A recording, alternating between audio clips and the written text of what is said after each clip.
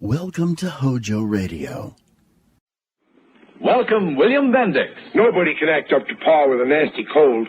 I check my cold distress the fast way, with 4-way cold tablets. Yes, tests of 4 leading cold tablets proved 4-way fastest acting of all. Amazing 4-way starts in minutes to relieve aches, pains, headache, reduce fever, calm upset stomach, also overcomes irregularity. 4-way is the fast way to relieve those cold miseries. Then you feel better quickly. 4-way cold tablets, only 29 and 59 cents. The bakers of Weber's Bread present your all-star Western Theater. Drifting along, singing a song under a western moon.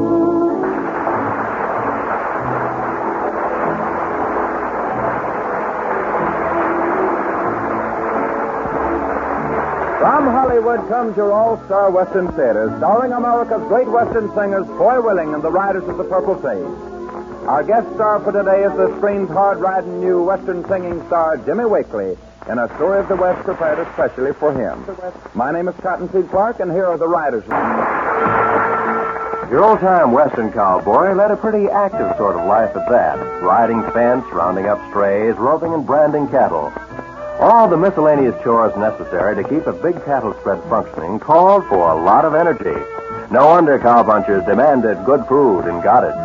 Well, the men of today like good food, too. And that's one reason the bakers of Weber's Bread are so very popular.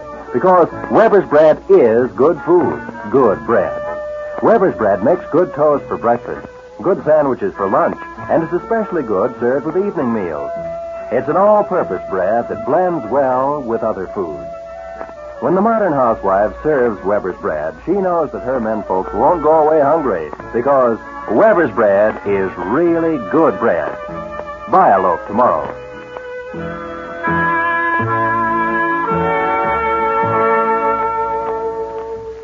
Guest star time today is a special event for us all-star Western Theater folks, for it's time to welcome a young fella that's made a mighty big mark for himself in Western pictures. But the same young fella that we used to play marbles with and spin tops and swipe watermelons and go to prayer meeting with.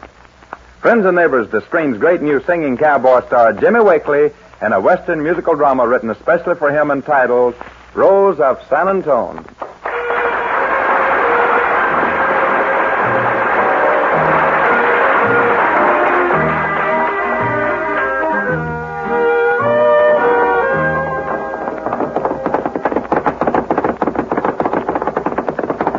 Hold up.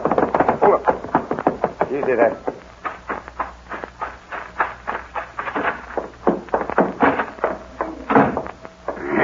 What's wrong? What do you mean, busting in here that way? I just come from the sheriff's office that they found old man Snyder's body. Well, so what? There's talk going around, Gorman, that you was the only one that had reason to kill him. That ain't so good. Old man Martin told the sheriff that the two of you was in an argument the day before he disappeared and that you threatened to kill him. That old fool's always talking out of turn. I'd to plug him, too. Better take my advice and saddle up and clear out of here, Gorman. Oh, that would be a sure way to have every sheriff in the country on my trail. It's better than hanging. You'd better clear out. Did anybody see you riding this way? No, I rode out of town to the east and cut across the hills. Good. For once you use your head. What's that got to do with it? Plenty. I want you to take the same way back. Mosey into the sheriff's office and tell the sheriff you found this roll of bills in the bunkhouse at Snyder's Ranch. Right next to your bunk. There's a couple of hundred in this roll. What's the idea? You know that new hand that's working at Snyder's place? Yeah? Where's his bunk? It's right next to mine. Now you're getting smart. Oh, you mean frame the kid? You're learning fast, Ross. Oh, but Gorman, that kid wouldn't have a chance. He's a stranger here. You know, sometimes I think you got possibilities of having a mind of your own. Is this some of the money you took off of old man Snyder? That's it. And if you'll handle this job careful like, I'll give you a cut of what's left. That's a deal. I'll spill enough talk about that kid that he won't have a dog's chance.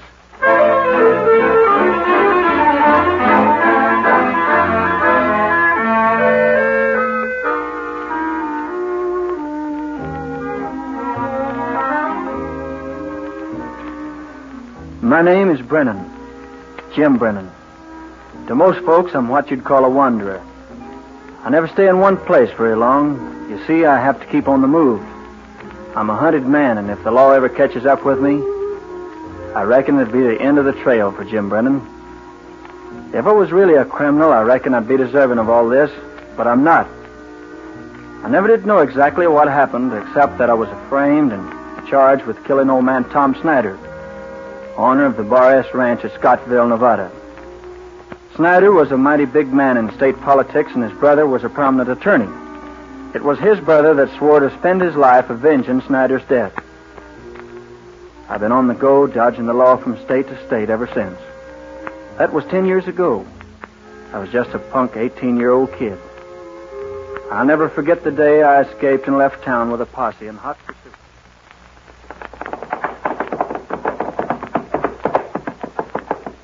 Well, old boy, I reckon we lost him. Guess we can take it easy for a while.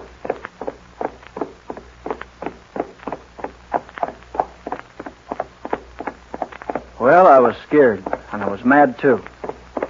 I thought to myself that as long as I had to put a lot of miles between me and Scottsville, that I'd head for Texas. I'd heard a lot about the Lone Star State, and believe me, when I rode into San Antone, I found most everything as I'd pictured it. And I wasn't long in getting a job punching cattle at the Circle B Ranch. How do you like it here after 2 weeks? Well, Betty, a job's a job, but knowing you has helped a lot. I hope you mean that. In a way, I'd like to. Or it means I'd like for it to mean more, but... But what? But nothing. I'd rather not talk about it. You're about the strangest person I've ever known. You won't talk about yourself, and all we know is that your name is Bob Edwards. I'm not much on talking, Betty. Then I'll change the subject. How would you like to ride into town tonight? And go dancing? No, I'd just like to kind of wander around town. I want to see the Alamo. All right. It'd be fun. But I warn you, the Alamo is a romantic spot. I reckon that's a good chance to take.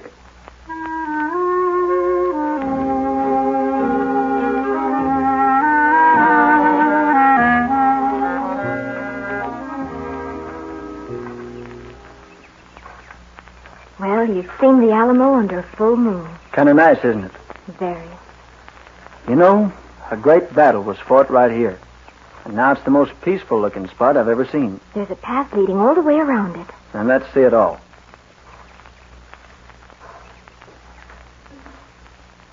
I wish you wouldn't talk about leaving San Antone. I wish I wouldn't, too, but I do. All right, go ahead and act strange. Say, look at that. Now, that's for you. It's against the law to pick these flowers. For a rose as pretty as this and a girl as pretty as you, I'd go to jail. Here you are. Jim, Yes? you know, I like you a lot. I wish you didn't, but I'm glad you do. I don't understand you at all. Maybe you'll understand this.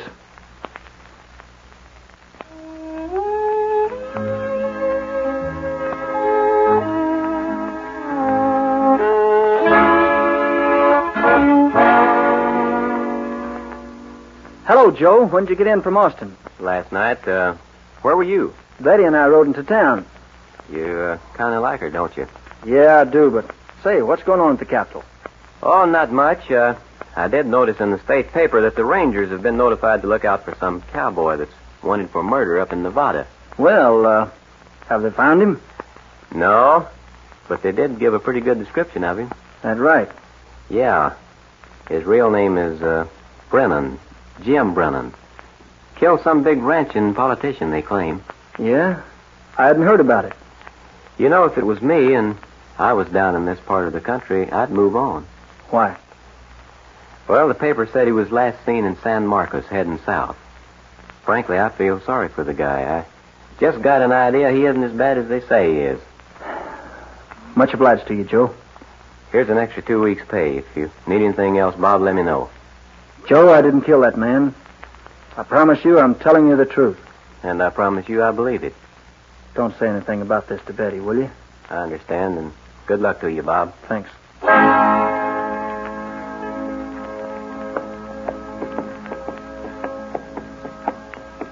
Deep within my heart lies a melody, a song of old San Antone, where in dreams I live with the a memory beneath the stars all alone. It was there I found beside the Alamo enchantment strange as the blue up above, a moonlit path that only she would know. Still hears my broken song of love.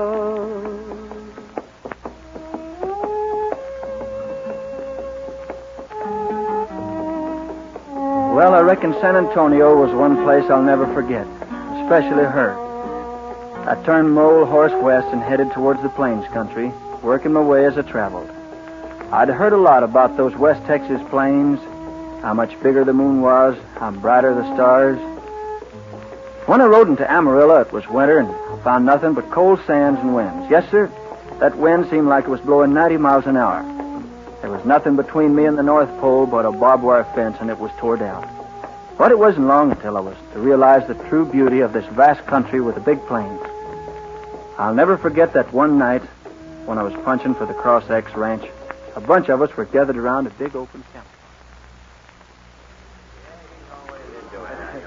You know, this is the kind of Texas night that I wish would last forever. Yeah, that's just the feeling I got. You can count me in on that. Reminds me of the night that I put a 45 slug right through old Joaquin Murrieta, the famous bandit.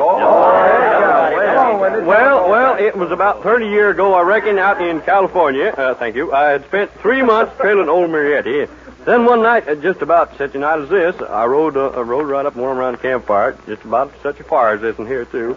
Well, sir, I sneaked right up behind him and not wanting to take unfair advantage of him, I said, Walkie, I always call him Walkie for short. I said, Walkie, your time is up. Reach for the sun. Now, just a minute, Wendy.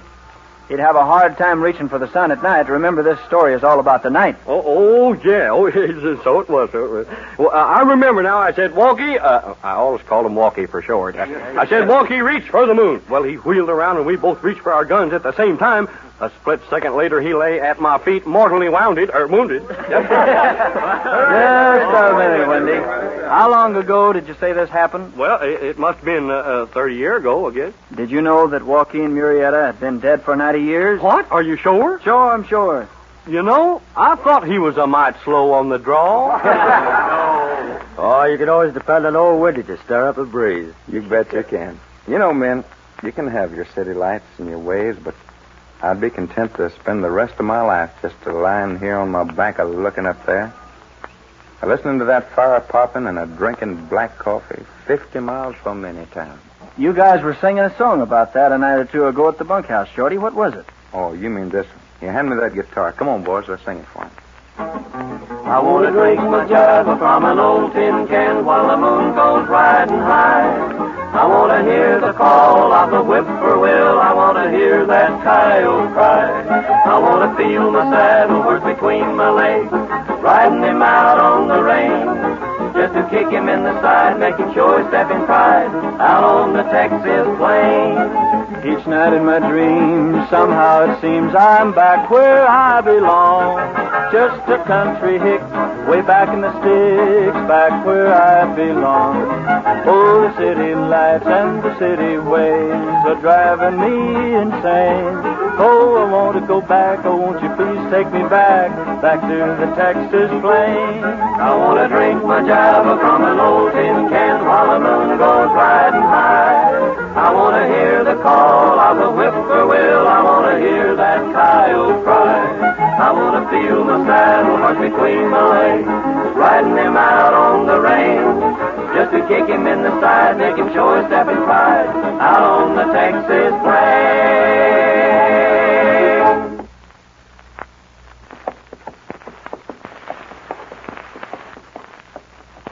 Like most every place else that I got to liking, I had to leave. I just didn't feel comfortable staying long enough for anybody to get to know me too well. So I headed out towards Alpine and the Davis Mountains for the big roundup. 'twas as beautiful a country as you'd ever hope to see.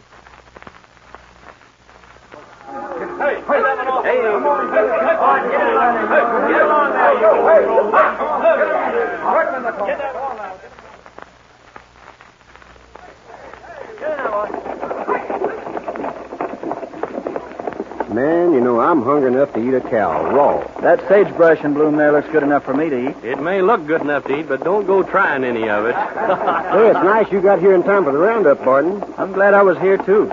I was talking to you. Your name is Barton, ain't it? Oh, yeah. I didn't hear you.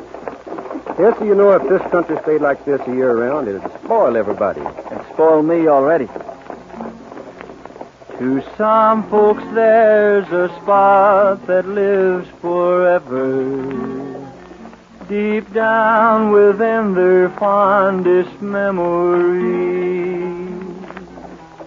Though I have been a roamer, I have never found any place where I would rather be. When it's roundup time in Texas and the bloom is on the sage, then I long to be in Texas, back riding on the range. Just to smell the bacon frying when it's sizzling in the pan. Hear the breakfast horn in the early morn, drinking coffee from a can. Just a riding, rockin', roping, pounding leather all day long.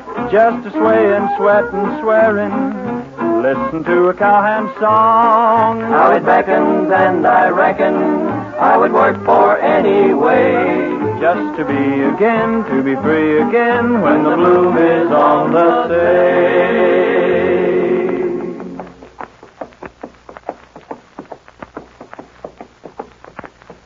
Years came and went.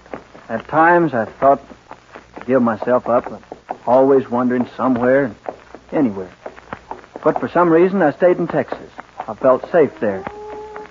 And then when I'd get in the mood to let my thoughts wander, they'd take me back to San Antonio and to Betty. Many times I thought I'd chuck it all and go back there and settle down until I was caught. But if she was waiting for me and would have me after I told my story, it still wouldn't be fair to her. Well, 10 years passed and I couldn't carry on any longer, I thought to myself. At least until I got Betty out of my mind. So I turned my horse toward the Circle B ranch.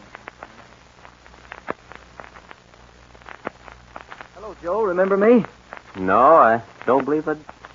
Well, you're Bob. Bob Edwards. That's right. How are you? Fine. I hardly knew you. You've aged a lot. Well, they say a man grows older with the years. I'm still a kid at heart, though. You know, I've often wondered about you, Bob, if they ever caught up with you. I reckon I've been lucky. A couple of days after you left, the Rangers came calling. Then they made pretty regular visits for the next couple of years. Thinking I'd come back, huh? Yeah. And so did I, Bob.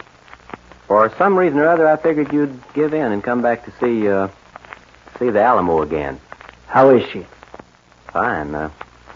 We're getting married next spring. I didn't know, Joe.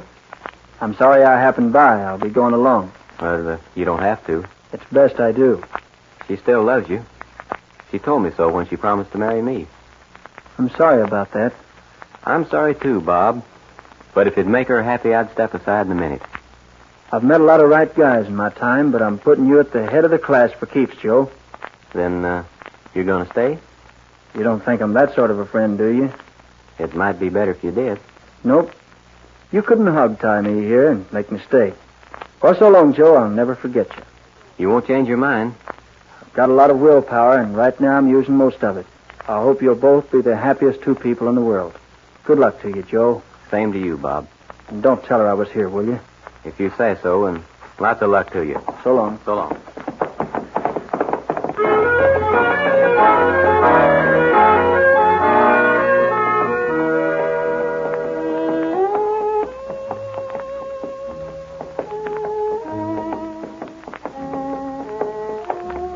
Well, I guess you know how I felt. As I rode away, I thought I'd go into San Antonio City and get a few supplies that I needed and put up for the night. I got a room and got myself cleaned up and decided to take a walk out in the fresh air. I reckon that was a mistake. 'cause before I knew it, I was strolling down by the Alamo. I suppose I'm a sentimental cuss, but I figured it wouldn't hurt anything or anybody but me, and soon I found myself right where we had stood that night. A lot of thoughts went through my mind of what could have been. I lived my entire life all over again as I stood there in the moonlight. And suddenly I heard a voice. Betty, why did you come here? Oh, I knew you'd be here. Well, it's nice seeing you. Joe told me. I thought maybe I'd find you here for some reason. Oh, Bob, I've missed you so much. Now, just a minute, Betty. You've got the wrong slant on things. What do you mean? You see, I'm waiting on a girl to meet me here. I've got a date. You couldn't. Not here. Why, sure. You ought to see her. Good looking and a lot of class. How could you do such a thing? Oh, now look, Betty.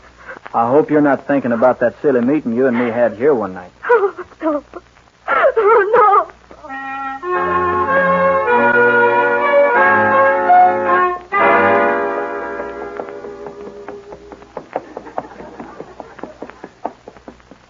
You're the sweetest rose in Texas,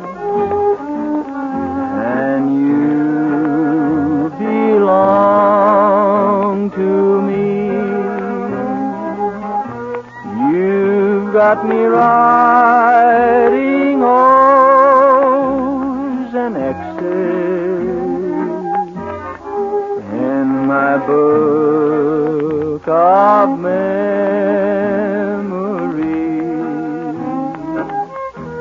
You've heard them sing about the one rose and the rose of San Antone, but they could never paint you in a picture or a song. You're the sweetest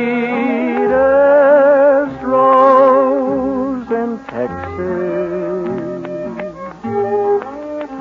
and you belong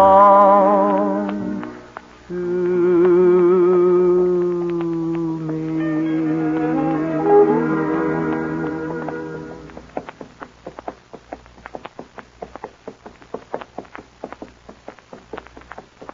I felt mighty bad deceiving Betty like I did. On the other hand, I felt mighty good about it. Maybe it helped to make for a lot of happiness between Joe and her. Well, they say time heals everything, and believe me, I'm hoping it'll do something for me. Because there's a mighty big hole in my heart. So I reckon there's nothing for me to do but keep a-wandering and take my chances on being caught. Maybe someday they'll give up. You know, I wonder if they've forgotten me up there in Scottsville. George, I think a lot about that young Brennan kid that cleared out of the country about 10 years ago when he got the blame for killing old man Snyder. Yeah, I've wondered about him myself. You know, if old Charlie Ross hadn't got shot and confessed that Gorman did the job 2 years before, I bet that Snyder's brother at the state capitol would have caught him by now. He swore he'd get him. Yeah, it's too bad that kid's never shown up in these parts. I wonder if he knows he's not a hunted man.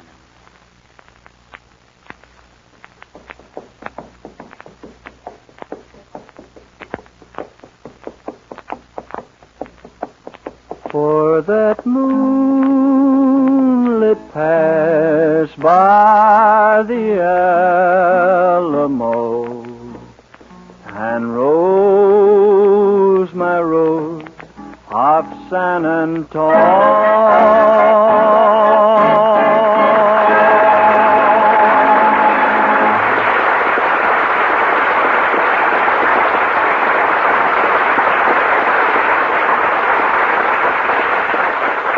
Thank you, Jimmy Wakely, for your appearance on your All-Star Western Theater. Friends and neighbors, our guest star will return in a few moments.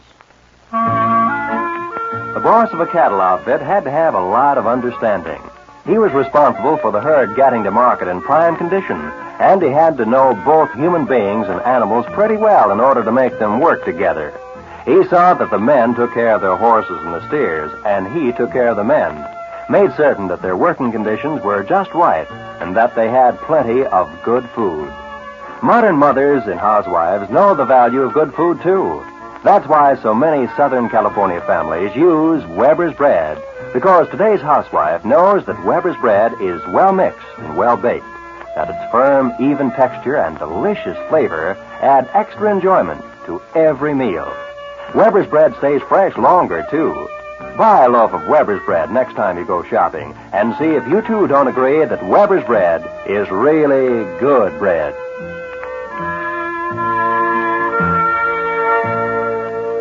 And now here is Foy Willing with today's guest star, Jimmy Wakely.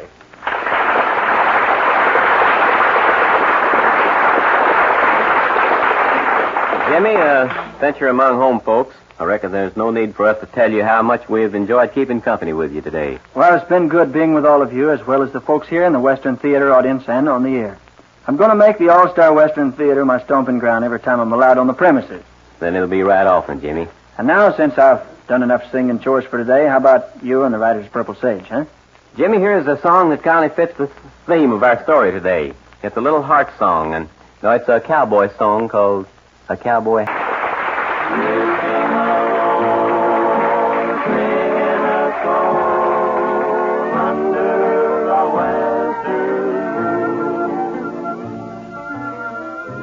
From Hollywood, you've heard your all-star Western Theater, a V.M. Bear production starring America's great Western singers Foy Willing and the Riders of the Purple Sage. Our guest star today has been Monogram Pictures' great new singing cowboy Jimmy Wakely, whose next monogram release is Song of the Sierras. My name is Cottonseed Clark. The Riders of the Purple Sage may soon be seen in Republic's all-color Western Out California Way.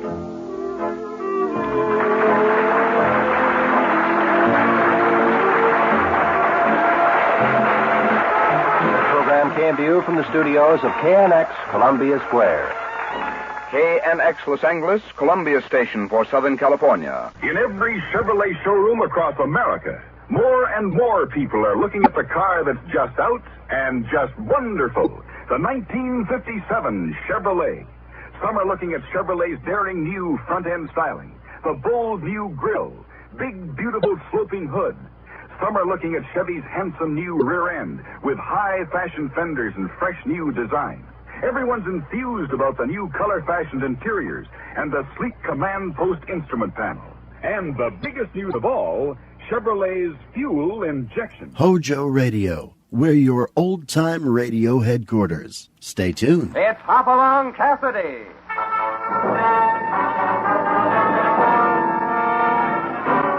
With action and suspense out of the Old West comes the most famous hero of them all, Hopalong Cassidy, starring William Boyd.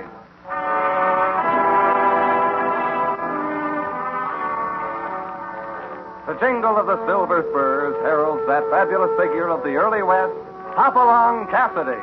The same Hoppy you cheer in motion pictures with the same California you've laughed at 100 times in your local theater. These famous partners come riding into radio just as you've asked for them. William Boyd as Hopalong Cassidy and Andy Clyde as California. Now here they are in the exciting story, The Rainmaker of Eagle Nest Mountain. Hoppy, I never figured it would happen like this. You thinking of deserting the Bar 20 to settle down in a spot like Eagle Nest sure surprises me. California, I always said I'd find a quiet place and kind of retire, didn't I? I got a hunch Eagle Nest is it. I'll bet it don't even show on the map. Of all the local ideas I ever heard, this is it. Hoppy, maybe you ain't the man I thought you were. Nah, maybe not. I always figured you'd die with your boots on. Not out in the desert swatting flies. A man needs some peace and quiet once in a while. You know, a chance to sort of hibernate. It's bears what do that, not humans. Uh-oh. Look at this. A reward poster. Maybe Eagle Nest ain't so dead as I thought.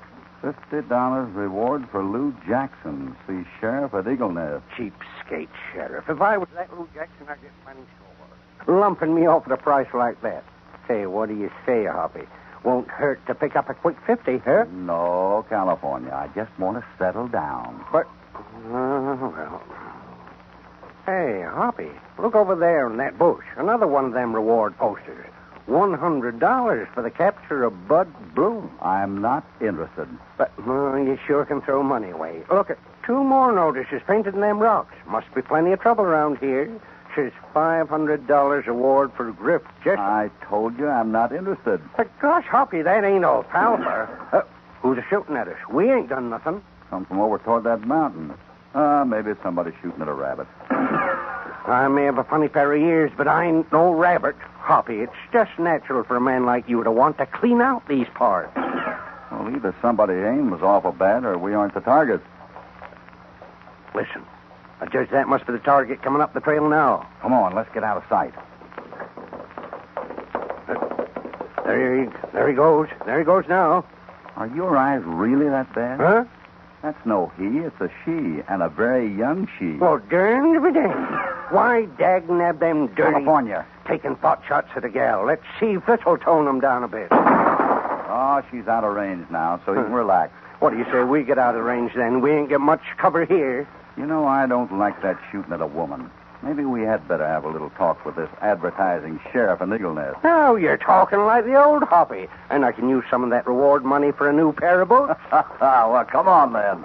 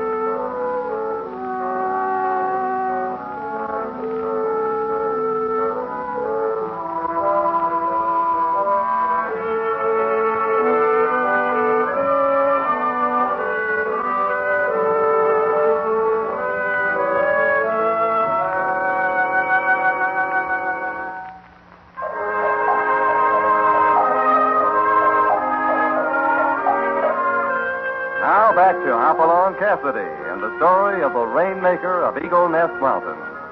Hoppy and California have ridden into Eagle Nest and find there's not much of a town to welcome them. The Eagle Nest sure looks like a good place to feel lonesome in. Here's an eating house. Bud Bloom's place. How about a cup of coffee? Did you say Bud Bloom? Well, that's what it says over the door. But Hoppy, that's the lunk that was worth $100, remember? Here's our first reward money. Well, let's have a look. Howdy. Hello. Mr. Bloom? Well, that's right. What can I do for you? Tell him to throw his hands up quick, Hoppy. Shh, not so fast. Been in this town long, Mr. Bloom? Almost 10 years. Get him, Hoppy, quick. Ever hear of Blue Jackson? Why, sure. He owns that barber shop over there. You get him, Hoppy, and I'll go after the hair clipper. Don't be so fast, California. There's something funny about all this. Mr. Bloom, did you ever hear of a fellow named Griff Jessup? Of course. He runs the Buckhorn Bar across the street. Why? Is that so? This is going to be handy-dandy. Get him all in 5 minutes. It'll bring us about, let me see, but about... California, these are all prominent men in this town. I ain't interested in the social standing. It's the price they'll bring. I've got a hunch. You wait here. I'll be back in a few minutes. And don't do anything. But, Hoppy, now, wait a minute. Gosh darn it. Spoiling my easy money. Hey, you, Bloom? Yeah? Cup of java. They're coming right up. Well, hello, Bud. Well, howdy, Griff. What'll it be? Oh, spaghetti, I guess. Did he call you Griff? Oh, sure. Griff Jessup? That's right. That settles it. A man can just stand so much temptation. Get your mitts in the air, you two. What do you mean by that? Get 'em up quick, I said. Well, now, if it's money... It's money, all right. Reward money. I seen your ugly mugs tacked up to a tree just out of town. Oh, those posters. Why, you leather-headed fool. Don't pay no attention to them. That's all a gag. I'm laughing, all right. Mostly at the thought of that $600. You'll be sorry for this, Big Ears. Get moving, Fatty, towards the sheriff's house. Huh? This is the easiest money I ever made.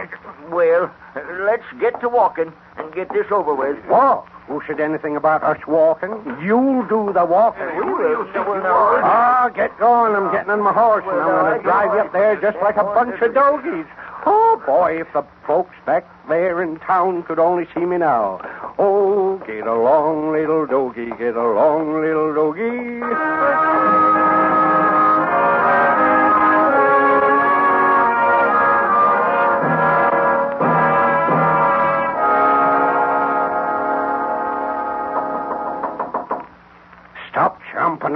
like that. I've seen wild horses better behave. I tell you, we ain't gonna forget this.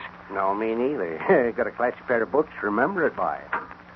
Yes? Howdy, Sheriff. I'm California Carson. I got a dangerous bunch of outlaws here, which you offers a reward for. What? Tell this man to turn us loose, Mr. Wetzel. I'd like a chance to settle Ain't this I with him. tamed you two down enough yet, or will I slug 'em good, Sheriff? Untie those men immediately and stop calling me sheriff. My name is Wetzel. Let those buzzards fly the coop. I'm hanging on to them until I see the sheriff.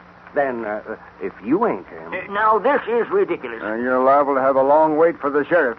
He hasn't been home here in 2 months. What kind of screwy The sheriff has been working so consistently and constantly with his rain-making machine that he's grown quite eccentric. He can grow whatever he wants, as long as he gives me the reward. Oh, I've argued with you long enough, lout. Lout? This gun in my hand says you'd better turn your prisoners loose immediately. It's about time. Well, if this ain't that Better dog... do what the man says, California.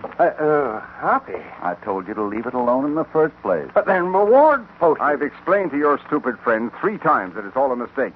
You see, we have no need of any real law around here, and the citizens just elected Mr. Billington honorary sheriff in view of his great efforts to bring rain to this desert. And he ain't even a real sheriff? Oh, of course not. He posts those reward signs constantly, and all the people with intelligence know enough to just smile at them. I ought to take my $600 out of your hide. Turn the men loose, California.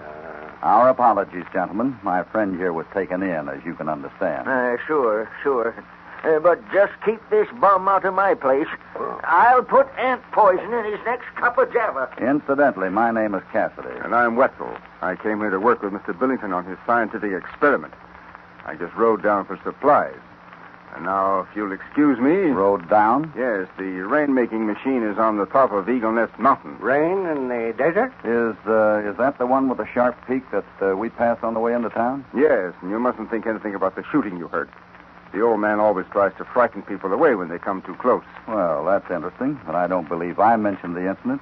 Did you tell Mr. Wetzel about the shots we heard, California? I ain't had a chance to tell him nothing. He's too busy doing me out my reward money. Well, it's just that he usually... What's the trouble? Oh, there's no trouble. Get on with your cooking. All right. How do you do, miss? I'm Hopalong Cassidy. Well, hello, Mr. Cassidy. This is a pleasure.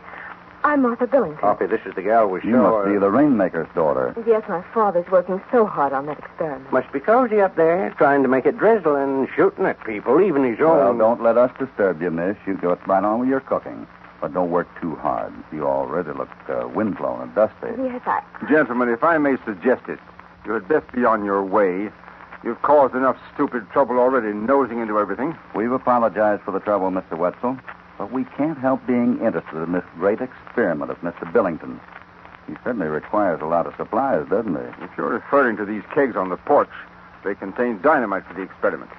So you'd better not be around here lighting any matches unless you want to be blown out of town. Oh, I don't smoke. But you'd better be careful smoking that pipe that's sticking out of your pocket. Might blow your head off and make some people awfully happy. I warn you, Cassidy, if you persist in nosing around Eagle Nest Mountain, they'll take you out of here in a box. But I like it around here. Think I might start a little ranch once it commences to rain. I wish you would, Mr. Cassidy.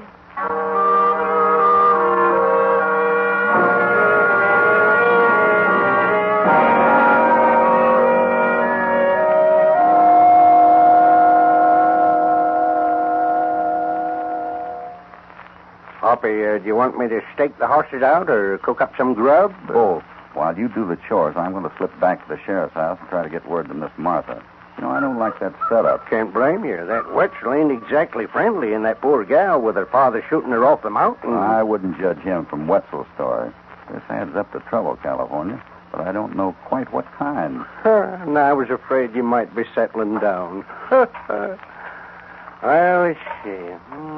I know the little man, and he has a little horse. And say, what'll it be tonight, Hoppy? Pork and beans, or beans and pork? Let's have both. And be sure to put a little water in the coffee. I like coffee you can pour. You insinuating I ain't a good cook? You just can't tell a cup of demi-tassy from a cup of plain coffee. I'll be back the time it's ready. If I don't get blown back. Yeah, Hoppy, better take off your spurs. They can hear you a mile. I never take off my spurs unless I'm going to take off my boots. And I'm not going to take off my boots. All right, go ahead and be ornery then. But be careful, Hoppy.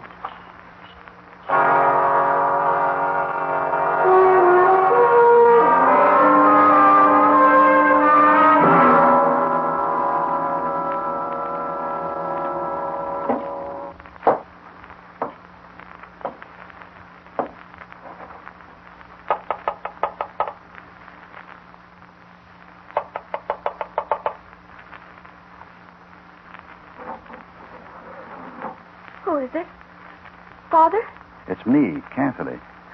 Oh, hello, Mr. Cassidy. I'm so glad you came back. I wanted to talk with you. That's what I figured. But don't tell me your father has to sneak around his own house. Oh, I don't know. He might. He hasn't been the same since Mr. Wetzel came here and offered to help him. Why, now my father stays up on that mountain day and night. Sometimes I get so desperate I try to get up to see him. And when you do, some mysterious shots are fired at you. Why, yes. How did you know? My friend and I are riding into town and saw that little foray this afternoon. Oh, Mr. Cassidy, they try to tell me it's my father shooting at me. I just can't believe it. Don't believe it when it's Wetzel telling you. I won't stop until I get up to see him. Next time I'll try it at night. But that might be pretty dangerous. My father's always been a little preoccupied, and all the years of work he's put in on that rain machine have taxed him, but now he seems to be doing such terrible things. Like what, miss? Oh, those reward posters. Why, those men are his friends. And now every week or so there are more of them tacked up on the trail into town. Have you ever seen him tack them up? No, I guess he does it at night. And all the men make such light of it. They won't even take them down after he's posted them. What men? Oh, Mr. Wetzel's assistant. How many are there? 3, I think. He says they're metallurgical students. But everything is kept so secret now. Miss Martha, these kegs of dynamite here on the porch. Oh, my father's always used it in his experiments, but never so much as this before. Well, there's nearly a wagon load stacked here now. They must be getting ready to do something terrible. I'm so afraid my father will get hurt. Do you mind if I hold one of these kegs? Of course not. But please be careful. I never go near the stuff. It's all right. I've handled it before. Well, look at this. White gunpowder. Why, I didn't know that. It tastes good, too. Just as sweet as sugar. I wouldn't worry about any explosion with this stuff. But what's it all about? I have a hunch, Miss Martha, and if I'm right, California and I are going to have one sweet time tonight.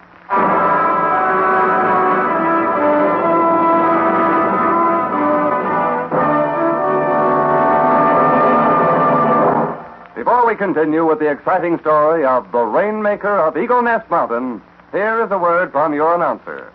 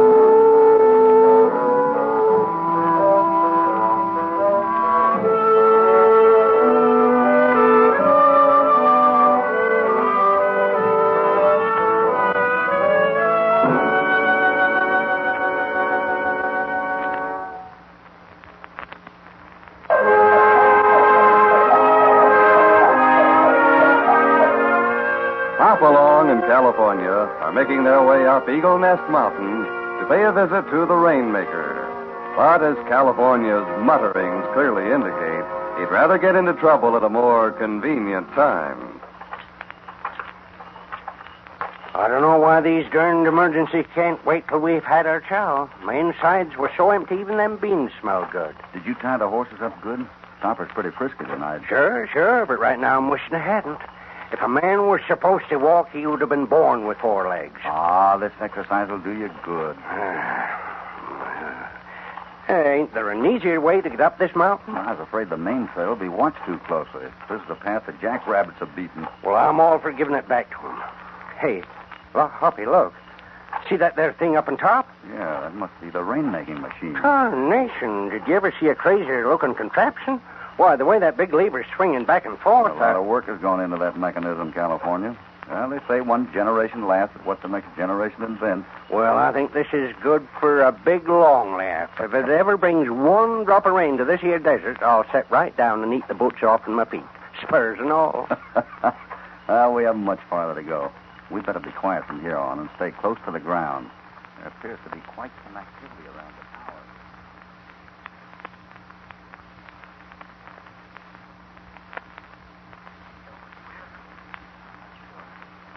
Seems there's a rustle from behind the tower. Okay, let's go over and take a look. Hey, wait a minute. There's somebody coming up this front trail. That must be what we heard. Yeah. Well, I can draw a beat on them as they come over this rise. Hey, look. Look through here. Isn't it a woman? Uh-huh. That must be the old man's daughter. Well, don't make no difference, though. Wetzel says to shoot. He said to shoot to scare her. He ain't never said to kill her. Maybe you're right. Let's wait for her right here. I can handle her. Hey, quiet now.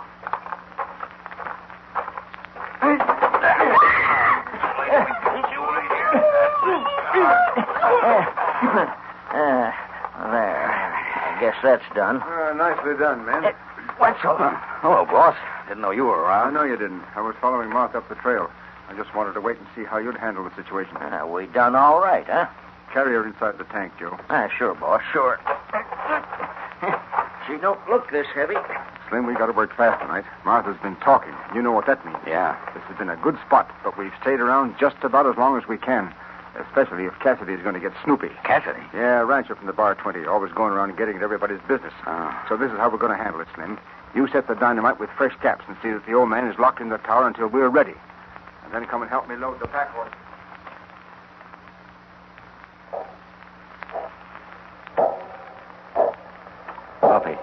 Hoppy, you hear that? They've set some of the contraption in motion. Yeah, that wheel is moving. Looks like this means quick action or this whole mountain will blow up. We'd better separate. We had? You're not afraid, are you? No, I just wanted to be around to take care of you. I'll try to manage. Now, you go around behind the tower and see if you can find some back stairs that might not be guarded. I'm sure the old man must be up there. Then where'll I find you? I don't think you'll have any trouble. In a few minutes, I have a hunch it'll be easy to find where I am. Oh, gosh, I hope that contraption don't go off while we're up here in the mountain. Because then it might start to rain and me without my overshoes. Well, you can always take off your hat and soak your head. Looks like we've been spotted. Keep down. I'd feel a lot better if we stuck together. It's just dark enough to show these boys how to play the old Indian game.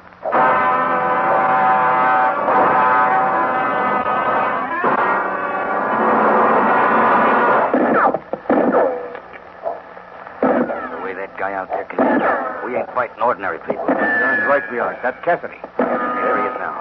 All right, I got a head behind that rock. That's just his head. If I know anything about the way Cassidy operates, he's somewhere else. Well, there, Wetzel. I'll touch a match to this keg of powder. Take another look, Cassidy. Sugar won't explode. This sugar will. I rolled this keg over from the powder house. Oh, was that unlocked? I didn't have a chance, Wetzel. You wouldn't touch that off, Cassidy. Not with Martha in the tank. California. Yeah, Hoppy, where are you? You got the girl out of the tank? Oh, please. All right, boys. I'm ready to set a match to this. Wait a minute, Cassidy. Slim, climb out of the window and get onto that big overhanging branch of the tree. And then when he comes out into the open, drop on him. Okay, well.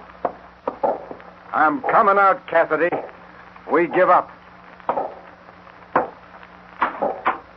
We know when we're beaten. Keep your hands high and no trick. All right. Good work, Slim. There.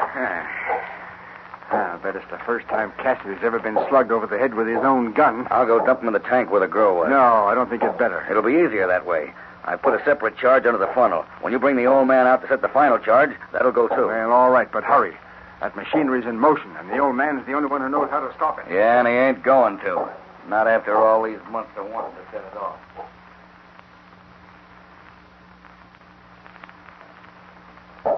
All right, Joe. Snap into it. Tie those things down.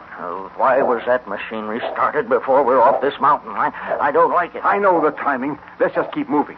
And I'll go up to the tower and bring the old man down. Well, I don't know why it has to be done this way. Hey, Slim, is that you? Yeah, it's You me. cover Joe while he goes up to the tower. Cassidy's pal might still be around here. Where are you going? I'm getting out of here. There's too much powder on this mountain to suit me. Why, you dirty The double-crosser. rest of you aren't worth saving anyway. You planned it this way. You never meant for us to get away. Now you're getting the idea. What a rat you are, Wetzel. You were never quite quick enough on the draw, were you, Slim? You're covered, Wetzel. Drop that gun. Huh? Cassidy! Where are you? Put your hands up and be quick. Slim! Joe, come and help me!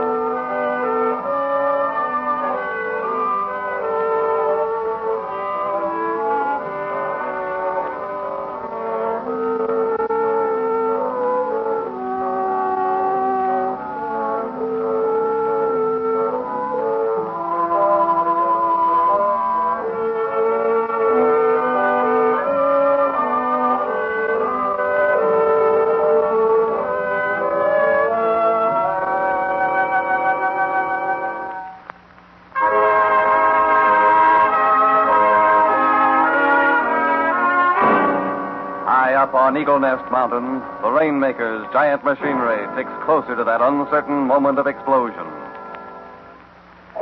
You up there on that tower. I got you covered. I give up. Don't shoot. I'll keep a beat on you till you get Mr. Billington safely down that ladder. I'm coming. Don't shoot. Hoppy. Is that you? Yeah, I told you I'd make enough noise so you could find me. Yeah, but where was you for the last 15 minutes? Taking a nap. See how bad Slim's hurt. Looks like he just winged. Bring him over here and I'll introduce you. What? Well, all right, Hoppy. How are you, Slim? Oh, I guess I'm all right, Mr. Cassidy. You had me worried for a few minutes. Say, what is this? This, California, is Mr. Slim Davies, U.S. Deputy Marshal, under whom I've been working. You mean you knew all the time about this? We came up here to get in trouble? We came here to stop illegal liquor traffic. And as I suspected, those reward posters were code signals to the runners. Well, doggone, fooling me that you was coming up here to settle down. Mr. Cassidy, you're not hurt.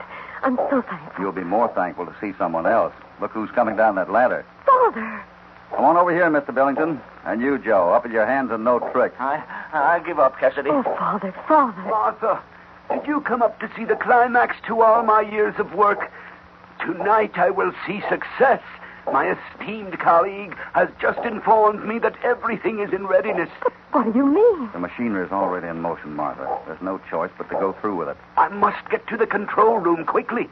When the giant wheel reaches the top, the great moment will be at hand. Mr. Cassidy, isn't there great danger? Not if you get over beyond that bridge. What's my father in that control room? I don't know. All through the ages, man has sought a way to make it rain. No one has worked any harder than I have. And in a few seconds, the world will have the greatest gift science can give it, rain. I'll go in the control room with you, Mr. Billington, if you like. Delighted, my friend. But, Hoppy, there's a lot of dynamite around here. It's such a risk, Mr. Cassidy. Hurry up. The rest of you get back. Right in here, Mr. Cassidy. Now, close that door tightly. Well, I don't believe I have a match. Here's one. With the touch of this match, civilization will acclaim...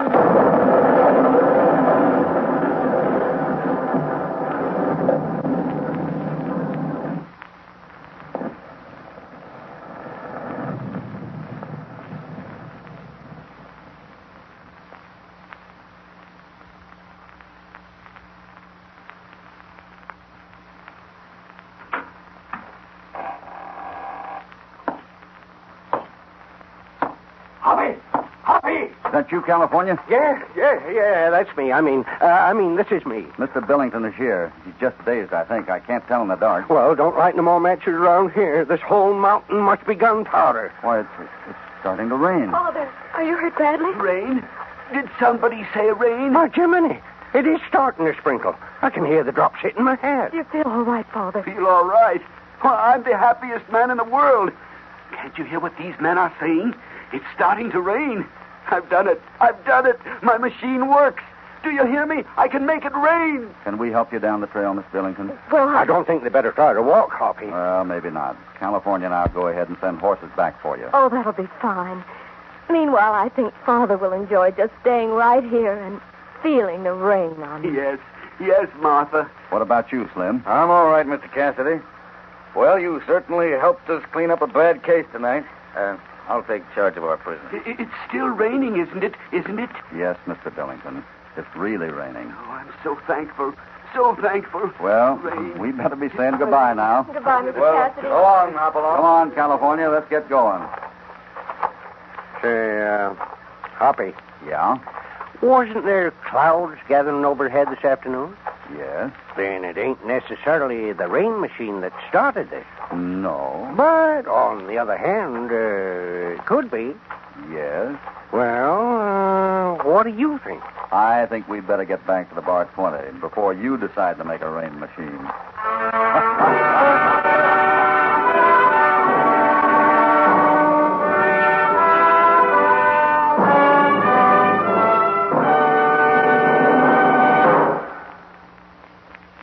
Goodbye for now from Hopalong in California. And here's a special invitation to join them next time they ride out from the Bar 20 when, as usual, I've a hunch they'll get into plenty of action that spells trouble. Hopalong Cassidy, starring William Boyd, is transcribed in the West under the direction of Walter White, Jr. Musical direction, Serge Glisson. James Matthews speaking. This is a Commodore production.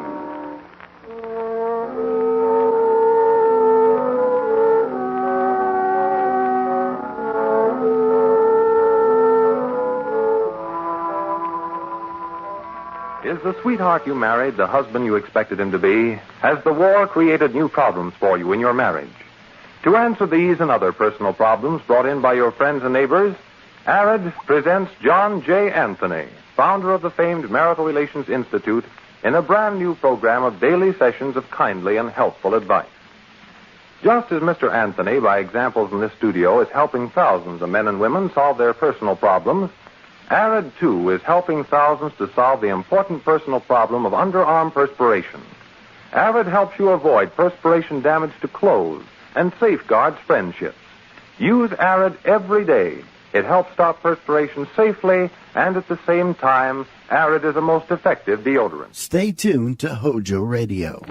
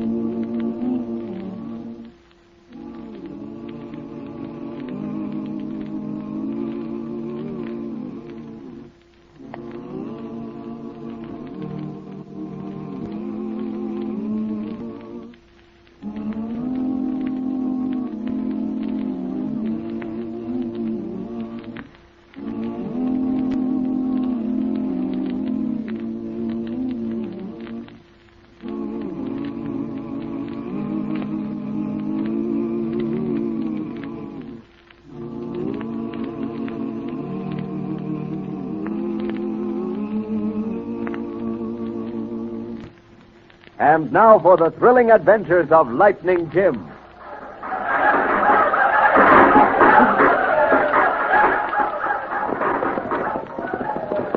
Oh, boy. It's an Indian attack, Whitey. Oh, they're coming this way, too. Yeah. Look, Whitey, here comes the Jasper riding like the wind. Oh, he's about the red. Yeah, looks like it. Hey, you fellas better head for cover. Them red devils is right on my trail. Yeah. There's a stage station over yonder. Come on. We'll make a run for it. Let's go from there.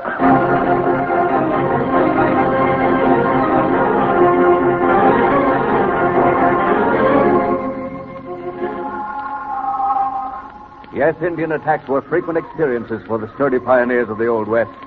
Some of the tribes were friendly to the white men, Others resented the taking of their hunting grounds and fought to protect the land they believed was theirs. But the most troublesome of all were the bad Indians who joined up with the criminals and outlaws of the plains to rob and kill the brave white settlers. Assisting the government troopers and local peace officers to establish and maintain law and order were the fearless and courageous United States Marshals. Those colorful days of the old Western frontier come back to us now in the thrilling adventures of United States Marshal Lightning Jim Whipple and his deputy, Whitey Larson. Lightning Jim and Whitey were on the trail north of Fort Anderson when they heard the shrill war cries of Indians. Then a rider galloped up on a swift black horse and joined the marshal and his deputy. The three men rushed for a nearby stage station as the hostile Indians came on. Them Redskins is coming closer all the time. Yeah, they got us circled. We can hold them off for a while. Sure, but we got to save our ammunition. Now, don't shoot till they come in range. Right. We got to make every bullet count. Joe, I tell you, there was plenty lucky we was near this old stagecoach station. You said a mouthful, partner. Look out! Jumping! There was a close one. Wait. I see the red devil is doing that shooting, and I'm a-getting him. Good work, mister. Joe, and there's another one. I get him. Got him. Joe, and there's one for you, Lightning. Well, I can't let you boys outdo me. Here he comes. Perfect. Yo, 3 shots and 3 Redskins by Galley. Hey, something must be loose. Jumping in. See back from that window, Whitey. Joe, Lightning. See, look down the tree, you're there. Good. It's the trooper.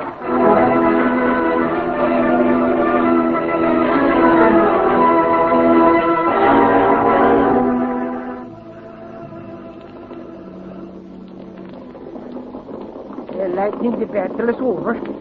Boy, them Redskins sure got out of here plenty fast. Sure did, Whitey. There's one. There's Colonel Steele. You officers in charge of Fort Anderson. Come on, Whitey, let's go outside. Howdy, Colonel. Well, Lightning Jim. Well, don't tell me those red devils were after you. Well, yes and no, Colonel. What do you mean, yes and no? Well, Colonel, me and Whitey was coming up the trail over yonder when we heard some Indian war whoops and shots. And yes? Jasper on a black mare come galloping up and joined us. Wasn't any time to make a run for it. Redskins was too close for comfort. So we took cover in this old deserted stage station. Yo, and by galleys, we was doing pretty good, too. I got 4 of them niggers, and I would have got more if you hadn't showed up. Well, I'm powerful sorry we had to break up your shooting match, Whitey. Yo, that was a good fight, to tell you that. Don't you believe him, Colonel? Whitey was plenty glad to see them troopers coming up here. And that goes for me, too. Well, we were taking some supplies to Fort Edward. Heard the shooting and came up as fast as we could. Yeah, when Uncle Sam begins shooting, the Redskins know he means business. So you just kind of walked into this fight, eh? That's right, Colonel. Who was the fellow the Redskins were chasing? What? Here I am, Colonel. Why, Bill! Howdy, Colonel. Well, I'll be doggone. Well, I'm sure glad to see you, Bill. Hey, Jiminy Lightning, it looks like these two fellas know each other. Yeah, we were so busy fighting Redskins, we didn't have much time for introductions. You mean you two fellas don't know each other? Well, I don't reckon we met before, have we, mister? Well, not that I knows of. Hey, this is good. Well, Colonel, any objection to letting us in on the joke? Not at all. In fact, I consider this an honor. See, this sounds kind of important, like. Well, Whitey, it is important, especially when 2 famous people get together. 2 famous people? Right. Bill, this is our United States Marshal at Fort Anderson, Lightning Jim Whipple. Lightning Jim? Yep. And Lightning, you're meeting up with the United States Marshal at Hayes City, Wild Bill Hickok. Wild Bill Hickok? Jumping Jiminy. Well, I'm so glad to know you, Lightning. And that same goes for me double, Bill. And, Bill, this is Lightning Jim's deputy, Whitey Larson. Howdy, Whitey. Yo, I'm pleased to meet you. You see, Lightning, I was stationed at Fort Hayes before I came to Fort Anderson. Yeah, I see, Colonel. Got to know Bill right well, and I can tell you he knows how to handle those 2 6-shooters he's got. Right you are, Colonel. We saw him do a little shooting on them Redskins. Yo, and there I was trying to keep up the 2 of the best shots on the plains, by God. Well, you done all very well, Whitey. If ever you need a job, you come down to Hayes City and be my deputy. See, you hear that, Lightning? Sorry you said that, Bill. Whitey's head ain't exactly small, But now he won't be able to put his hat on. Oh, is that so? Listen, you fellers, I got me an idea. It ain't possible. Yeah, you two fellers is supposed to be plenty good with shooting irons. Yeah, well, what about it? Well, I think we ought to have a shooting match and find out who is the champion. Why, not a bad idea at all, Whitey. What do you suggest for a prize? Oh, I got that all figured out, too. Whoever wins the shooting match gets me for their deputy marshal. We'll try that out someday, Whitey. Say, tell me, Bill, how come you're operating around these parts? Yeah. Well, two outlaws, Flash Felton and Speed Smart, was in jail at Hayes City waiting to be tried for robbing the mail. Yeah, I got a reward notice on them back at the office. Yeah. Well, they broke jail and killed one of the guards. I picked up their trail and followed them up here. Then I run into them redskins, and the rest you know. Well, I'm satisfied those redskins were some of Wolfpaw's braves. Wolfpaw? Yeah, Bill. Wolfpaw's a renegade chief. Yeah, say, you don't have to tell me nothing about him. You mean you met up with him before? Sure have. He operated near Hayes City for quite a spell. We went after him hot and heavy, and he left the county. Yo, he's plenty bad feller, all right. Yeah, you bet he is. And it's about time we catch up with him. Yeah, it's easier said than done, Colonel. Yo, every time we get him trapped, why, he gets away. Say, boys, I'm beginning to put two and two together. What do you mean, Bill? I mean that one of them outlaws, Flash Felton, was mixed up with Wolfpaw and some horse thieving. We arrested Flash, but they couldn't prove the case against him. Do you think he'd come up here to join up with Wolfpaw again? Well, sure. If he's still friendly with Wolfpaw, he's got the protection at the Indian camp. Oh, that sounds reasonable. Yeah. If we can pick up the trail and locate Wolfpaw's camp, we might be able to get the chief and the two outlaws at the same time. Yeah, that's just what I was thinking, Colonel. Mind if I make a suggestion? Oh, not at all, Lightning. Right ahead. How many troopers are you got with you here? About 50. How many more back at the fort right now? 100. Well, here's what I think we ought to do. Send back for about 50 more men and bring them to this camp. Yes? Then what? Well, while you're doing this, me and Bill and Whitey will see if we can follow the trail of them redskins that just chased out of here. Well, I can get the troopers up here, all right. And if we do locate Wolfpaw's camp, one of us will come back here and get you. But supposing you three meet up with Wolfpaw's braves again. I mean, before you have a chance to come back here. Don't worry about us, Colonel. We'll be on lookout for him next time.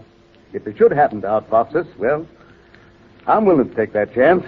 How does that sound to you, Bill? Good. You can count on me. What about you, Whitey? Well, if Lightning goes, I got to go, too. By golly, Smee, I get the chance to see who's the best shot between you. Well, Lightning, you can count on the Army, too. I'm sure of that, Colonel. If Lightning Jim Whipple and Wild Bill Hickok and the Fort Anderson troops can't get Wolfpaw and those bandits, well, I'll be willing to admit it can't be done.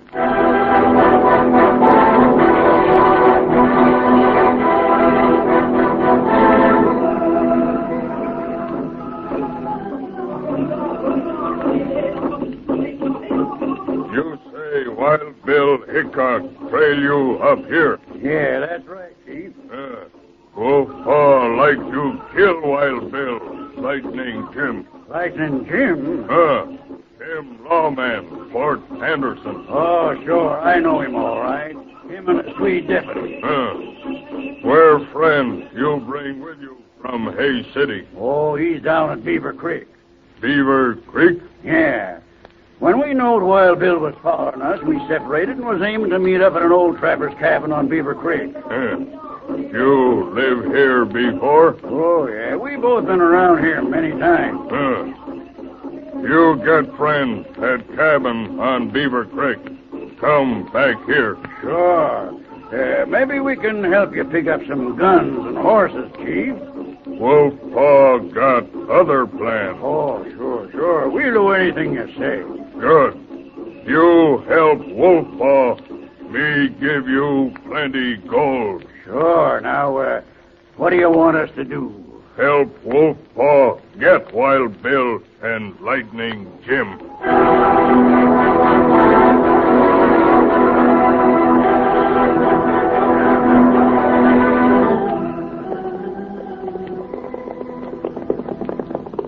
Oh, boy. Here, Bill. Yeah? I've been just thinking. You know that black horse you got there looks like she might be Thunder's sister. Well, she ain't as big as Thunder, but she can hold her own when it comes to speed. She sure can, Bill. Quite a few horses can keep up with Thunder. and she's one of them. See, where'd you get her, Bill? While doing the war, Whitey. Had a little argument with a couple of Confederates. One of them was riding Nell. And when the smoke cleared away, she was yours, huh? Yeah. Black Nell and me been together quite a spell. Oh, she's a fine horse, I tell you that. Hey, if you jaspers can get your minds off of horse flesh a minute, look over yonder. Yo, see, that's the pass going into Box Canyon. Right. North of here's Beaver Valley. We followed the trail of them redskins this far, and it's my hunch Wolf Paw might be up in that valley. Now, see, if that's true, we ought to go back and get Colonel Steele and the troopers. No, Whitey, I got a better idea.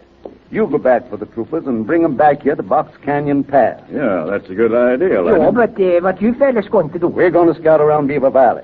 We'll meet you and the troopers right here at this spot tonight. Is that clear? Yeah, sure. And Whitey, you can make better time by taking the shortcut. You know, up and across Beaver Creek. Yo, get her up, boys. Get her up, boys. Let's go, Thunder.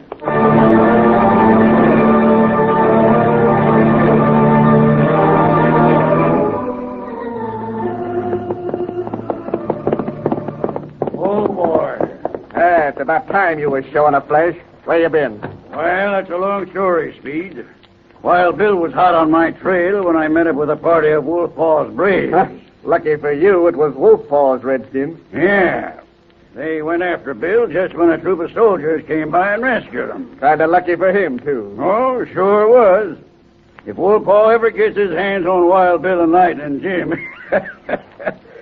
Yeah, they'll be looking for new marshals at Hays City and Fort Anderson. Say, you must be a mind reader. What do you mean? Why, I seen Wild Bill, Lightning Jim, and his sweet deputy. You did? Where? I saw him cross over the creek a couple hours ago, going north. Oh, well, that means we got to clear out of here pronto and get up to Wolf Paw's camp. Sure, they was about a mile down the creek when I see... Huh? Get back of the cabin. What's up? Ryder, he's heading this way. Yeah. Holy smoke. Shut up. Here he is. Put him up, mister. Oh. Blasted, he got me in the arm. I got him. Yeah, he's down all right. You got him in the shoulder. Get his gun, Speed. Sure. Say, Flash, this hombre is Lightning Jim's sweet deputy.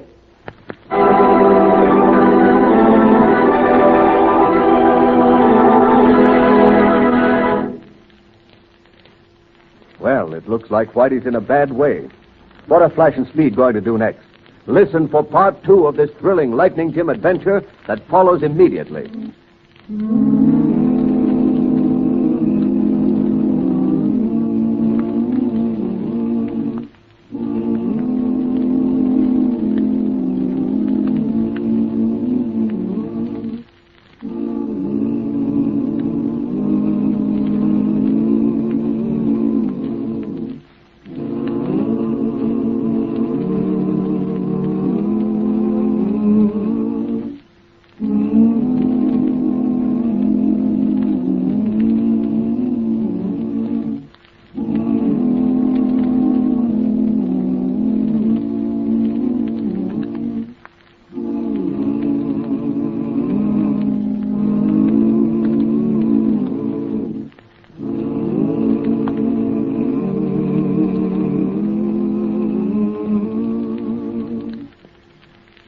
And now for part 2 of the Lightning Jim adventure, Lightning Jim Meets Wild Bill Hickok.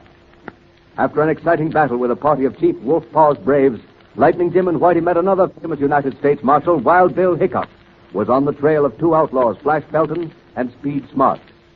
While Lightning Jim and Bill attempted to find Wolf Paw's camp, Whitey went back to get Colonel Steele and the Fort Anderson troopers.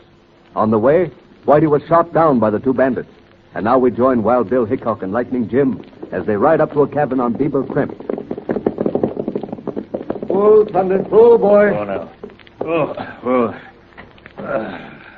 Well, looks like we've been following the wrong trails, Lightning. Yeah, you circle back to Beaver Creek. Yeah, this looks like a trapper's cabin. Reckon 'tis. Think we better go back to the Box Canyon Pass and follow them tracks we saw going northeast. Yeah. Say, look at them tracks on the ground there. Yeah, fresh ones, too. Sure. Horses and men. And that bush by the cabin is flattened out. Bill, look on the ground there, on that rock. Blood. Right. There's the tracks of a single horse that came up in front. And here's something shining on the ground. What is it, Bill? Well, here, look. Good Lord. That's Whitey's deputy badge. Yeah, well, I figured it was. Appears like you're running into trouble. Yeah. Let's see what's in this cabin. Sure.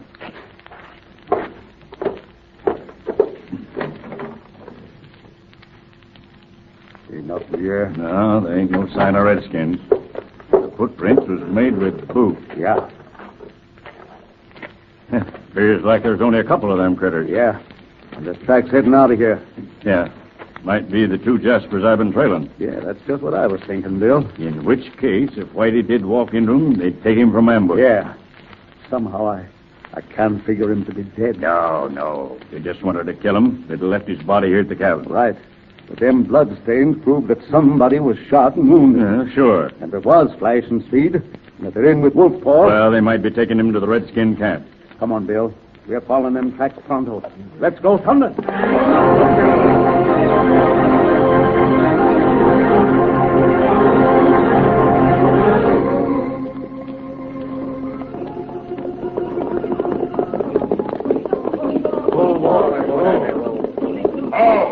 Howdy, Chief. This is my partner, Speed. Howdy, Chief. Who's this other one? Oh, an old friend of yours, Chief. A lawman. Lawman? Sure, Lightning Jim Swede deputy. That's right, ain't it, partner?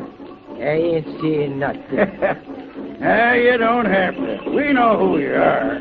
Where you get him? Why, he come right up to our cabin at Beaver Creek. We was going to drill him proper, but we figured you might want to take care of him, Chief. Wolfpaw know what to do with lawmen. Sure. He ought to be worth some gold, Chief. Wolfpaw give gold if you bring Wild Bill and Lightning Jim here, too. Burn all lawmen in Indian fire.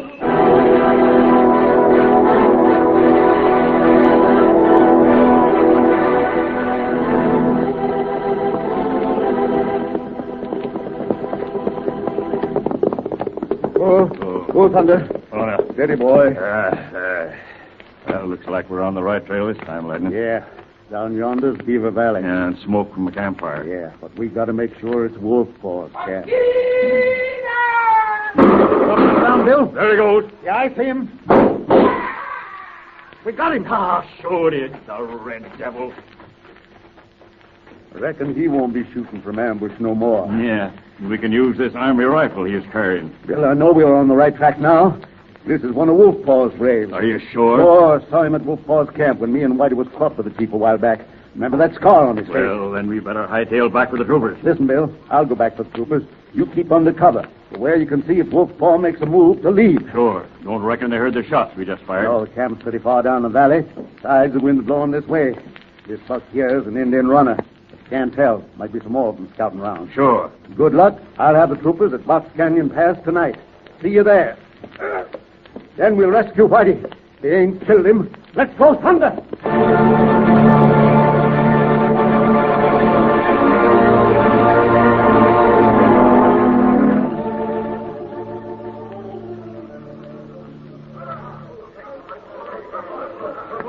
What's the trouble, Chief? Brave's fine body, Eagle Feather. Him shot down on trail. Hey, Flag, who's Eagle Feather? One of Wolf Paw's redskin runner. Tungi Sangi, Now, listen, Chief. Maybe it was Wild Bill and Lightning Jim shot Eagle Feather. He cussy. Wolfpaw kill white man. Why, sure, Chief. I'll wait till them marshals are scouting up here in the valley looking for the Swede deputy. Wolfpaw, take brave now. Go after lawman. Why, sure, and I'll go with you, Chief, and Speed can stay here and guard the law back. We go now.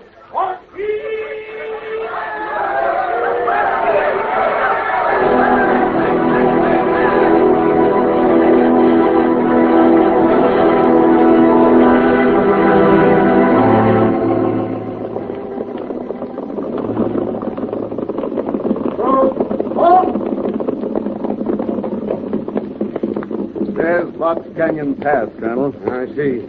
And you say Bill is due to meet us here? That's right. These trees will give the troopers plenty of cover. Soon as Bill gets here, we'll start north along that ridge over yonder. There comes the rider. Looks like Bill. Yeah, I reckon that's Bill coming now. Yeah, and he's riding in a powerful hurry, too.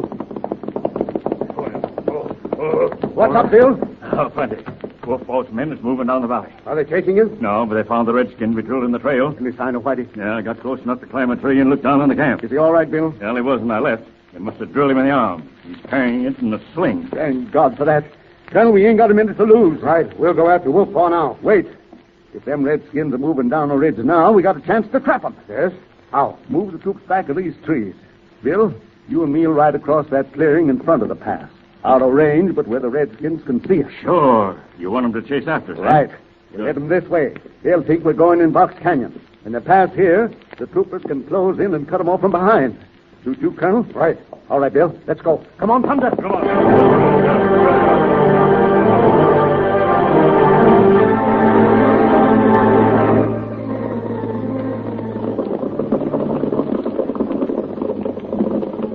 Here they are, Chief. Lightning Jim and Wild Bill.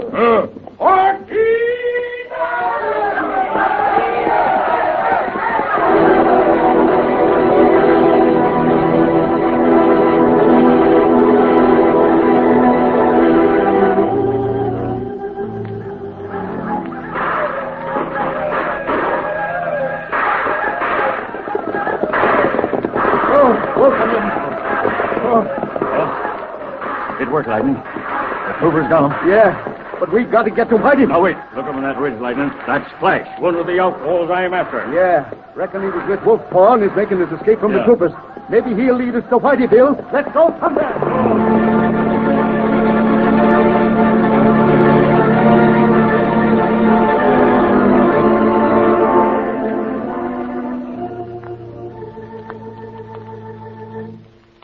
Well, Lawbeds, I reckon it won't be long for Wolf Paw will be bringing in your partners. Oh, maybe so. But I don't think Wolf was smart enough to pull lightning him twice, I tell you that. Oh, yeah? Well, if them marshals is around here, Wolf Paw will get 'em all right. Say, listen, Speed, I'm awful thirsty. You suppose I could have some water? Huh? Water, eh? Sure. Why not? This bad arm of mine feels plenty hot, by golly. Well, you didn't do my arm no good with your blasted shooting. Here's the water. Think. Oh!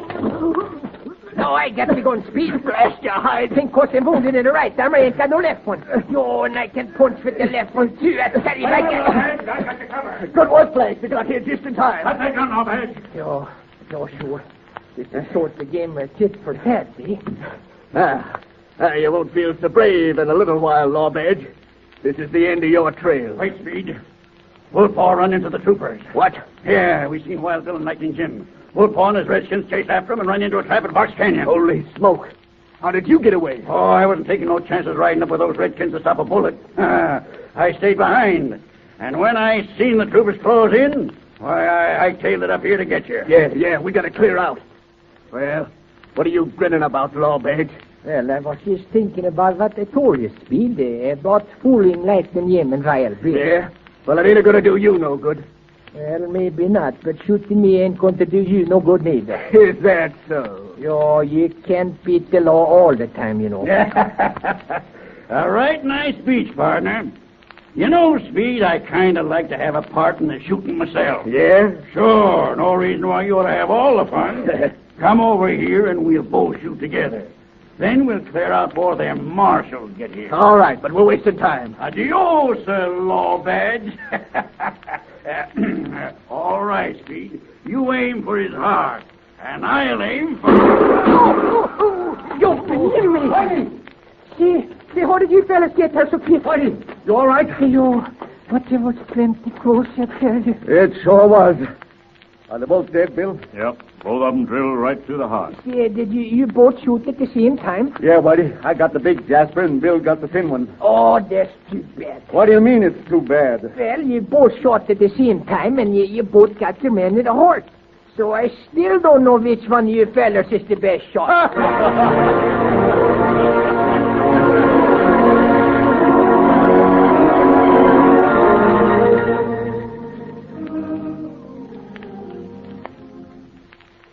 But, Colonel, what happened to Wolf Paw? Don't know for sure, Lightning. When we rounded up those redskins, Wolfpaw was gone. He must have backtracked and slipped through the lines. You're that Wolfpaw slippery feller, I tell you. We got most of his braves, and that ought to slow him up for a while. Yeah, but it's my hunch we'll be hearing from Wolfpaw again. Yeah, well, I'm agreeing with you on that, Lightning. See, I just thought of something. What's that, Whitey? Which one of the horses is the fastest? Black Nell or Thunder? Well, Whitey, when me and Bill raced up to the camp to get you, both horses got there at the same time. So I guess we better call it a draw. Yeah, well, that suits me. Well, Mr. Wild Bill Hickok, I thought I would like to be your deputy. But since there ain't no difference in the horses and the shooting, I think I better keep on working for Lightning Jim.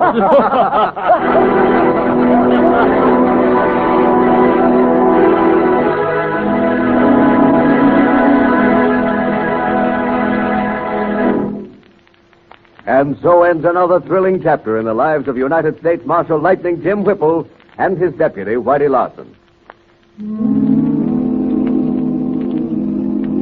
Looks like Billy's all over those hiccups, thanks to Edward G. Robinson and suspense. Don't mention hiccups again. He might get 'em back.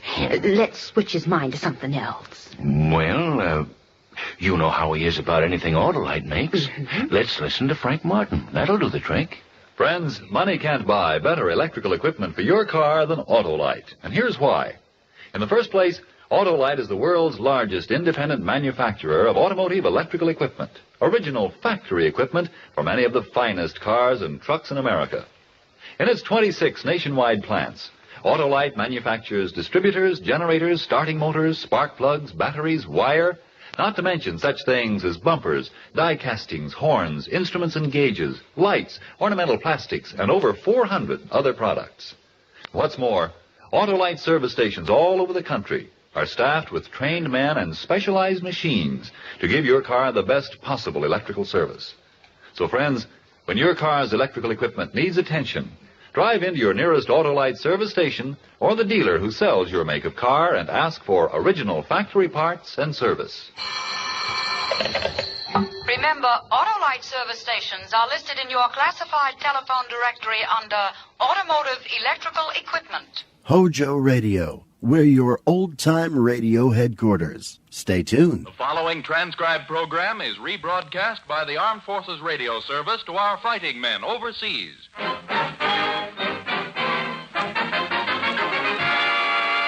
Goodyear presents The Roy Rogers Show.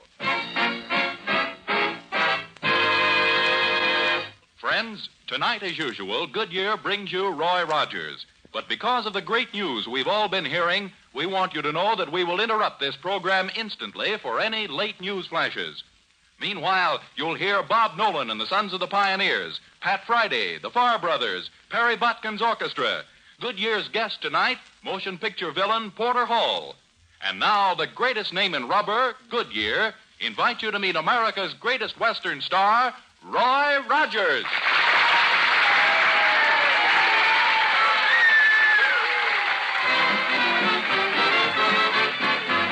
I've got a locket in my pocket, a plain golden locket. Got a locket in my pocket, right next to my heart. I've got a picture in this locket, the locket in my pocket. Got a picture in this locket, with which I'll never part.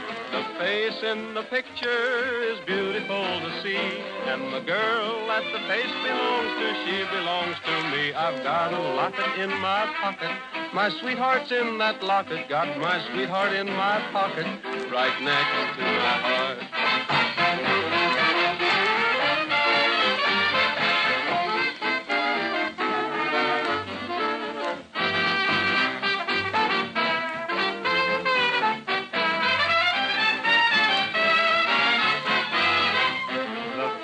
In the picture is beautiful to see, and the girl that the face belongs to, she belongs to me. I've got a locket in my pocket, my sweetheart's in that locket. Got my sweetheart in my pocket, right next to my heart, right next to my heart.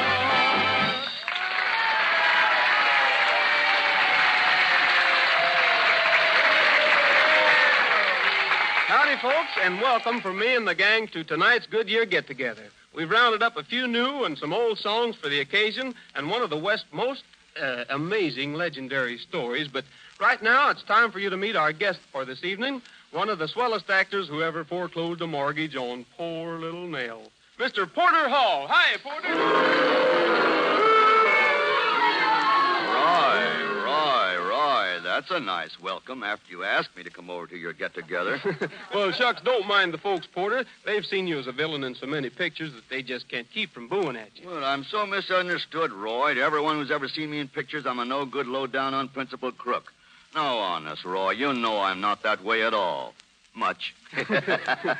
Porter, I'm surprised at you. Why, I think I'd much rather play your part than my own. The heavy in the picture, oh, well, he always gets his own way, and you get most of the close-ups, you know, where you sneer and twirl your mustache and make everyone in the audience hiss at you. Well, that's the real trouble, Roy. I never know if they're hissing the character or the actor playing the part. Well, when Porter Hall is playing the part as a villain, it isn't the actor they're hissing, you can believe me. But just to give you a break, Porter, we've got a sketch for you to play in tonight about one of the West's most amazing characters. And just to prove that you're the star and the hero, I'm not even going to play in it. How's that? Well, that's what I call really being a hero.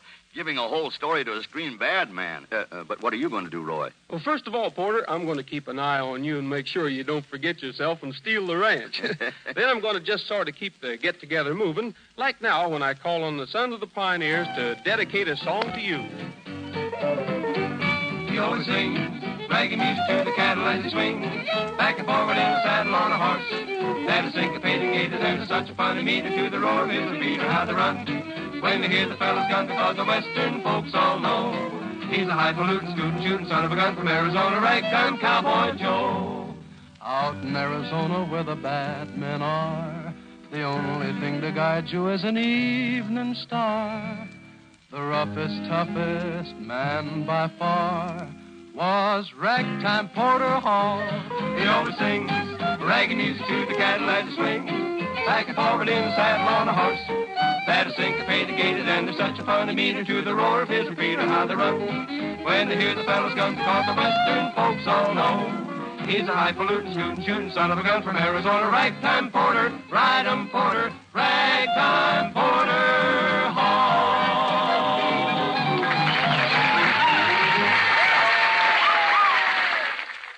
Today, when congratulations are being offered all over the world to the millions who worked and fought for victory in Europe, Goodyear would also like to propose a toast of its own and to its own. A toast to the 24,783 of its men and women in the armed forces. It's well done to those in Europe. It's good luck to those in the Pacific. And here's a toast, too, to the 100,000 Goodyear employees at home who, with their war work, have contributed and are continuing to contribute to final victory. To them, good work, and let's keep punching hard till the Japs get theirs.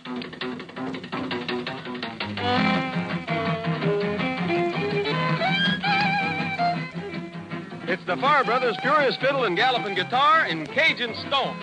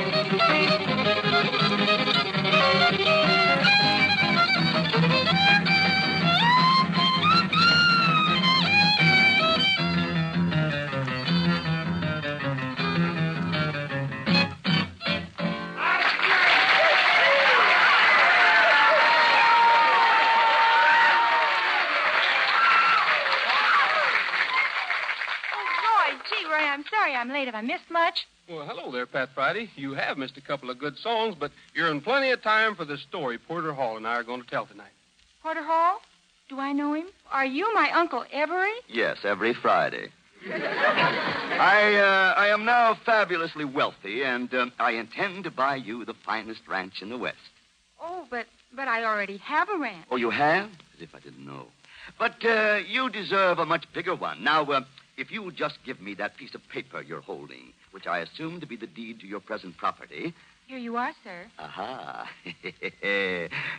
My proud beauty. Now I have you in my power. Doggone you, Porter Hall. Unhand that girl and give her back that deed. Aw, shucks, Roy. That isn't the deed to my ranch. It's just a song I'm going to sing tonight. Curses, foiled again.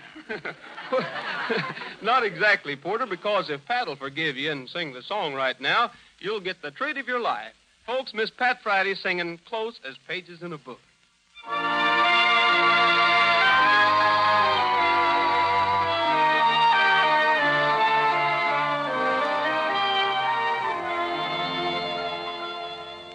We'll be close as pages in a book, my love and I. So close we could share a single look, share every sigh. So close that before I hear your laugh, my laugh breaks through. And when a tear starts to appear, my eyes grow misty true.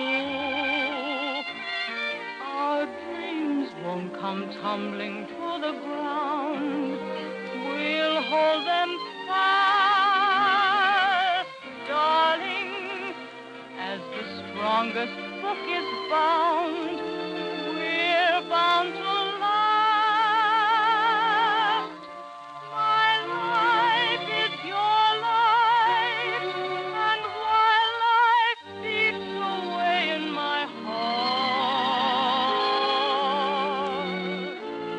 we'll be close as pages in a book. Never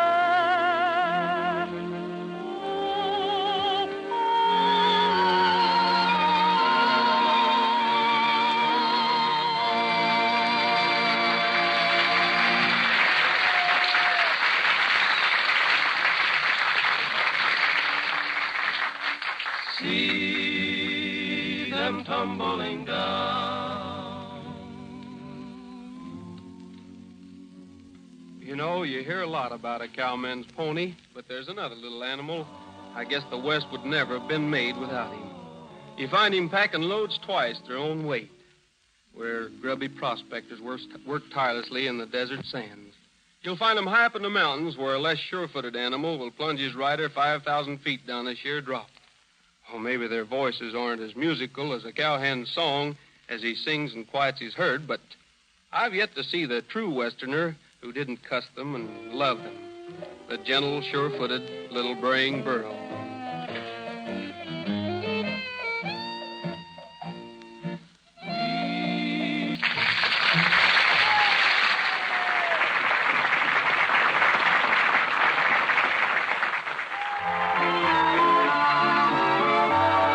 Now it's Roy Rogers, the king of the cowboys, in a new Western ballad, Don't Blame It All on Me.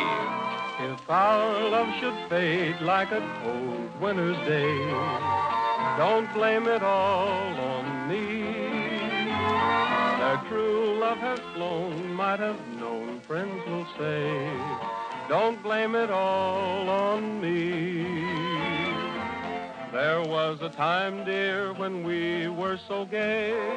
I heard you say, I love only you. Someday with the dawn, all our love may be gone. But don't blame it all on me. For after all, dear, I too have a heart. You have it now, don't break it apart. Someday our romance may break up just by chance. But don't blame it all on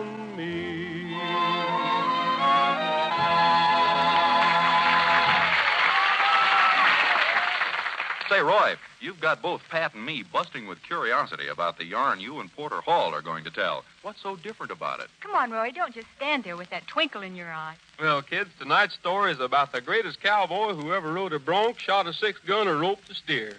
As a matter of fact, he's the man who taught broncos to buck, who invented the six-shooter and considered the lariat one of his unimportant inventions. Oh, no. Wait a minute, Roy. Now, you wait a minute, miss. Don't accuse Roy here of exaggerating. But, Roy, anybody knows the six-gun was invented by Samuel Colt. That, Vern, is just a rumor. The six-gun was definitely invented by Pecos Bill. Pecos Bill?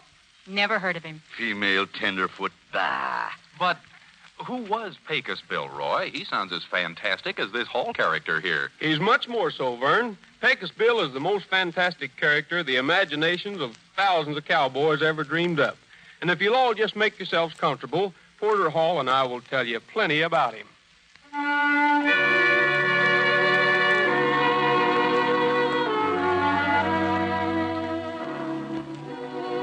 Now, I'm not saying that Pecos Bill is dead even today. To be honest, I don't know if Bill was ever born. They say he was born in Texas, and he was quite a baby, weighed 73 pounds, and stood more than 4 feet tall. He got lost out on the prairie one day and didn't have anybody to play with, so Bill wound up living and playing with the coyotes. Well, just about Bill's 9th birthday, a cowboy who'd wandered off the trail came upon Bill just as the big kid was having a morning exercise. Hey there, son. What you doing? Playing, tarnation. Don't you use your eyes. Can't you see them wrestling? Now, hold on. That ain't fair.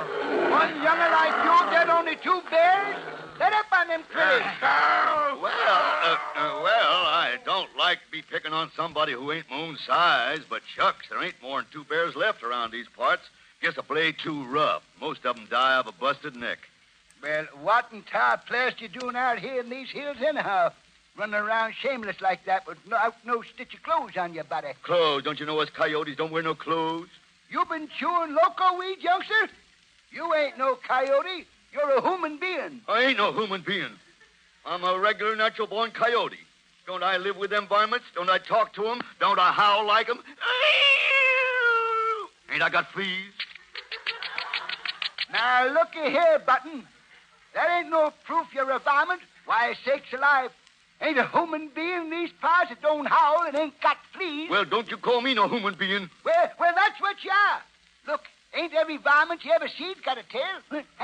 Now, ain't they? Why, sure, all varmints got tails. That's natural. Darn tootin' it is. Then if you're a varmint, where's your tail? Well? Well, God blast it to lightning. You're right. I ain't got no tail. Of course you ain't.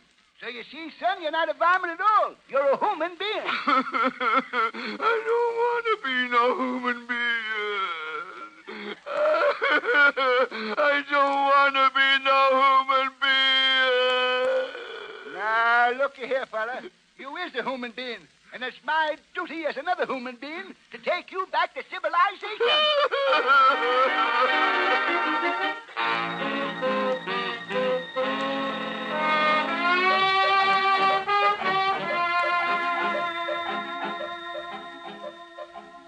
Well, that's just about the time that Texas started to make its place in the world, just when Pecos Bill was dragged back to civilization. What with eating regular, Bill started to grow. And inside of a year, Bill was more than 8 feet tall and weighed better than a half a ton.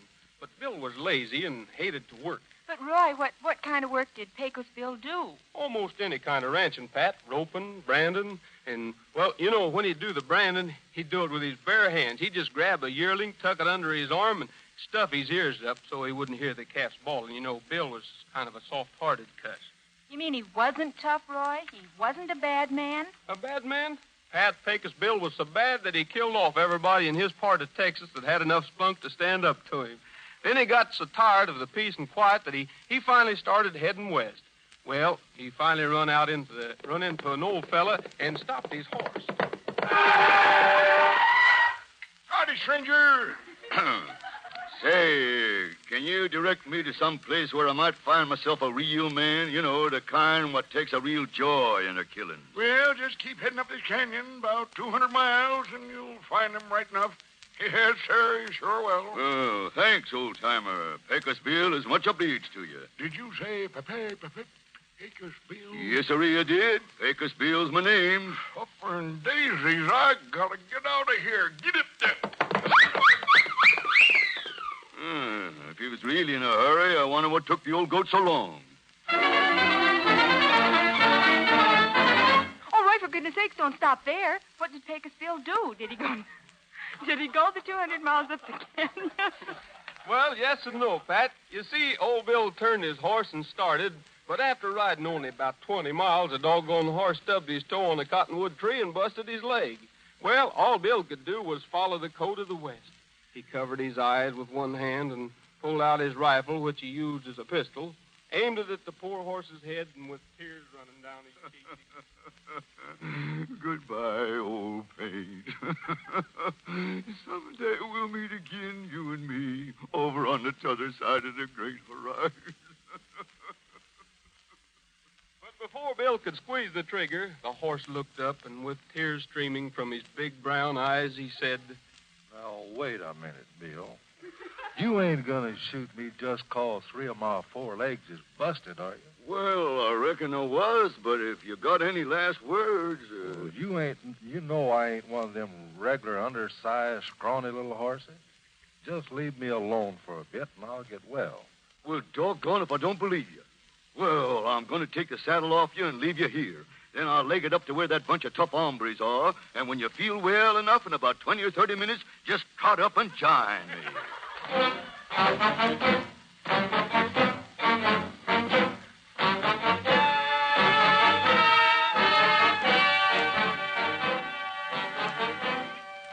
Well, I hadn't gone 2 miles further, saddle over one arm, when I spot a little rattlesnake no more than 18 feet long. So I put down the saddle, and I reached out and I grabbed the sneaking sidewinder, and after cuffing him good fashion a few times, the snake told me he'd give up. So I coiled the little fella like a lariat, stuck him on my saddle horn, and I started on up the canyon. Atta boy, Bill, tell him the rest of the story. Try and stop me, you movie cowboy, you. Well, a little piece further up the road, a catamount jumped me. A what? A catamount, a mountain lion. Don't you know nothing? Anyway, he knocked me to the ground, and that made me sore. Gun you, you dead-blooded big gunk. Tighten me up like that. Take that. Take that. Hey, now. No. Quit, Bill. Quit. Can't you take a joke? Oh, so it was a joke, was it? Yeah, but didn't turn out so well, Bill. Honest, I'm the sorriest catamount out of captivity. Well, at least you're the dumbest catamount I ever seen. Oh. Just for that, I'm throwing this saddle on your stupid back and riding you up the canyon. No. Yeah, using this rattlesnake for a whip. Now, get over there. Go on. Now, let's get started. Else I'll now break you in two and only eat the best piece.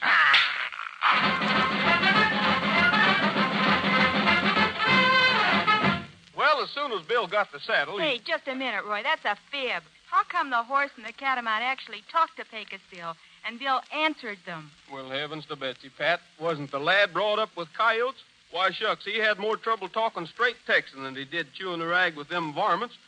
What happened then, Bill? Well, I rid into the camp where all them hard-bitten owl hoots was sitting around eating chow. So I hauled up my catamount and I walked over to the cook pots and I looked in. Yeah. What's this? Beans. Nothing but 6 quarts left. Well, I'll start on those. Well, ain't so bad. But they make me thirsty. Give me that coffee pot. Look out, stranger. That pot is a-boiling. Shut up. There. Now, someone hand me that porcupine to wipe my mouth on, and we get down to business. What is your business, partner? Who's boss of this gang? That's what I want to know. Who's boss around here? Stranger I was, but you be.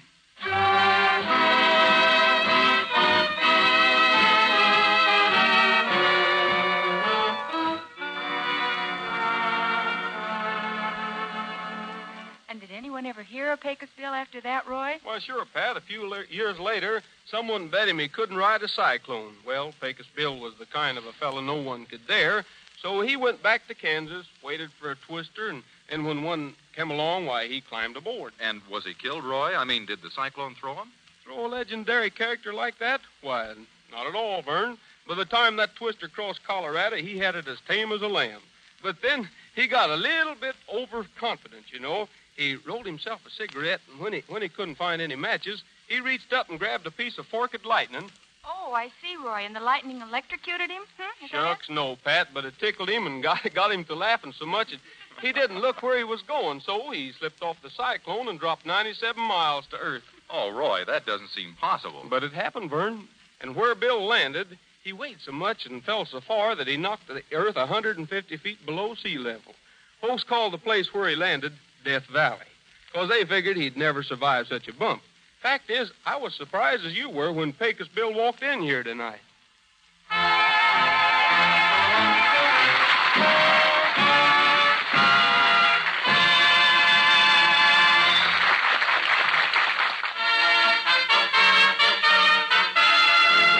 It's the whole Goodyear gang, led by Roy Rogers, the king of the cowboys, in Skies Are Bluer. Skies are bluer in Oklahoma, Oklahoma, where my heart lies. Songs are newer in Oklahoma, Oklahoma, as the crow flies. That's where the yellow corn is brighter and cotton's whiter than snow. Just listen to the wheat a-swaying. It sounds like it's saying hello. Bells are ringing and voices singing. Oil is gushing and the folks are rushing out to Oklahoma, USA. Skies are bluer in Oklahoma, Oklahoma, where my heart lies. Songs are newer in Oklahoma, Oklahoma, as the crow flies. That's where the yellow corn is brighter and cotton's whiter than snow. Just listen to the wheat a-swaying. It sounds like it's saying hello. Bells are ringing and voices singing. Oil is gushing and the folks are rushing out to Oklahoma, USA.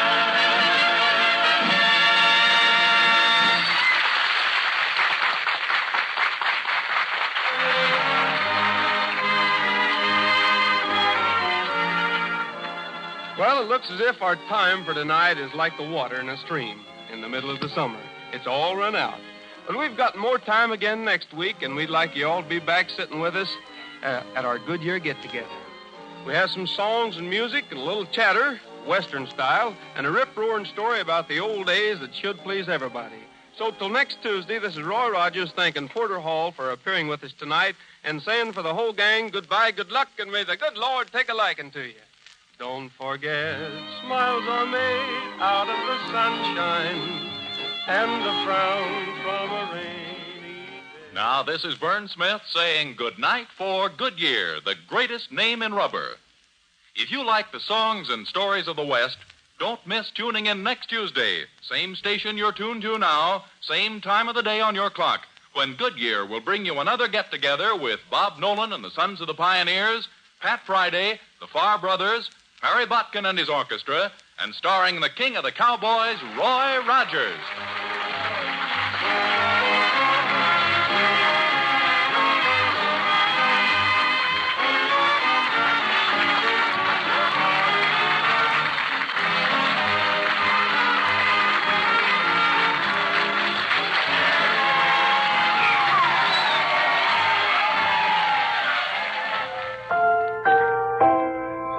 Want a brand new breakfast idea? Then get the Betty Crocker cereal tray, the Betty Crocker cereal tray. Yes, indeed. Try the brand new cereal assortment with 10 individual packages in all. 4 Wheaties, 4 Cheerios, 2 Kicks. All top favorites and all extra fresh. Yes, it's fun to take your pick from Wheaties, Cheerios, and Kicks. Get the Betty Crocker cereal tray, the Betty Crocker cereal tray. Get that tray today. Stay tuned to HOJO Radio. Frontier Town, the saga of the Roaring West.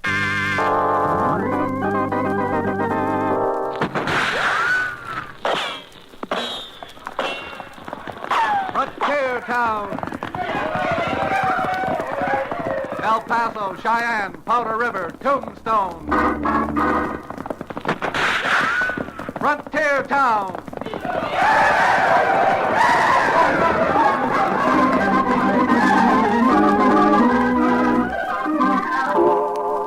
Here is the adventurous story of the early West, the tamed and the untamed. From the Pecos to Powder River, Dodge City to Poker Flat. These are the towns they fought to live in and lived to fight for. Teeming crucibles of pioneer freedom. Frontier Town!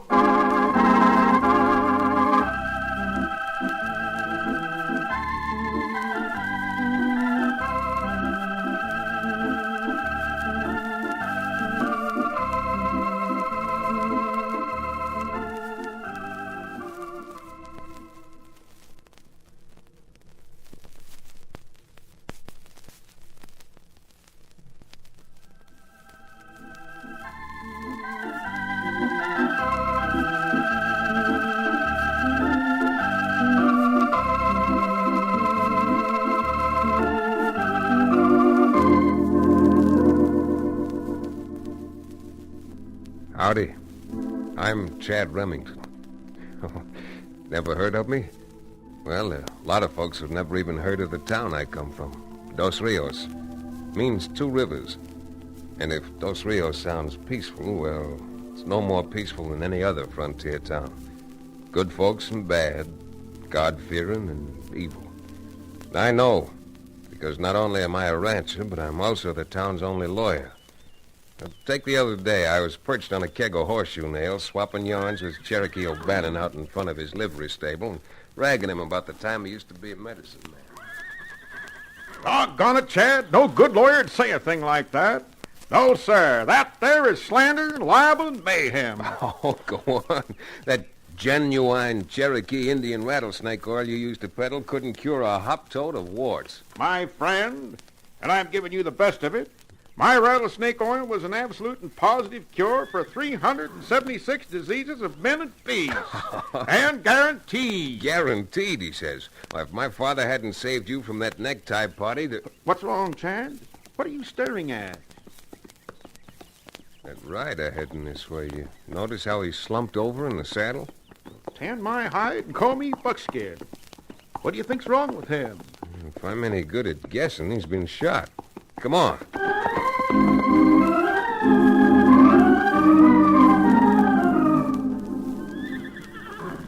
Yeah, 6 inches lower, mister, and that lead would have gone through your heart.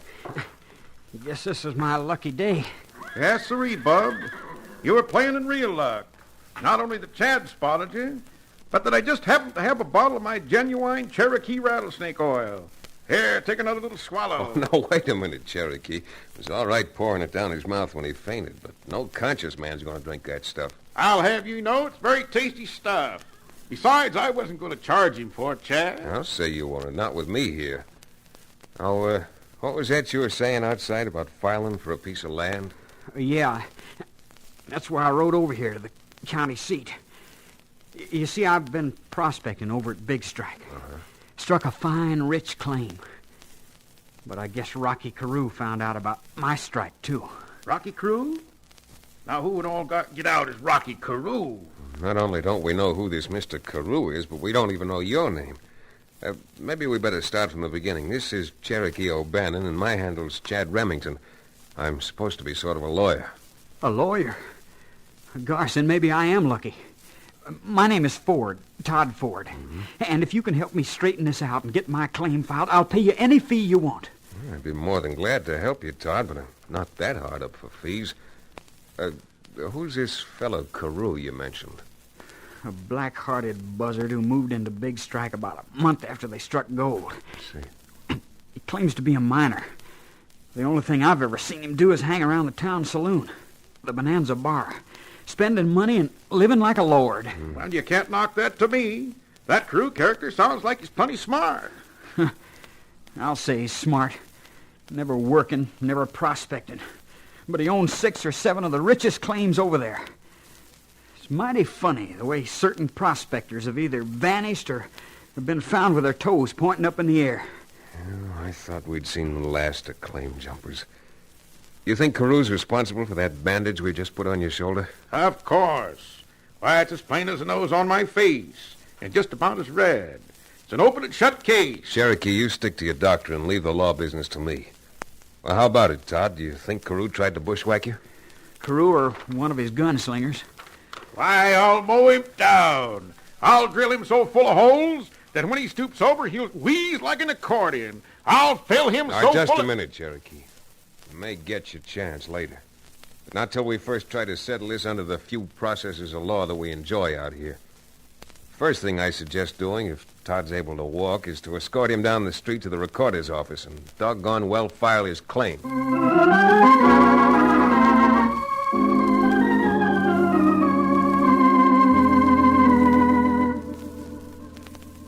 The land office is 2 dusty blocks down Dos Rios' only street from where Cherokee keeps his livery stable.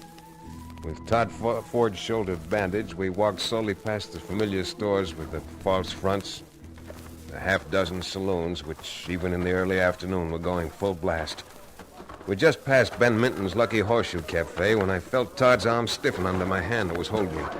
His steps, which were slow to start with, suddenly faltered to a halt. Hold it, Chad. Wait a minute. Now, if you're getting weak, son, it just happens that I brought along a bottle of my famous Cherokee rattlesnake oil. No, it ain't that.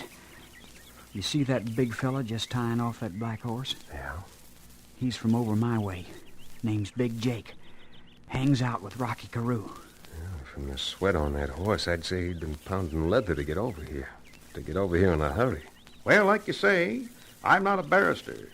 But if there are only 4 shells left in that 6-gun of his, he's the vulture who plugged Todd Ford. I bet he is. I just know it. Well, we're not getting any place standing here gawking at him. Let's walk.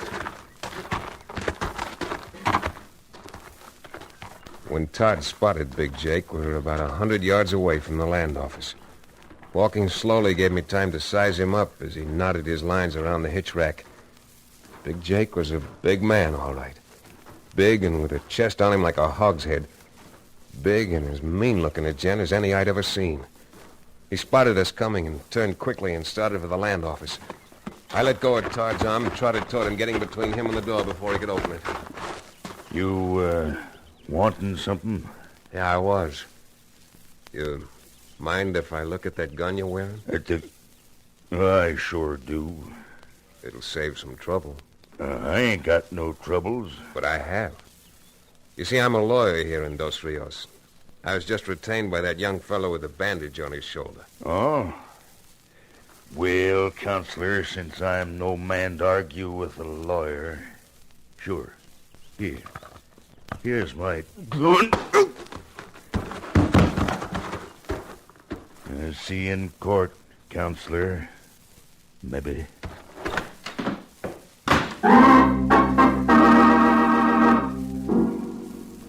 Like I said, Jake was a big man.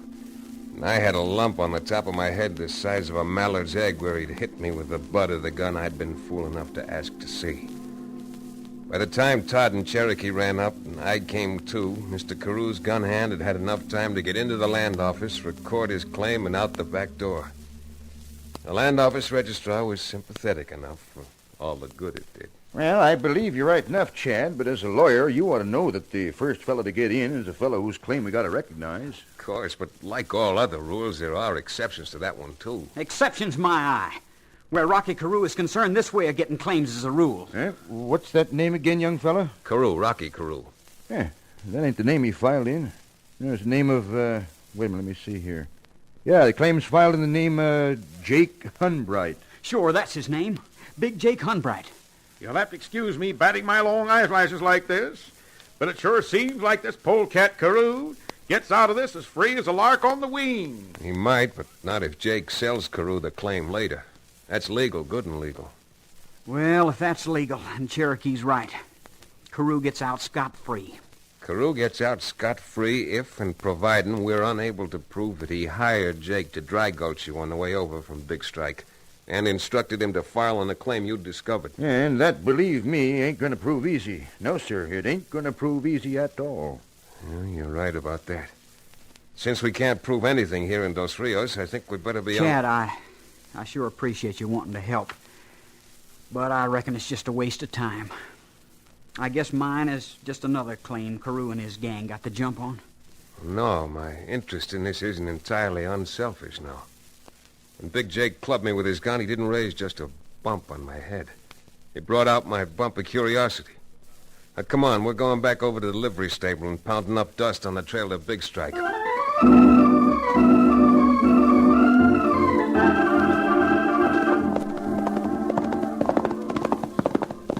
With that bad shoulder, Todd, if we're going too fast for you, just sing out.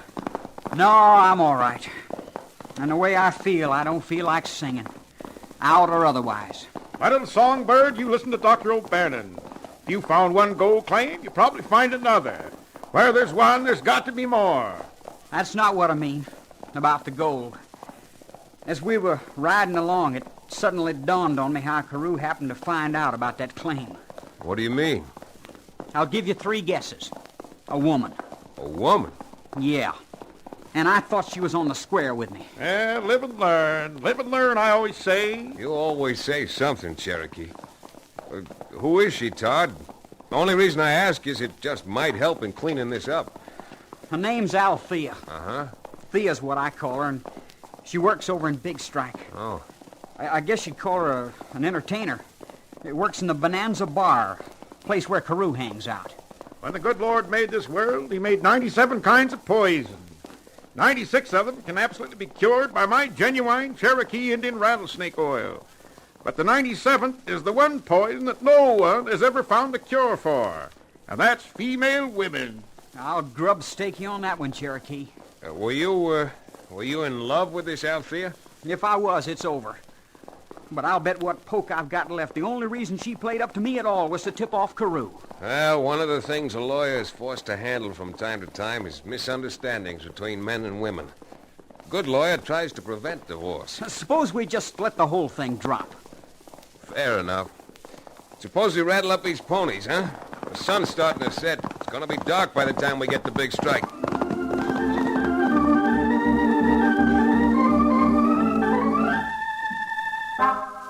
It was dark, all right, by the time we got to Big Strike.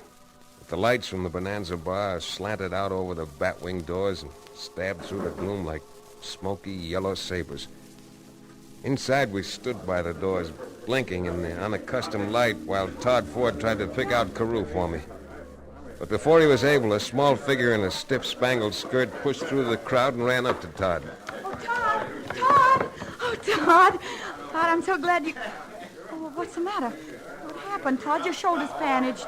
Don't look so surprised. Or maybe you are surprised because he missed. Because he missed? I'm not aiming to intrude, but Todd's had a couple of shocks today. I'll say I have. And one I'm not forgetting either. But, Todd, what's the matter? You're looking at me as if you never saw me before. I don't know about that. But I never want to see you again. That much I'm sure of. Miss, if you leave Todd alone right now, I think that by tomorrow... That's him. That's Carew walking this way now. So that's Carew. Yeah, looks more like a rattlesnake on legs. Althea, come on over to my table and I'll buy you a... Well, what happened to you, Ford? Get mixed up in a gun scrape? If he did, it was a little one-sided. I beg your pardon. I don't believe we've met. And we have now. I'm Chad Remington, lawyer from Dos Rios. I rode all the way over here just to talk to you, Mr. Carew. I don't need a lawyer. Well, that, my friend, is a matter of opinion. However, as far as you're concerned, in this particular action, my services have already been spoken for by Mr. Ford. From the way he looks, he don't need a lawyer. He needs a bodyguard. Now, you probably know more about that than I do. All I can tell you is we've got a few laws in this state to protect honest men from claim jumpers. Remington, if I were in your boots, I'd turn them around toward the door and I'd walk out. And I wouldn't stop until I was back in Dos Rios. Why, that loud-mouthed, hypocritical... Cherokee, Todd, no. In this case, I think his advice is pretty good. Come on. Todd, please. You can't go without explaining what's happened. Get your dirty little hands off of me. No.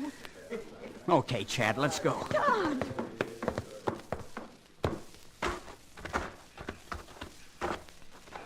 Wait a second. Back against the wall. Who flanked that shot?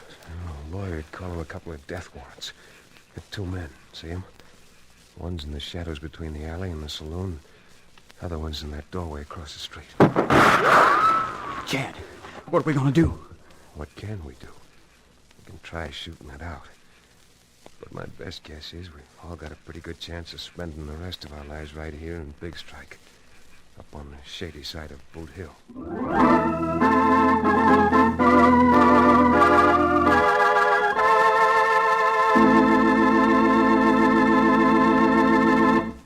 We'll return to the stirring climax of Frontier Town in just about 1 minute.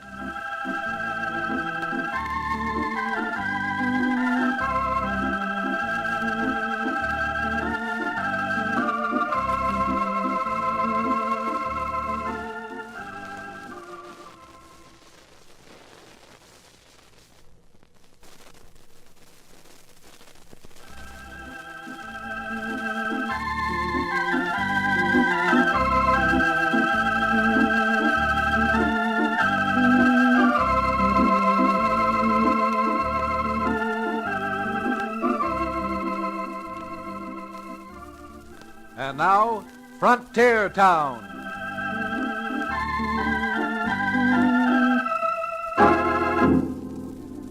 Well, the night wasn't cold, but with those gunmen blocking our paths, I don't mind admitting I was frozen. Frozen stiff. We moved a scant few inches, the lights from the Bonanza bar behind us would make us perfect targets. I could almost hear Cherokee's knuckles as his fingers closed over his gun butt. Todd Ford drew his. Finally, I drew mine. Can you move a few inches there, Chad? This hog leg of mine kicks like an overgrown Missouri mule.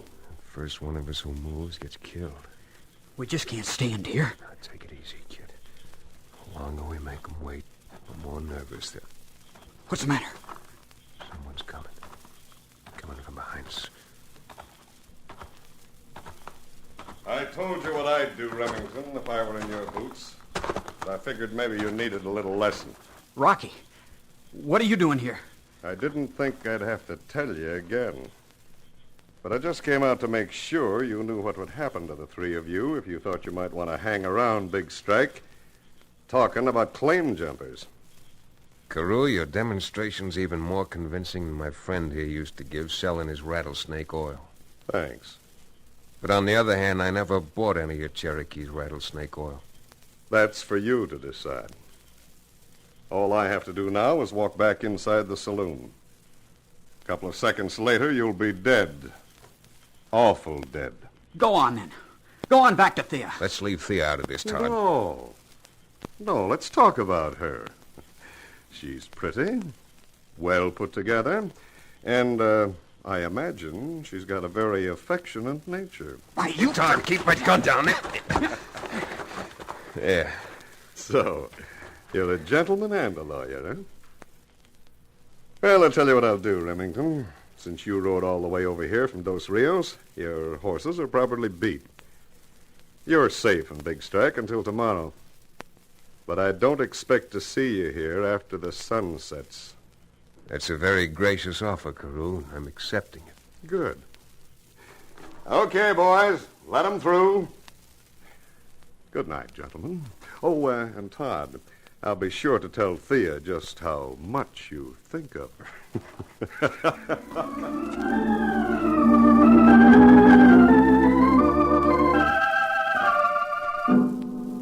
Well, with the High Court, the criminal court, granting us a stay of execution, the 3 of us rode back up to Todd's diggings. It was hard and cold on the ground, but I slept like a baby.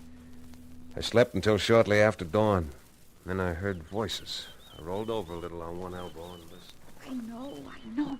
But, Todd, I didn't come here to argue. Believe me, I didn't. I'm not arguing, Thea. I'm just telling you to clear out of here. Clear out and stay out of my life. If your gentleman friend leaves me with a life... He's not my gentleman. You're not making a fool of me again. Oh, Todd, please. I'm going over and wake up Chad and Cherokee. When I get back over here, you'd better be gone. Don't be a fool. I don't care what you think of me, but just get out of Big Strike before they kill you. Yeah? Maybe I will get out. But not before we found Jake Hunbright and made him talk. And we'll find him if we have to ride around this country all week.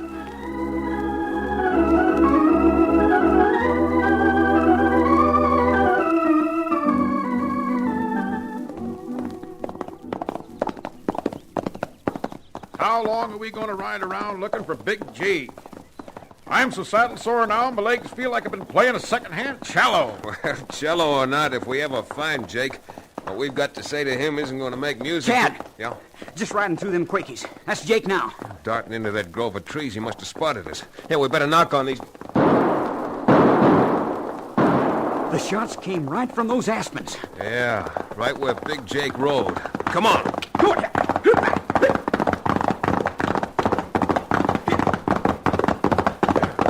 Easy now. Oh boy.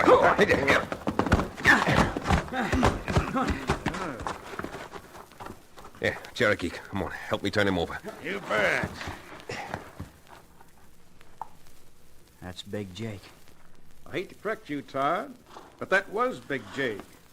3 of those 4 shots went plumb through him. From the angles of the shots, they must have had him surrounded.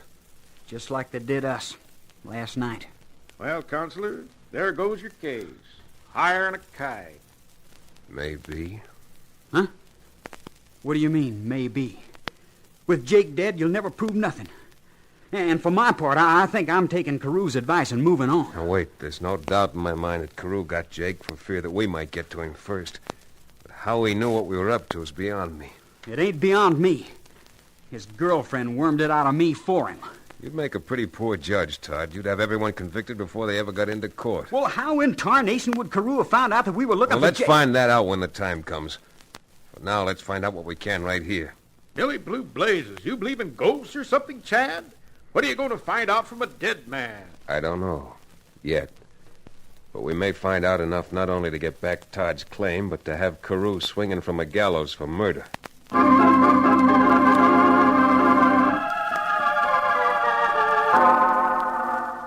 Being a lawyer, I don't usually play hunches, but this time my hunch was right. There in Big Jake's inside shirt pocket was a map and description of Todd's claim in handwriting, which Todd admitted was undoubtedly Carew's. He'd seen Carew's markers in a couple of faro games. It wasn't much to go on, but it was enough to send us back to the Bonanza Bar for a little further checking up.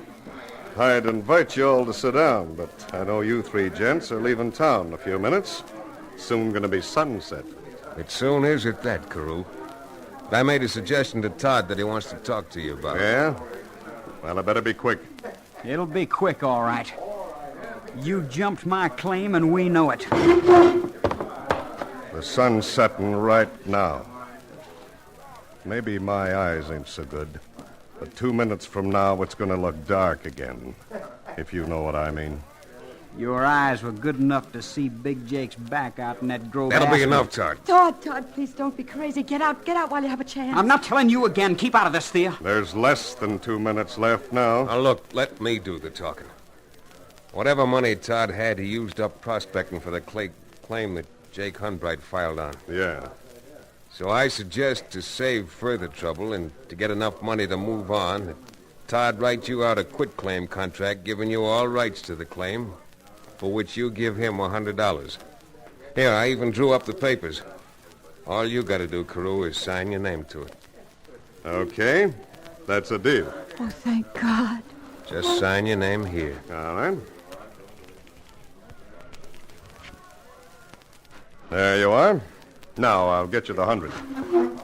Never mind 100 now. This paper's all we want. What? That signature's the same handwriting we got here on this paper we took off Big Jake's body. Why, you blasted... You fool, let that gun alone. Rocky, go! Why, that fool female, she stepped right into that shot. Cherokee, grab him, quick. Better drop that gun, Carew, or I'll drop it after.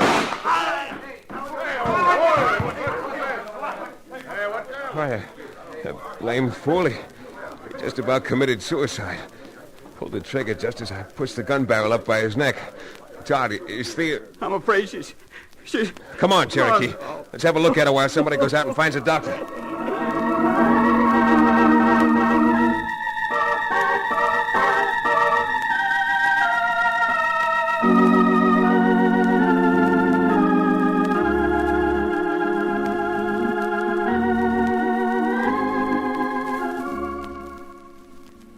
Todd, not only have Cherokee and I got business back in Dos Rios, but I guess we're a little awkward in a lady's bedroom. Oh, this won't be a lady's bedroom for long. My little pigeon, I'm afraid you're going to have to explain that, even to me.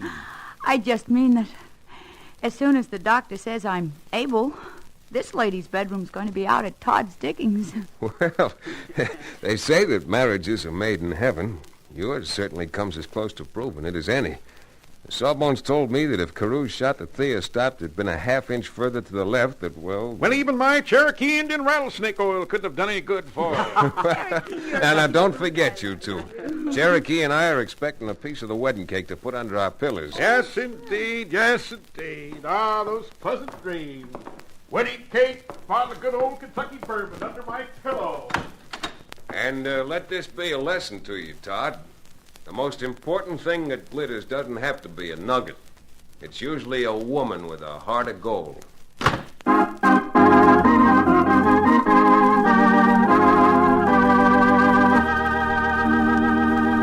Improved K-Site tune-up, the tune-up in a can. Morning, sir. Help you? I hope so.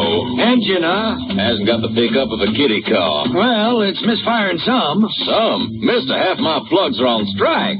Improved K-Site tune-up, the tune-up in a can. Yeah, probably your rings are sticking, maybe your valves. When was that carburetor cleaned? Not too recently. Improved K-Site tune-up, the tune-up in a can. Your car's not in such bad shape. All you need's a tune-up. A tune-up? A $50 tune-up? Now, relax. We'll add a can of K-Site tune-up to your gasoline, another can to your oil. That'll clean your whole firing zone. Valves, rings, plugs, carburetor, everything. Mister, you're pouring it on. No, you pour it in. $1.25 a can at most any service station. Results guaranteed or double your money back. Improved K-Site tune-up, the tune-up in a can. Keep it tuned right here to HOJO Radio for more classic old-time radio.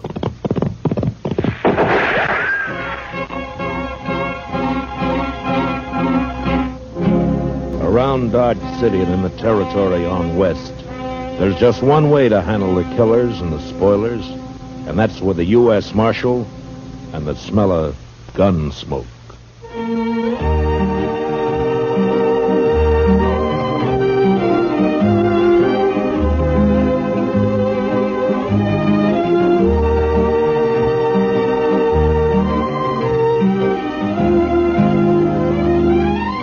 Gunsmoke, starring William Conrad. The story of the violence that moved west with young America. The story of a man who moved with it. Matt Dillon, United States Marshal.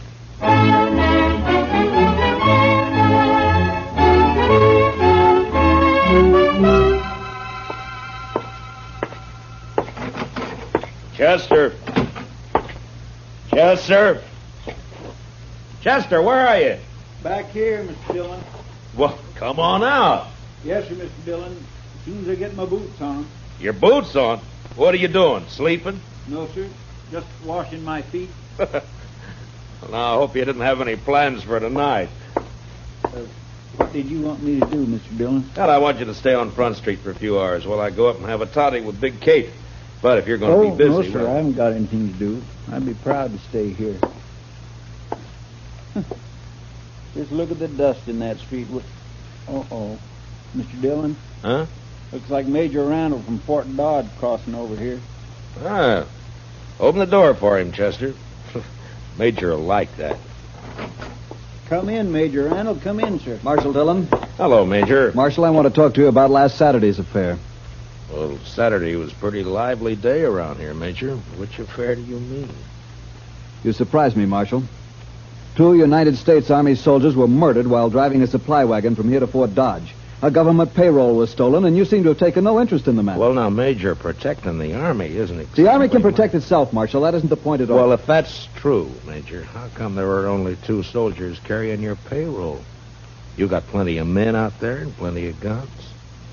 Where were they? On maneuvers. On maneuvers? In my command, Marshal, troops remain in garrison as little as possible. Well, then you were asking for trouble, Major, knowing that there was a payroll coming in. The arrival of the payroll was secret. Even the two men carrying it didn't know what it was. Well, the word must have got out somehow. It seems to me, Major, like somebody out at the fort must have told him. There are no traitors in my command, Sheriff. Major, I'm not a sheriff. You see, it's more Never like mind. Marshal, I demand to know what you intend doing about this crime. All right, I'll tell you, Major. Nothing. What? If I knew who did it, I'd make the arrest, but I don't, so there's nothing I can do. I see. Well, Marshal, I regard this crime as a demonstration of your inability to control these Dodge City ruffians, and therefore I shall do it myself. How's that, Major? If no arrests are made in this matter, I'll give these bad men of yours a taste of martial law. We'll see how they like that. I wouldn't try that, Major. These streets will be patrolled 24 hours. Now, listen to me, Major. You don't know these men. Sure, there are some bad ones here, but most of them are just wild. Free and wild. But you run the army in here, and they'll all fight. Let them.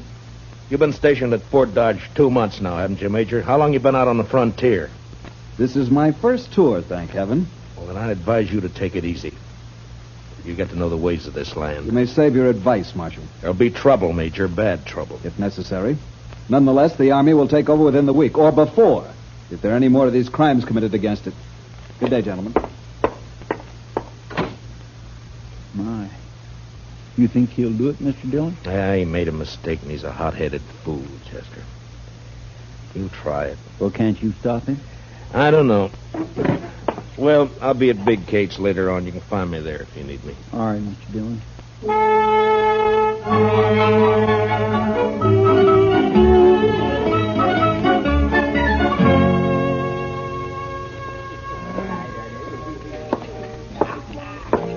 Hey, Marshal, come here. What is it, Shiloh? There's talk of Dodge being run by the Army, Marshal. So? So I don't like it. I and most of the men around here got out back in 65. We've had all the Army we need. Yeah, I know.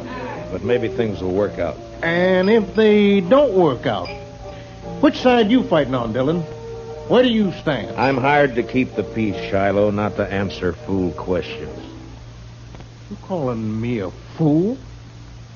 Well, say it. No, you're drunk, Shiloh. You saying I'm drunk, Marshal? Is that it? All right, Shiloh, I'll show you how drunk you are.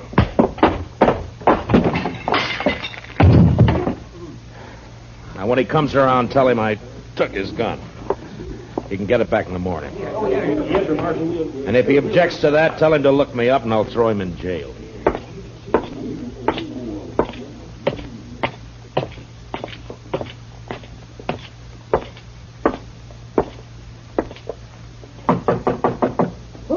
It's Matt, Kate. Well, come on in. Well, sit down, Matt. I'll fix your toddy. Thank you, Kate. You could thank me best by buying a drink at the bar downstairs once in a while. Well, why should I? Get better whiskey for free up here. At least you're honest. Well, what's in the wind, Marshal Dillon? Or did you just come up here because you're tired of sitting with your back to a wall? You're right, Kate. It's the only place in Dodge where I can relax. That's probably just because you don't consider me worth killing. How old am I, Matt? What? You heard me. Well, I never thought much about it, Kate. You sure didn't. What are you getting at, anyway? Just that if I was 20 years younger, you probably wouldn't come here at all. No? And why? Here's your toddy. Forget it. Anything you say, Kate. You know, Matt, you ought to get yourself a girl. Oh, now, Kate, don't start I mean that, it. please. Sure, somebody like, we'll say Connie Dell. There's a real pretty girl. A lot of fire, Oh, too. you're sure a conniving old woman, Kate. You're just no good at all, you are. You'd say worse than that. I told Connie she'd come up and have a drink with us the next time you showed. All right, Kate, if it pleases you. It does. Connie! Now, there's fresh cigars in that box by your chair, Matt. Well, now. Had them brought in by the Santa Fe Railroad all the way from St. Louis. Evening, Miss Kate. Oh, come on in, Connie. I've corralled the marshal for you. Sit down, honey. I'll fix you a drink. don't let her talk bother you, Connie. Well, I did ask to meet you, Marshal. Oh? Why? Why'd you want to meet me? Maybe just to see if you're really as cold and cruel as you seem downstairs. And? I can't tell yet. But I don't think you are. Yeah, a profession like mine leaves its mark on a man. There's always trouble of some kind, isn't there? Most always. Like this army business now. Yeah. Will it be bad, Marshal? It could be. Well, I'll figure it this way, Matt. The Major's in trouble, and he's trying to cover it up by threatening to take over Dodge. Well, any more difficulties, and he will do it. Blasted greenwood. Say, Connie, your corporal been in? He left a while ago. Well, what's he say? How'd the soldiers feel about all this? Well, I don't think they want to mix it with all these gunmen and buffalo hunters and the like. Yeah. The Major will wish he were back on maneuvers if it starts. Maneuvers? So that's where they've all been. No wonder it's been so quiet. But that corporal of yours, Connie, how come he didn't go out? He's not my corporal, Miss Kate. He's just a lonely kid. All right. Seems like he spends more time here than at the fort. How's he manage that? Oh, they made him a clerk, a sort of bookkeeper. His time's pretty much his own. Uh-huh. Well, he's lucky. He's got a good, safe job, too. Suppose it is. Well, I'd better get back. Now that we've met, Marshal, you might stop and buy me a drink next time you're here. I'm afraid not, Connie. No? You're too distracting. I might get careless and shot at. I take that as a compliment, Marshal. It is. Good night, Marshal. Thanks, Miss Kate. Don't you mention it, honey. Well, Matt? You said her name's Connie Dell, Kate. Where's she from? I never ask the girls anything. Yeah, maybe, but you always find out. Now, come on, tell me. Hayes City, last. Uh-huh. What's the name of this corporal who's been sniffing around? Bowers, Corporal Bowers. Oh, here, let me sweeten that toddy for you. All right. You put me in mind of a man I knew back in Wichita. Yeah? He was the slipperiest, sidewindingest, stubbornest man I ever knew.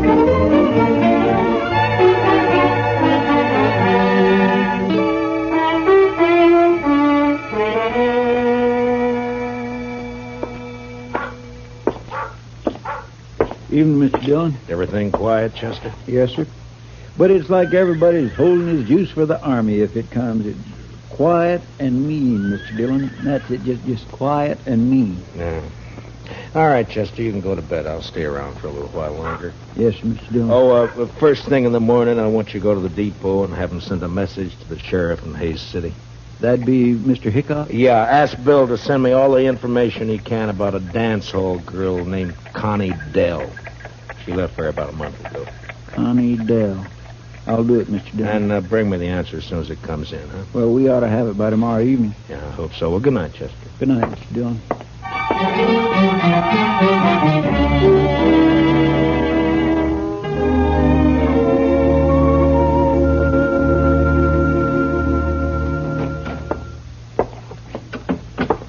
I got it from Mr. Hightower down at the railroad depot, Mr. Dillon. It'd come in at 7 o'clock. Oh, good. Let me see it, Chester. Here.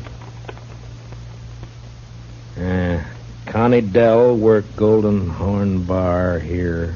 Left about a month ago. A stranger called Billy Grounds. Nothing against girl, but believe Grounds a wild one. Has anybody shot you yet? Regards, Hickok. What's up, Mr. Dillon? Well, I don't know, Chester. I don't quite know. Look, you go over and ask Big Kate if she's heard anything about this Billy Grounds. All right, Mr. Dillon. Marshal? Huh? Well, what is it, Shiloh? I want you to smell my gun. Here. What? And go on, smell it. All right. It hasn't been fired. What are you worried about? Well, I've been talking a lot lately, and a man was just shot out behind the Long Branch. A soldier.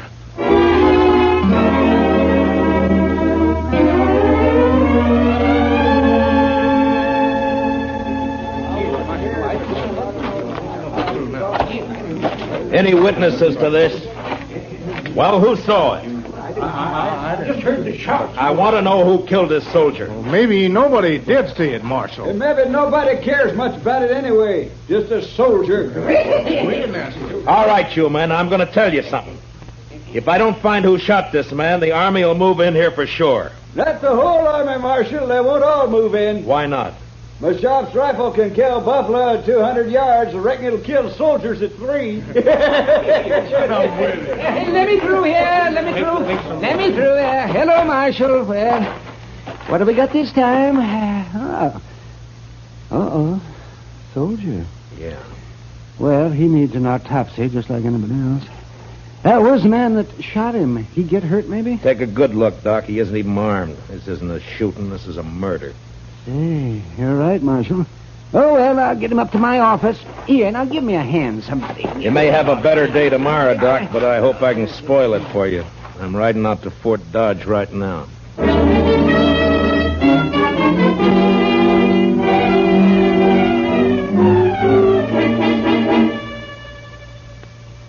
Well, Marshal, what brings you here? Trouble, Major. What sort of trouble? Murder? A soldier? Yeah. Who? I don't know, some private. Why haven't I been informed of this? It just happened about an hour ago. In Dodge City, of course. In Dodge City. Have you arrested the murderer? Nobody saw it happen. I see. Well, Marshal, you leave me no choice. I shall have Now, to... hold it, Major. I didn't ride out here just to carry news for you. I want something from you. From me, Marshal? Yeah. I want you to keep all soldiers out of Dodge for the next 48 hours. Put it off limits.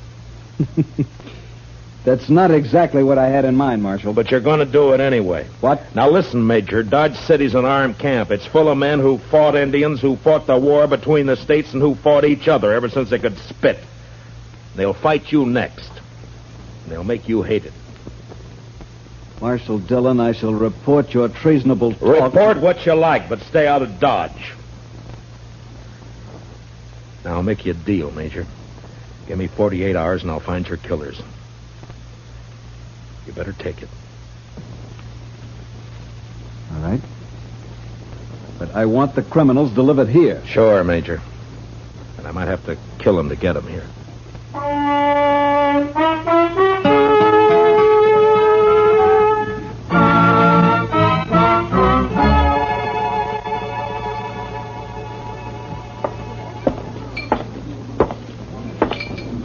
Hello, Doc. You drinking up the profit you made off of that soldier? Hello, Marshal.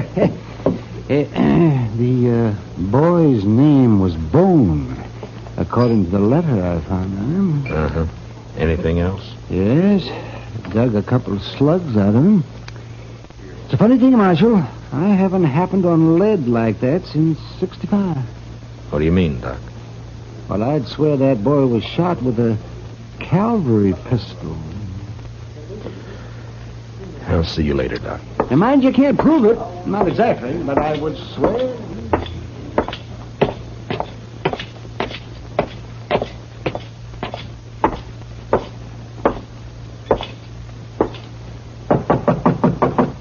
Come in. Hello, Kate. Did Chester see you? He did. Well? Matt, I get my information through the girl. Some of it's true, some is bound to be just talk. I'll weed it out. Carney's been seen riding out at night toward the Arkansas down by Brandy Bend. What for? Well, I don't know. Could be this feller Billy Grounds. Yeah. His name's never been mentioned around here. My guess is he's never been in town. Anything else? One thing. Corporal Bowers and Connie went for a ride one night. When? Night before that payroll was robbed. Figures. Where's Connie now? Over at the Longhorn eating a steak. It's kind of late for supper, isn't it? She works late. Matt. Yeah. Next girl I steer you into, I'll pull her fangs first. No, thank you, Kate. I like them better this way.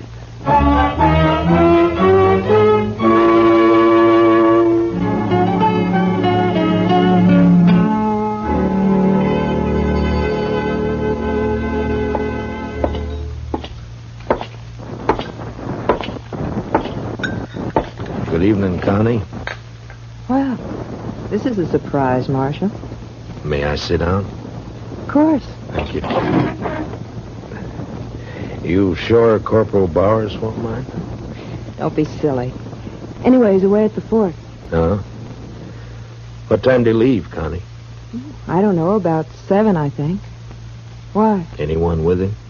Yeah, Private Bone. Marshal, you think Bowers shot him, is that it? You know any reason why he would, Connie? They were friends. They worked together in the bookkeeping office. I see.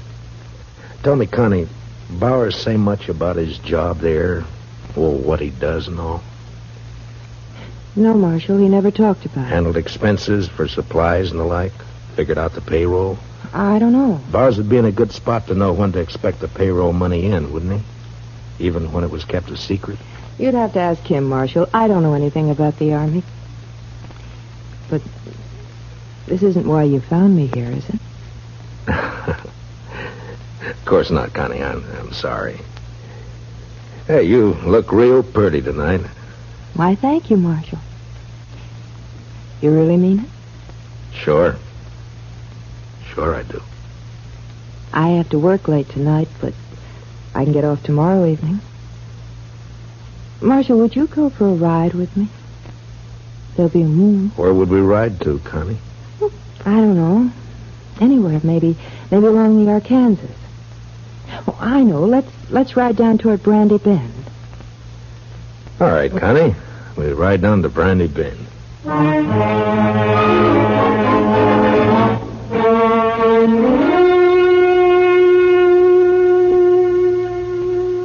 You're all dressed up, Mr. Dillon. You going somewhere? Yeah, after supper I am, Chester. Got me an engagement.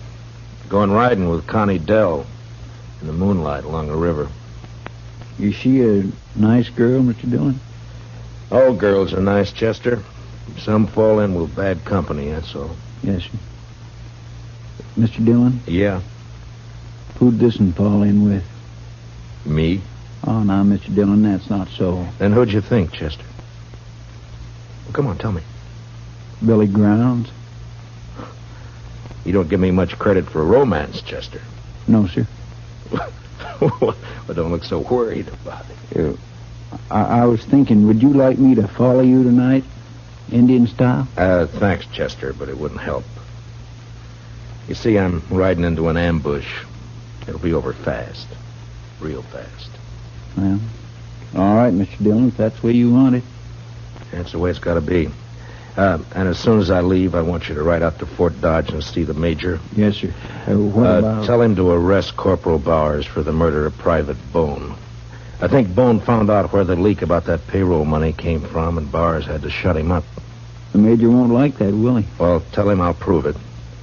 And anyway, I think Bowers will confess fast enough when the time comes. When'll that be, Mr. Dillon? When I get back to town. With Billy Grounds. What about the girl? Well, it's like I told you, Chester. Nice girl. Bad company. You know, I had me a girl once. Huh? Well, you never told me about that, Chester. What happened? It was over in Abilene. I gave her my money to go to St. Louis and buy some wedding clothes. She wanted that. So? Well, I don't know, Mr. Dillon. I guess she just liked it there in St. Louis. I'm going down the street, Chester. You better get started for the fort soon. Yes, sir, Mr. Dillon.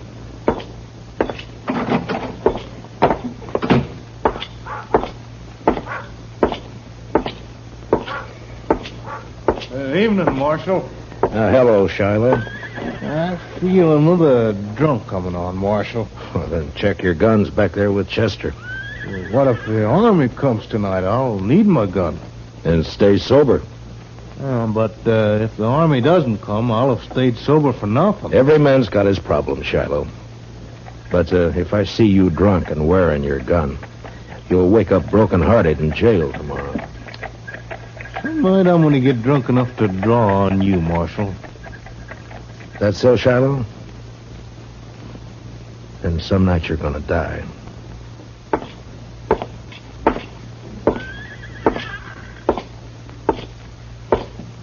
Marshal? Oh, hello, Connie. I got off a little early. Shall we go now? Anytime. I keep my horse at the National. I'll meet you at the edge of town. Oh? You ashamed to be seen with me? Well, no, Marshal. But, well, you know how people talk. Sure, Connie. I'll wait for you just down the trail. I'll hurry.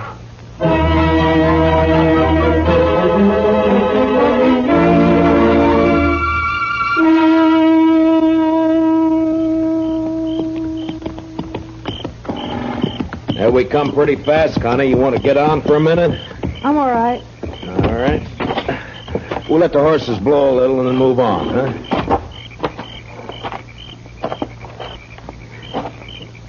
You nervous, Connie?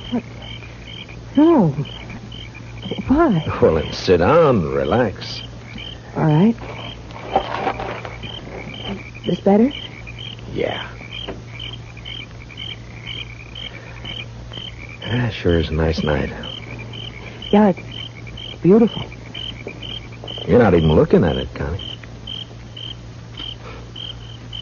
Is something on your mind? No, of course not. Why should there be? I don't know. You tell me. It's nothing, Marshal, really. Connie, let me ask you something. You ever see a man killed? What? Why'd you say that? Well, did you? Yes. Once in the saloon. Huh. Tell me, do you have a fair chance? Yeah, he even drew first. Then you never saw a man shot in the back? Or ambushed? What do you mean, Marshal? I think it sort of goes against your grain, Connie, the idea of a man being killed without a fair chance. I get it, Marshal. All right. Go ahead. Down by the river near Brandy Bend, Billy Grounds is waiting to shoot me in the back. Then why did you come, Marshal? It's my job. I suppose you know about everything. I think so. What are you going to do? Connie, unless I made a mistake about you, I think you're going to let me have a fair chance at him. Somehow. Why should I? What does it mean to me? I don't know, Connie. I don't know. But you think about it. You think about it all the way to Brandy Bend. Now, come on, let's ride.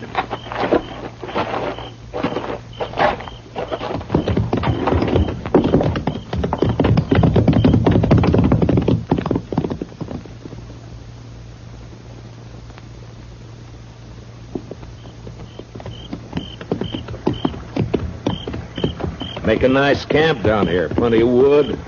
Get your own water right out of the Arkansas. Don't you think, Connie? A man could hide out for a long time down here. Marshal. He could be safe here, even while the Army was trying to move into Dodge.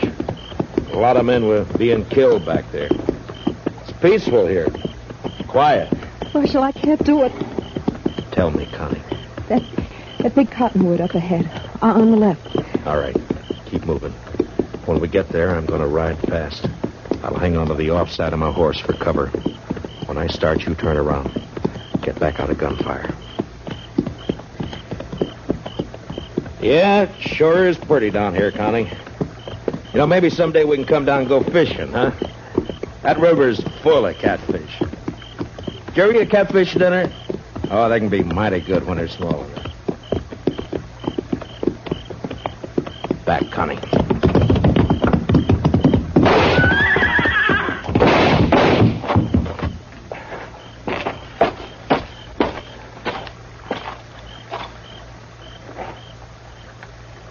Connie?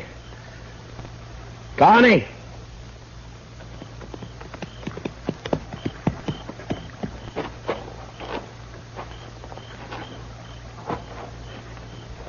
Yeah, he's dead, Connie.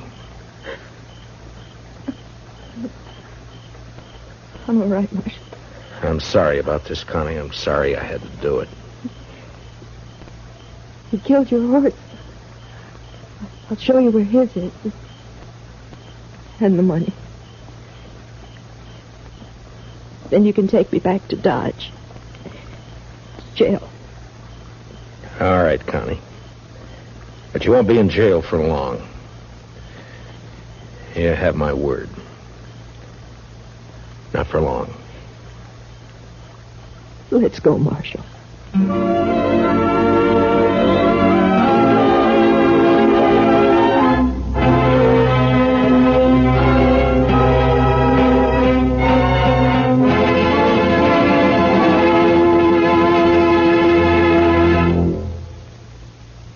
Gunsmoke, under the direction of Norman MacDonald, stars William Conrad as Matt Dillon, U.S. Marshal. Tonight's story was especially written for Gunsmoke by John Meston, with music composed and conducted by Rex Corey. Featured in tonight's cast were Michael Ann Barrett and Jeanette Nolan, with Harry Bartell and Don Diamond. Parley Bear is Chester, and Howard McNear is Doc. Join us again next week as Matt Dillon, U.S. Marshal, fights to bring law and order out of the wild violence of the West in Gunsmoke.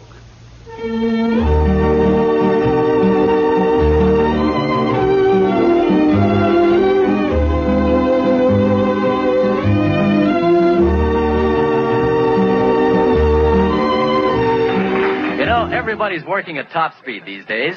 The times demand the best we've got. And the best, when it comes to coffee, is measured in terms of flavor. The demands we place upon coffee today are greater than ever before. Every cup must measure up. Every sip must hit the spot. Now, not only to fill its all-important place as part of a good meal, but for the boost fine coffee gives, the lift to help you get things done. And besides that, since the shortage makes rationing necessary, each cup should make up in excellence for the cups we don't get in between. Now, to fill the bill and more than fill it, get Chase and Sanborn coffee. You'll marvel that a single cup can hold so much delicious flavor. The secret is that Chase and Sanborn is more than one coffee. It's the finer ones blended. And today, our experts are turning out the richest, most satisfying, most flavorful blend of our entire history. You want all the flavor you can get, so get all the flavor you can. Every time you part with a precious ration coupon, ask for Chase and Sanborn. Naturally, nowadays, with so many others buying Chase and Sanborn, too, your grocer may sometimes run out. If he should, please understand and cooperate. And the next time, be sure to ask again for Chase and Sanborn coffee. HOJO Radio, where the classics come alive. Wheaties presents Joel McRae in Tales of the Texas Rangers. On stage tonight, transcribed from Hollywood, another in the Wheaties big parade of exciting half-hour presentations.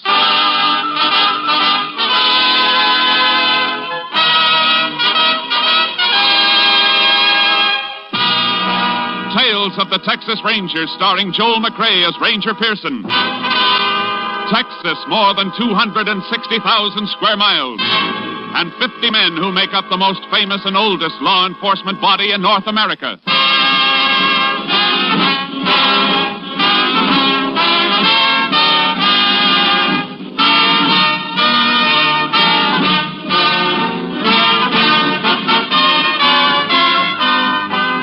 From the files of the Texas Rangers come these stories based on fact. Only names, dates, and places are fictitious for obvious reasons. The events themselves are a matter of record.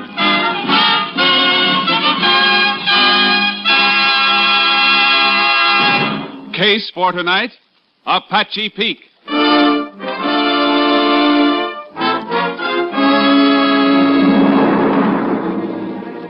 Shortly after midnight on October 4 last, a late model blue sedan came to a stop at a traffic light on the highway leading southwest out of Wichita Falls, Texas.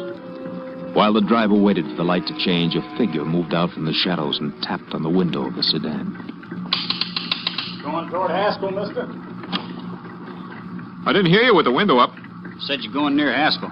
I don't know. Where is it? I'm headed for El Paso. That's my direction. How about a ride? All right. Hop in. Thanks. Mighty hard getting a ride. There's your light. Uh-huh. How far is Haskell? About 80 miles. But I'm going past there up near Apache Peak. Ain't far from El Paso. Oh, good. Keep me from falling asleep at the wheel. I gotta be in El Paso in the morning. Business appointment. You from the east? New York. I guess the accent sticks out, huh? Reckon so. What kind of business you in? Salesman. Airplane parts. You get tired, I can drive a spell. Hey, that's a thought. As soon as I start to feel sleepy. Sure. Give you a chance to rest up. Good.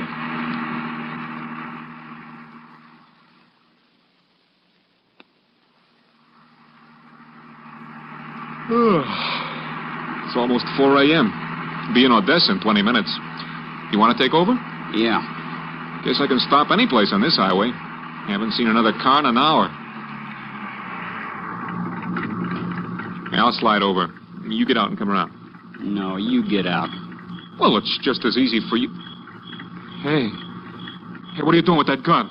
I need money, mister, and you got it. Oh, sure. I'll give it to you. I won't report it or anything. I'll give... I know you won't, mister. Oh!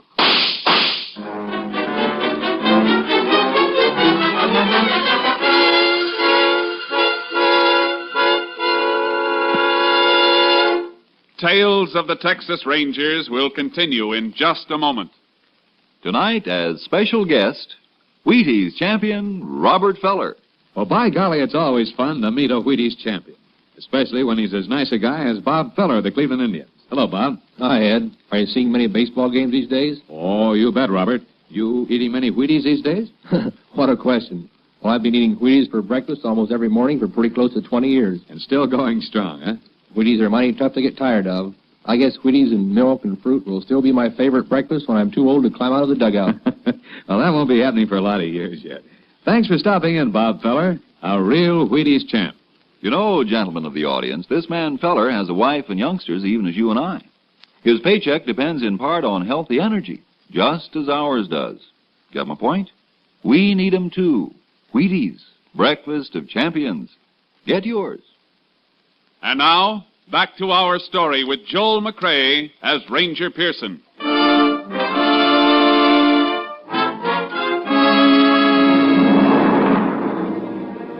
The body was discovered at 8:15 on the morning of October 4, when a fence rider from a ranch bordering the highway found it in the brush at the side of the road.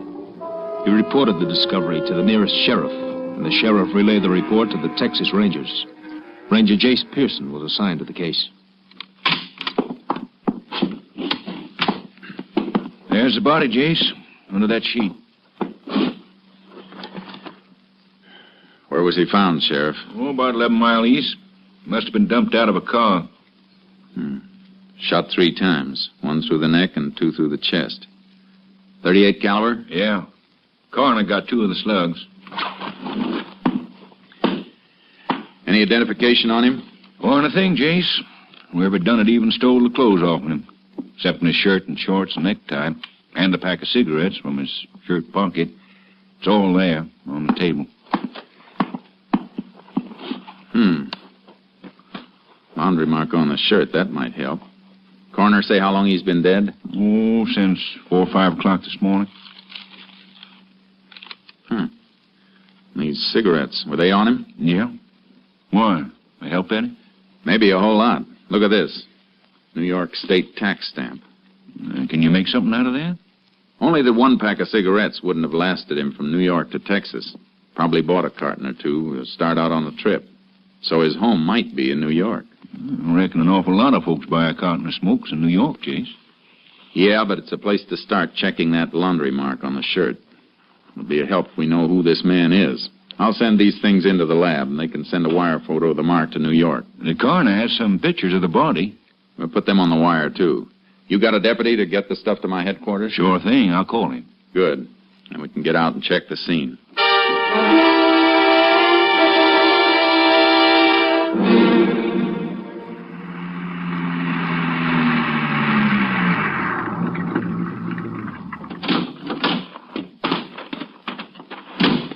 Had this little piece of road here blocked off so no cars could wipe out anything. Good. Yeah, body was found right in here. Yeah. Dragged in from the road. Back of the heel scraped along there. clothing caught on the mesquite here. And what you picking off there? Little fibers of cloth snagged on here. Lab men get through with these and may be able to tell us what kind of duds they came from. Let's take a look at the road. Fresh set of tire tracks here on the shoulder, Jace. Yeah, I noticed them. Impression's deeper here. That's where they stopped. Look at the marks around it. Body was dragged out of the driver's side. That makes a difference? Means the dead man must have been driving. So, there's a good chance it was his own car. I reckon that adds up. But how about the other fella? Could be the same old story, Sheriff. A hitchhiker. Man'd have to be a fool to take a hitchhiker through this country at night. Yeah, a fool. The trouble with fools is most of them are nice people. And they don't rate being killed. I'm going to play a hunch. Make some work for the highway patrol. Captain Stimson's out on investigation. I may be able to reach him in his car. Unit 10 to Unit 3. Unit 10 to Unit 3. Unit 3 to Unit 10. Go ahead. Unit 10 requests all points bulletin alerting highway patrol and ranger units to stop and check all cars carrying New York State plates. The exhibits you sent over have arrived, Unit 10. You're not just going on that cigarette tax stamp, are you? No, Captain. Murder scene check indicates victim was driving car he was dumped from. Might have been his own. Worth trying, I guess. How soon can we expect report from New York police on laundry mark? That'll take time, Unit 10. We'll keep you informed. Lab reports on exhibits in a few hours. We'll keep Unit 3 informed if I move from this location. Unit 10, 10-4.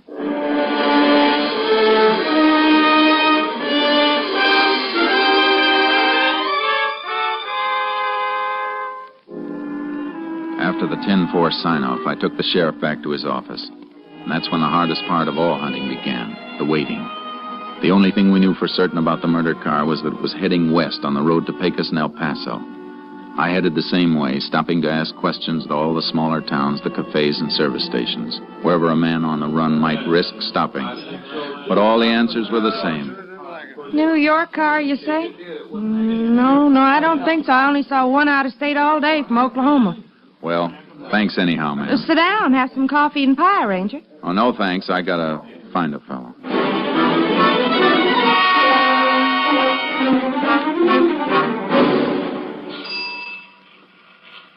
No, I'd sure remember it if a New York car stopped here for gas. Ain't seen one in a week. Well, thanks. Ranger. Yeah? The kid runs the pumps a little while I'm eating. Maybe he saw something. I'll call him out if you want to wait till I catch this fella's windshield. I'll wait. Oh, well, gee, I just remembered. The kid didn't sell nothing today. Well, thanks anyhow.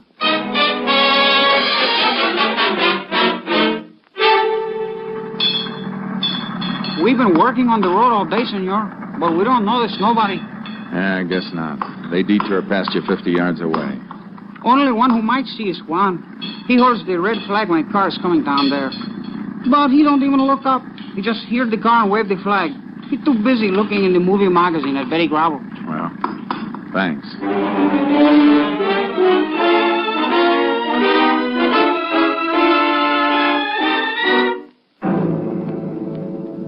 By nightfall, I was just outside of Pecos. I pulled into a grove near an auto court, a place I'd stopped before. Let my horse Charcoal get down from the trailer. Barely got him unloaded when another ranger car pulled in.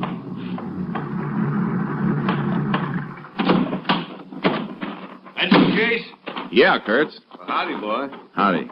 What are you doing down here? Got a teletype for you from headquarters. Murdered man's name was Roger Bradley, New York City. Salesman for an airplane parts outfit. Identification positive? Yeah, pictures, laundry mark, everything. Police up there traced the laundry mark. Bradley's wife identified the pictures.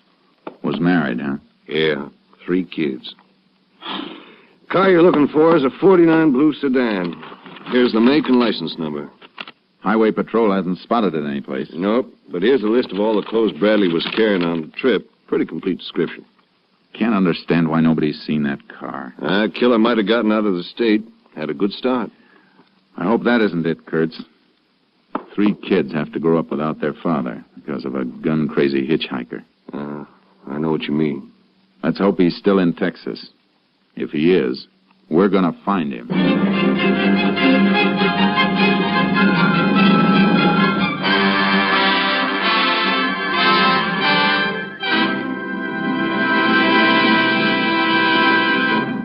In just a moment, we continue with Tales of the Texas Rangers, starring Joel McCrea as Ranger Jace Pearson. Next time you bounce out of bed in the morning, well, you do bounce, don't you? Well, okay, let's say next time you get out of bed, head for the Wheaties. Sure enough, head for the Wheaties at 7 a.m. and see how they help at 11 a.m. Yes, they can make a difference at 11, and they can make a difference at the breakfast table. It's likely to be a pleasanter place with a bowl full of crisp little old Wheaties next to your spoon and napkin. The reason is, of course, the wholehearted whole wheat taste of Wheaties. You're getting all that sweet-as-a-nut whole wheat flavor in every Wheaties flake. Pour on the milk, put on the fruit, and dig right in to one of the finest openings any morning ever had. And then, see how much finer the morning itself goes when you've started with Breakfast of Champions. That full whole wheat really gives with vitality, you know. There's a whole kernel of wheat in every flake of Wheaties. Now see if you don't notice the difference all morning long. Less of the mid-morning slump, more of the up-and-at-'em punch. Know what I mean? All right, then. You try it. Tomorrow, next day, for a good breakfast, for a good morning, start with Wheaties. See yourself how Wheaties at 7 can help at 11. And now, back to Joel McCrea as Ranger Jace Pearson in Tales of the Texas Rangers.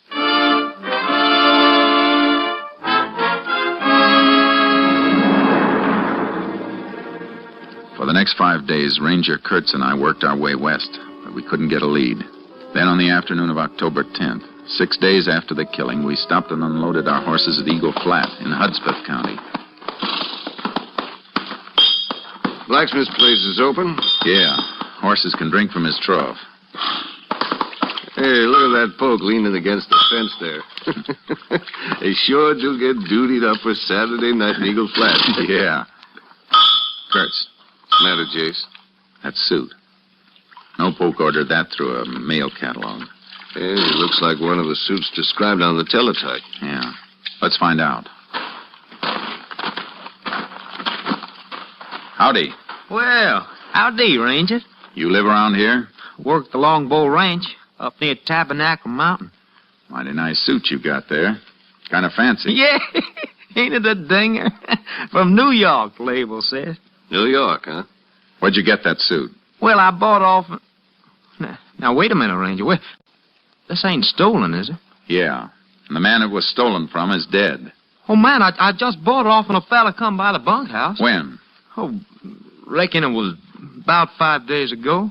He drove up with a bunch of stuff. Drove up? What kind of car? New sedan, blue. Notice the license plates on the car? No. What do you think, Kurtz? He's seen our man or he is our man. Were you on the ranch October 4th? Well, this is the first time I've been off in it in 2 weeks. I bought the suit, I'm telling you. Did you buy anything else? Yeah, this. Watch your hands. Well, I'm just going to show you a wallet the fella threw in with the suit. All right, get it out. Hey, yo. Paid him $10 for the suit and this. Identification cards and everything stripped. You take anything out of here? Well, nothing to take. It's just like I got it, except for my $5 in the money pocket. Killer took all identification out of these celluloid card holders. Might have left some prints. Ought to get it to the lab. Yeah. All right, you better come with us. Now, look, I didn't do nothing. Where are you taking me? To the sheriff. You can give us a description of the man who sold you the duds. If your story checks out clean, you got nothing to worry about. Oh, it's clean. All right. Let's go.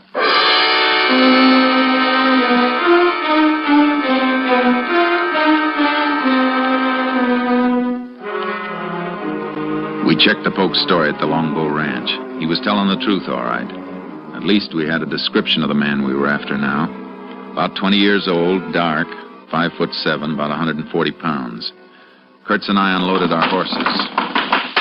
Which way we riding, Jace? Come on, boy. Head north. Into the hills. Road peters out past this ranch, though. Nothing but a trail. We might have turned back to the highway. Alarm was out by the time he passed here. If he went back to a main highway, the car would have been spotted. He's ditched it up here someplace. Well, let's ride. Get up there, Charco. Get up there, boy. Yeah.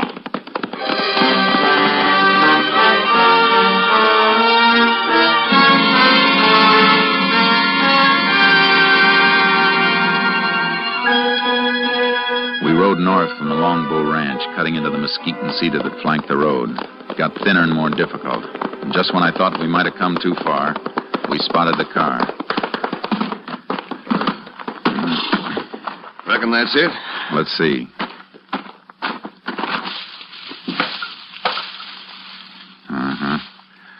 Smart. Rolled it into a gully and then covered it with dirt and grass. Nobody'd ever spot it unless they were looking for it. Let's get back and report it.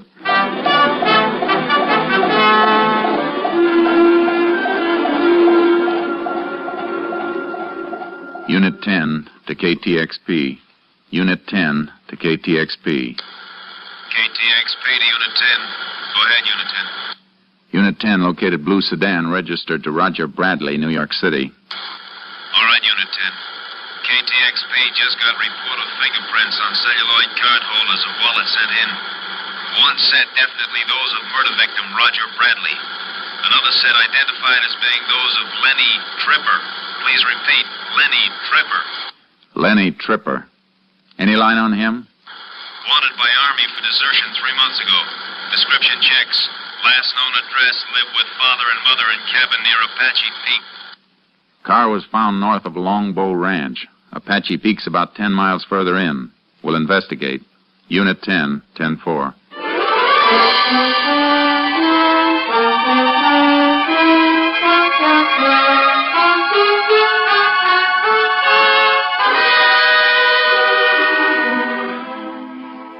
It was sundown when we got started. The country we had to go through is tough enough by daylight. It was after midnight when we sighted Apache Peak. There was still a light on in the cabin nested down in the foothills. Whoa, boy. Easy. Keep kind of late hours up here, don't they? Too late. Better tie the horses to that mesquite. We'll slip up and look in. Yeah. Come on, boy. Chase. Something moving over there. See it? Looks like a couple of burros. Let's take a look at them. You boys up past your bedtime, ain't you? Feel them. Both in a sweat, all caked up. Been packing, too. Yeah, the hair's matted down where they've been cinched. Funny time to be working burros. Yeah. Come on. Let's see the house.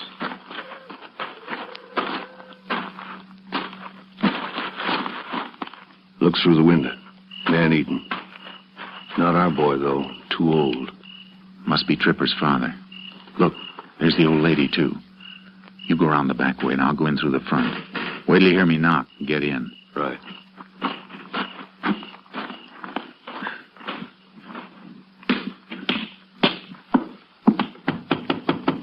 Open up. Who's there? Texas Ranger. What do you want? Lenny Tripper. He ain't here. Mind if I come in and make sure? Let him in. Come on. Pa, what? Just another ranger at the back, Mrs. Tripper. You want to let him in, too? Go ahead, man.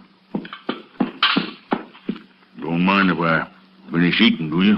No, go right ahead.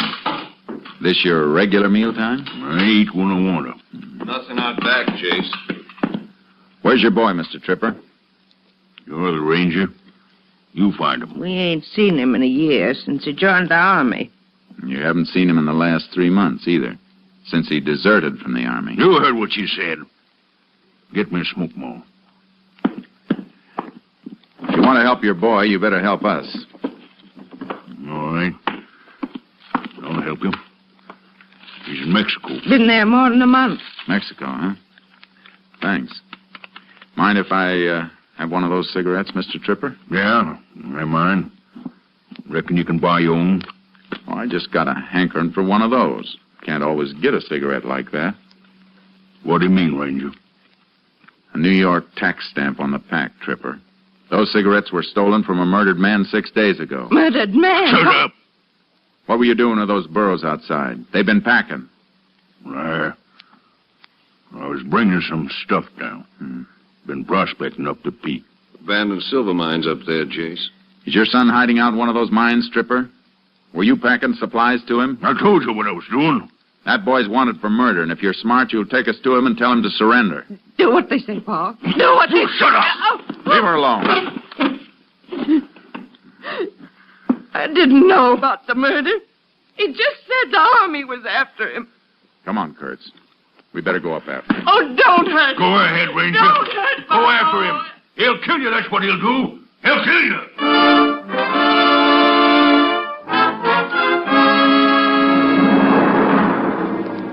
We had to go up on foot.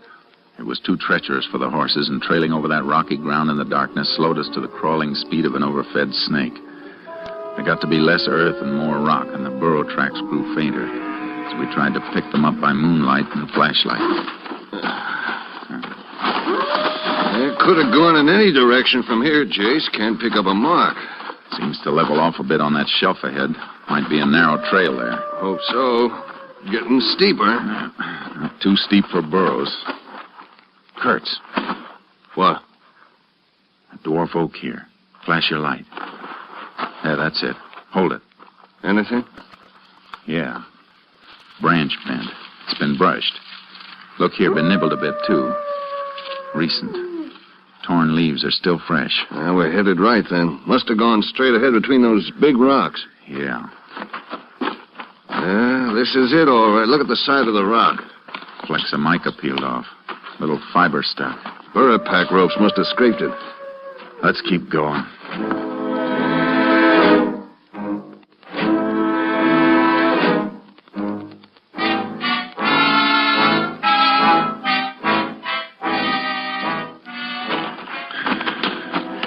We finally reached the summit where the oaks and cedars fought for whatever slight grip their roots could get on the earth between the rocks.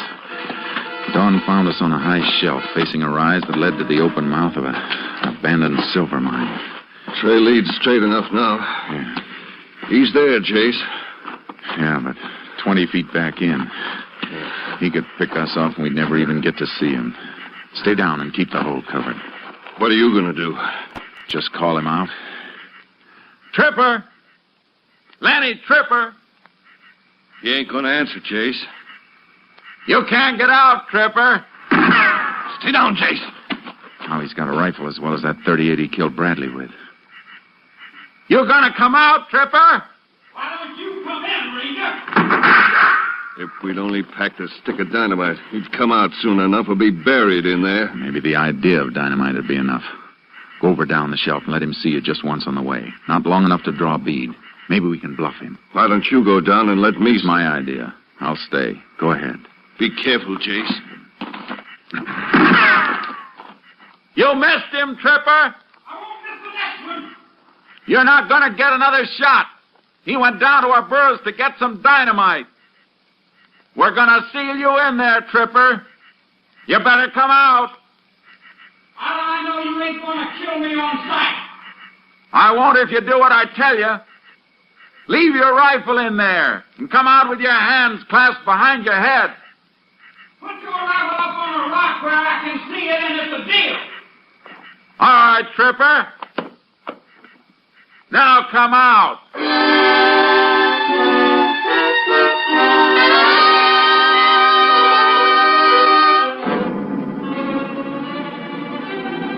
He came out of the shaft slowly, first a blur, then into the light with his hands behind his head.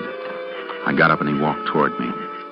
He wasn't wearing a gun belt, but there was something in the way he moved that made me keep my hands close to my holsters. Then he made a quick sidestep, and his hands came from behind his head, and I caught the glint of a .38. Chase! I'm all right. Get him, man. Gun, hand, and arm. Put a tourniquet on, and we'll take him down. What's the matter with you, Jace? You look kind of funny. Just thinking of his folks down there. His mother and even the old man. Just trying to help him because he belongs to them in spite of everything he's done. Folks are like that. We gotta bring him in and break their hearts. Yeah. Makes you wonder why he ever wanted to wear a badge. Until you remember the man he killed and the 3 kids who'll have to grow up without him. That makes you know you couldn't ever want to do anything but wear a badge. There's a tourniquet. That'll hold him. All right, Tripper, on your feet. Let's go.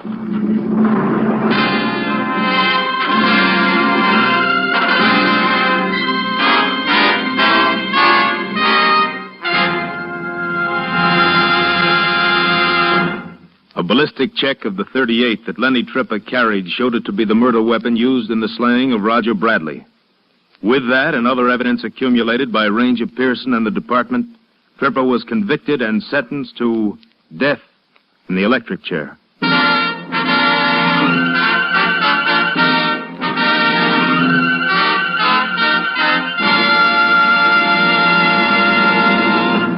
Well, Joel, you did a fine job of clearing up that case. Frank, I've got a little mystery at home. Maybe you can help me. Well, glad to try, Joel. Well, it's the case of the disappearing Wheaties. Every once in a while, when I'm all set for a breakfast bowl of Wheaties, my cook says, "Sorry, we're fresh out." Why, that's no mystery. Wheaties are so good, so crisp, so loaded with natural, sunny, whole wheat flavor, they just don't last long. Yes, I know, but what can I do? Well, you can get up early before anyone else gets at the Wheaties, or buy 2 or 3 boxes at a time. I think you hit it, Frank. Many thanks. Good night, and thank you, Joel McRae. Next week, Joel McRae in another authentic reenactment of a case from the files of the Texas Rangers.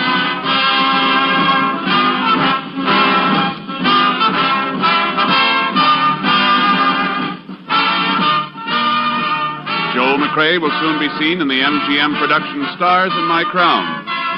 Tonight's cast included Tony Barrett, Bill Johnstone, Sam Edwards, Paul Duboff, Byron Kane, and Virginia Gregg. And this is the Wheaties man, Frank Martin, inviting you to listen on Monday to Frank Lovejoy and Night Beat on the Wheaties Big Parade. See you then.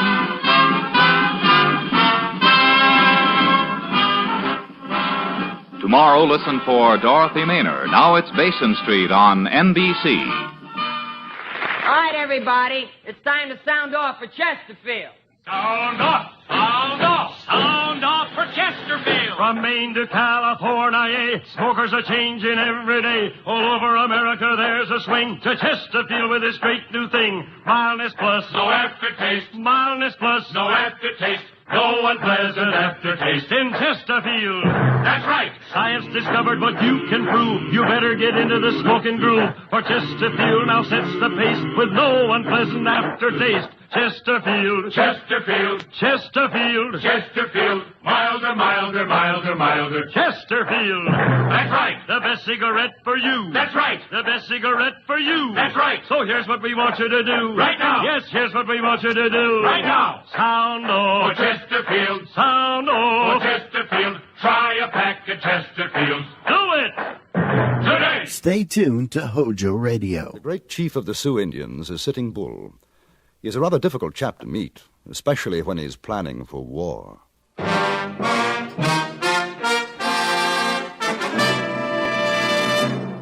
Frontier Gentlemen.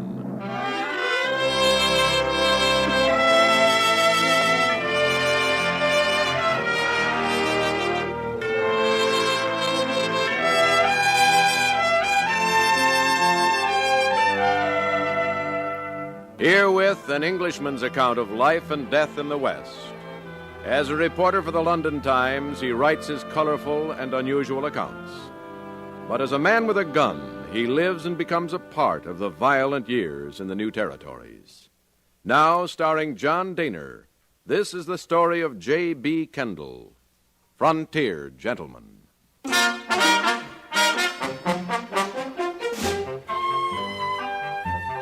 The distance from South Sunday to Rosebud in Montana Territory is about 30 miles. Due to a heavy rainstorm and my lack of funds, it had taken me a week to reach Rosebud. Luckily, when I arrived, my remittance from England, $250, had already been forwarded, and I was once again solvent. After posting off my weekly report to the London Times, I went to the most likely place in Rosebud to get local color and information. Except for the bartender polishing his glasses and a cat on the bar, the place was quite empty. I ordered a drink. 2 bits. Thank you. It's all right. Hush up, cat. Where are you from, mister? London. London, England? That's right. Well, if that don't beat all. My great-grandpa come from there. Jackson Beeson's the name. J.B. Kendall. Well, howdy. How do you do, sir? Tell me, Mr. Beeson, what's the situation with the Indians these days? Well, now you come to the right place for that bit of news. Oh, get away, cat. Yes, sir, we're going to have trouble. You can thank your stars that we got General Gibbon here keeping an eye out.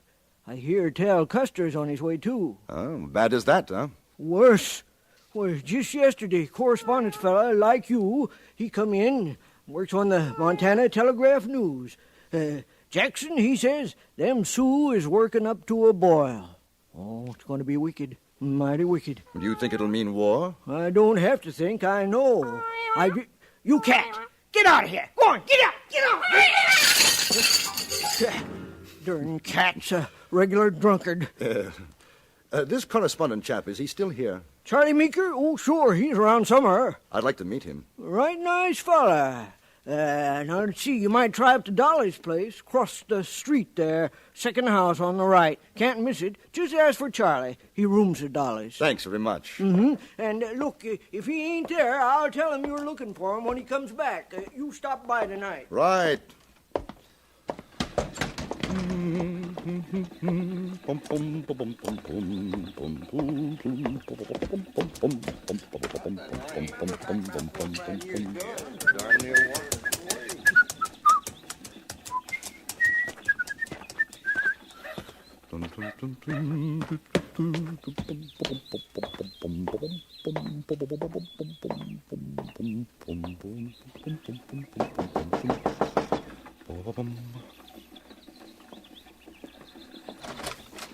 Well, hello, early bird.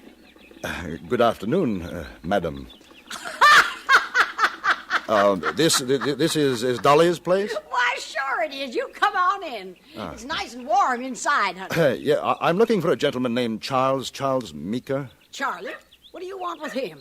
Oh, well, I was told I could find him here. The bartender... Oh, Jack Beeson sent you? Yes. Well, yes. all right. Well, step inside. I'm freezing my... Mary! Go wake up Charlie. There's a fella here to see him. I guess you better wait in the parlor. Say, now, I hope you'll forgive the looks of this room. Some of the boys got a little rowdy last night. We haven't cleaned it up yet. Not at all. Charming. You're new in Rosebud, ain't you? Yes. Well, that's nice. That's real nice. I can see you're a gentleman. Always nice to meet a gentleman. Sit down. Make yourself comfortable. Mr. Kendall. Well, Mr. Kendall. You're a friend of Charlie's, huh? No, we've never met. Well, he's a nice boy. He's real nice. He sure never forgets me. Any time he's in these parts, he brings old Dolly a present. Can I get you a drink? No, thanks just the same. Hey, you ain't a dominie, are you? Dom? A preacher? Oh, no. Well, I sure do admire to hear you talk. I wish you'd say something else. Somebody looking for me, Dolly? Oh, this here's Mr. Kendall, Charlie boy. All right. How do you do, sir? Well, you got business to talk, so make yourselves at home.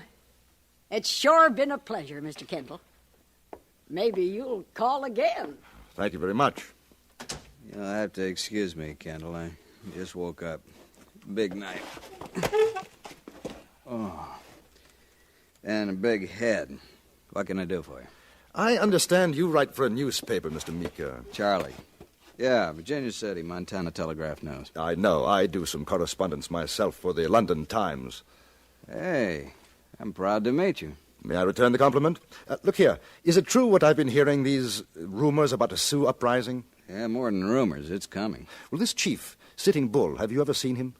Once, a few years back. Big council between one of our government commissions and the Indians. Oh, I'd like to meet him. See him, you know? No, not a chance. Not anymore. While ago, maybe, but those Indians don't trust the white man now. I tell you, they're getting ready for war. Is there any way to make contact with him? Probably. There's plenty of Indian scouts, interpreters hereabouts who could, but for a white man, it'd be worth his scalp. How would one go about it? Are you serious? Completely. Do you know where I could find him? I got a pretty good idea. You want a drink? No, thank you. There's talk of a whole lot of Indians moving off the reservations, going up Tongue River country. Might be headed for Sitting Bull's camp. How far would that be? 30 miles, maybe. Now, listen, mister. When the Sioux go on the warpath, the best place for you and me is someplace else. Well, do you think you could find me one of those Indian scouts? Someone to guide me to Sitting Bull's camp?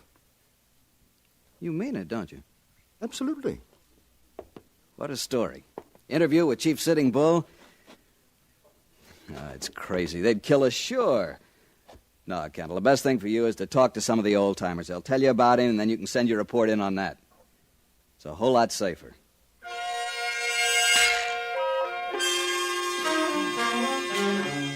That evening in Beeson's saloon, Charlie Meeker found a half-breed interpreter, Johnny Duchelle.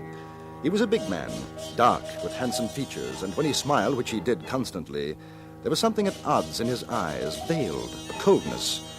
He was playing a game of solitaire, and as he dealt his cards, I noticed that inside his sleeve was a wrist holster. Strapped to it, a derringer. You want to talk with Sitting Bull? That's right, Johnny. Him too? Me too. Suppose he don't want any talk with you. Suppose he want to take your scalp. That would be rather awkward. Johnny, how well do you know the chief? How well does any man know another? Charlie says you've done scouting work for General Crook. Well, doesn't that make you Sitting Bull's enemy? Yesterday I scout for the soldier. Tomorrow maybe I fight with the Indian. Who knows? Yes. Well, the point would seem to be, whose side are you on if you do guide us? If I do this thing, you put your trust in me. I see. Well, what do you say, Johnny? Can you take us to him? Black ace on the red 2. Yeah. You got $50, Silver? Kind of high, isn't it? Sitting Bull, one big chief. You want me to take you to Red Cloud, Crazy Horse? Maybe cost less. What do you think, Kendall? I'm not sure. Maybe you find somebody, do it for less. He take you to Indian, cut out your heart, huh? Now, Johnny's all right. 25 apiece would be worth it. All right. When, Johnny? Tomorrow. Fine. Take no guns. Hey, wait a minute. Indians see you with guns, they say you coming for no good. Without guns, in peace. No gun. It's sort of risky, isn't it, Johnny? Not with me, along with you. What time? We meet outside the state station. 6 o'clock. See you then. Well, then you better give it to me right now. There, then. All right.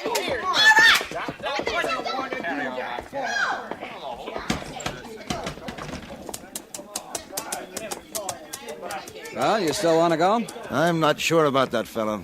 That's a chance you take these days. We can back out. No. But to be on the safe side, Charlie, I think 2 guns in shoulder holsters would make me feel a bit better. Sure. You got 'em? Never use a gun myself. Oh, yes, I've got them. Look here, Charlie. Now, this is my idea. No need for you to come along, you know. What's the matter? You want the story for yourself? No, not that at all. I'm sorry. I only thought Forget it. We'll go together. Hey, how about coming over to Dolly's with me for nightcap? No, thanks, not tonight. Sleep for me. Oh. Well, see you in the morning. We can pick up horses at the livery stable. So long. I watched him walk away, a rather short, thin man, shoulders a little rounded. And then he was lost in the shadows, and I had that odd sensation of having lived this moment before. It had been in Peshawar, in northern India. I remembered a good friend who had walked away from me in the night. The next morning, his head was thrown through the barracks window.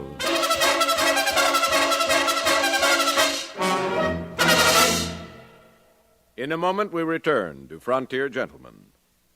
Laugh and the world laughs with you. Cry and say, where'd everybody go?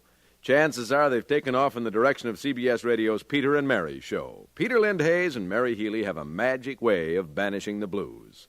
Their amusing notions about practically everything, the easy way they sing their songs, and the exciting personalities who visit them all make CBS Radio's Peter and Mary show a cure for the blues.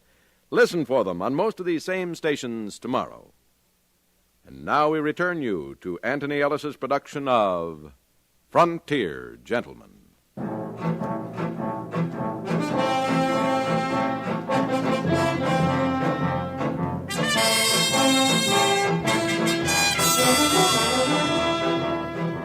The morning was gray, a bit windy. We left Rosebud at 6 o'clock and rode steadily toward the southeast. I could see no sign of a gun on our guy, Johnny Duchelle, but his bulky jacket could have hidden an arsenal. For perhaps over an hour we didn't speak.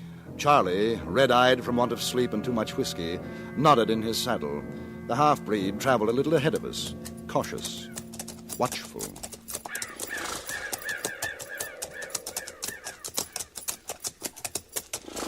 Hey, Kendall. Yes? Never drink Dolly's rot gut. I won't. I can take the pepper, even the tobacco juice she puts in it. But that whiskey... You know, we had a cure for your complaint in India. Oh? Curry powder, ginger, a snake's head, preferably a cobra, a big spoon of sugar, stew the whole thing in a pot of strong tea, and then drink it down. Exactly. It's a miraculous cure. You'd probably end up chucking the whole mess out the window, but you forgot your headache. What were you doing in India? Army, mostly. Officer? At one time, captain. See much fighting? Enough. What were you with? The cavalry regiment. You don't like to talk about it much, do you? No, not much. Hey, better hold up. Johnny's seen something.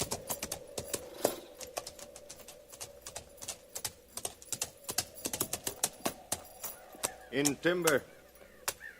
Cheyenne, I think. You stay. I talk to them.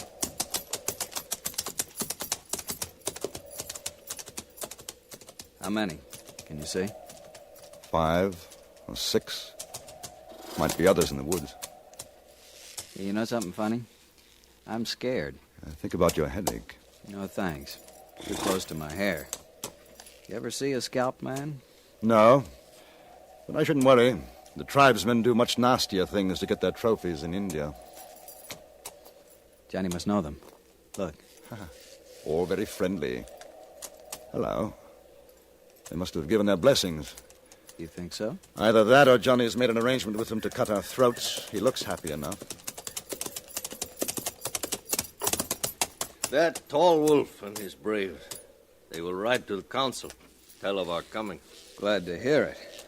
We go on now.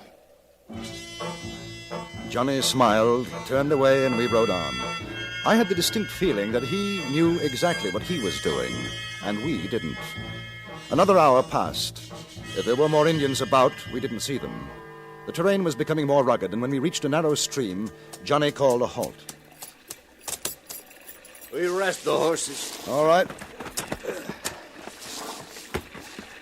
I think I'll get myself a drink. Water, that is. Funny, we haven't seen any more Indians, Johnny. They all at great council. You seem pretty sure we won't be attacked. I told Tall Wolf you come in peace. Possibly there are others beside Tall Wolf who won't feel as he does. Possibly. We see at the council. Well, you're not worried, though.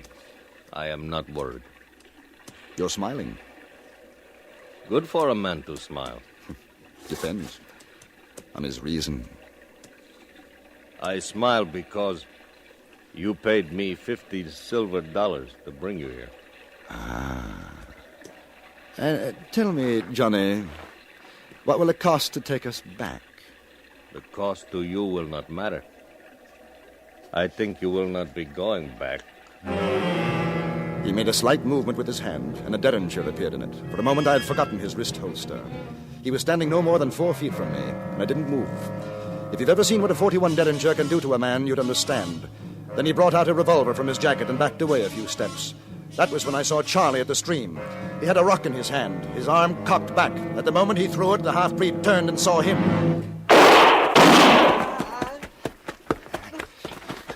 Where are you hit, Charlie? Chest. Boy, that feels worse than Dolly's rot gut. He's not dead? No, I'm not dead, you stinking breed. You, Kendall, take off your jacket.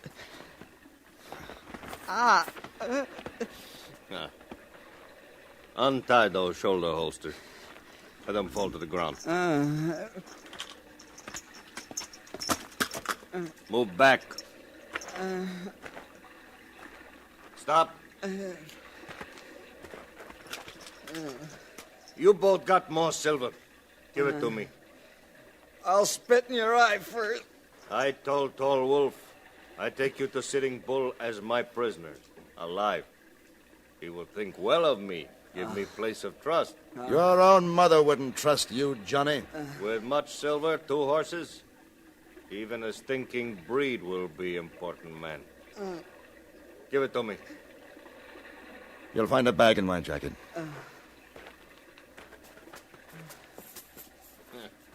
Good.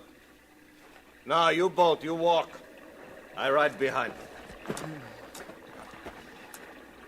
Can you get up, Charlie? Sure. Yeah, I'll help you. It's my fault. I should have done something sooner. I wasn't sure about him. Walk. Cross the stream. Follow the trail. Come on. Lean on me.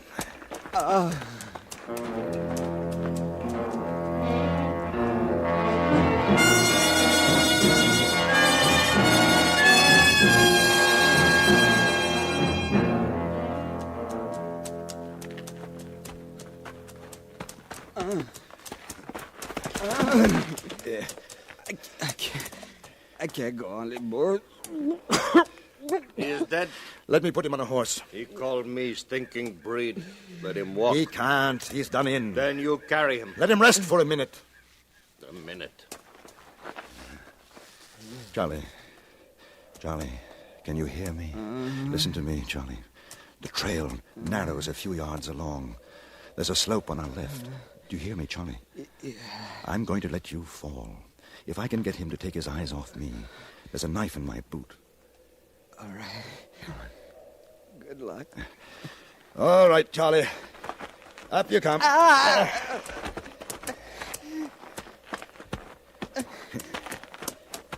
Getting close, Charlie. Now, when you fall, keep your head down in case he starts shooting. What a way to die. I could hit Dolly's right now. If we get back alive, I'll join you. Now, about 10 more steps, Charlie.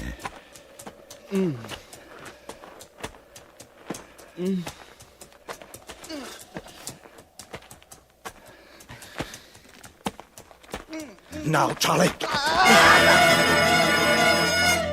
For a moment, I had a glimpse of Charlie sliding, falling down the hill slope. Then he disappeared into the underbrush. I turned to face Johnny Duchelle, the knife in my hand.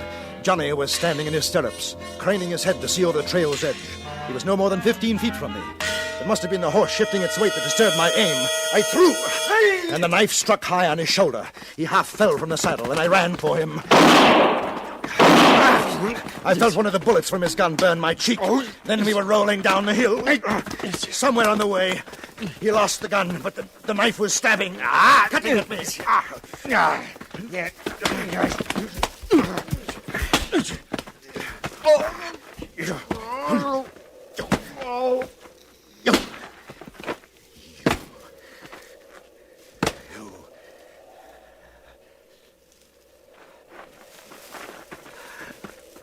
Charlie. Charlie. It's all right. It's all right, Charlie. He's finished. He's finished. Something tells me we don't get to see Sitting Bull today. Better luck next time. Hey, Kendall. Whiskey's paid for. But I owe Dolly for room and board. It's only...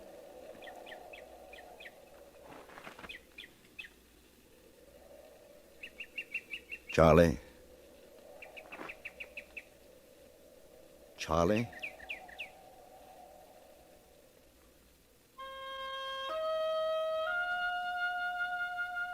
I took Charlie back to Rosebud, to Dolly's place. She had me put the little man on the parlor couch. Then she knelt by his side, took his hand in hers. Charlie boy, it's Dolly. This was my place, son, mister, like the one I never had. My good, bad boy. Dolly misses you, Charlie boy. Wake up, son. Most of Rosebud attended the funeral of Charles Meeker. I sent the story to his own newspaper, as well as to the London Times. And for Charlie, I decided to stay on in Rosebud to have another shot at a meeting with Sitting Bull.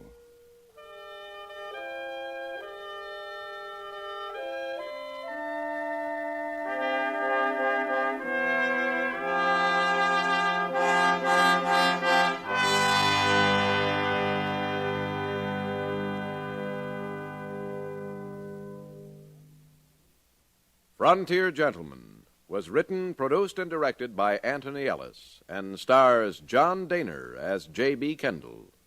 Featured in the cast were Jeanette Nolan, Lawrence Dobkin, Harry Bartell, and Junius Matthews. Music was composed by Jerry Goldsmith and conducted by Wilbur Hatch.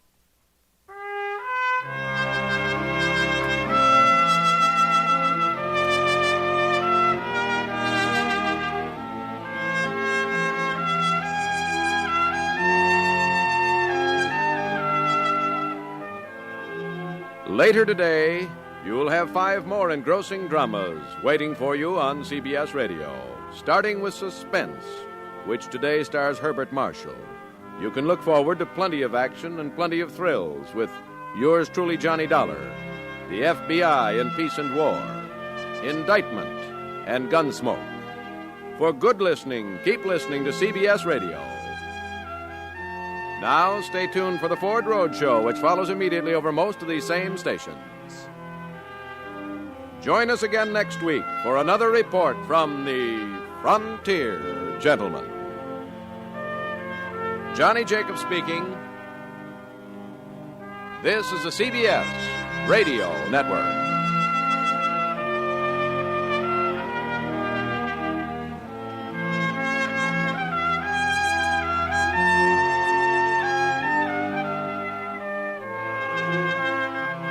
Buy wisely. Buy for flavor. Buy Del Monte. Del Monte, the brand you trust for flavor in so many good foods. HOJO Radio, we're your old-time radio headquarters. Stay tuned. James Stewart as the six-shooter.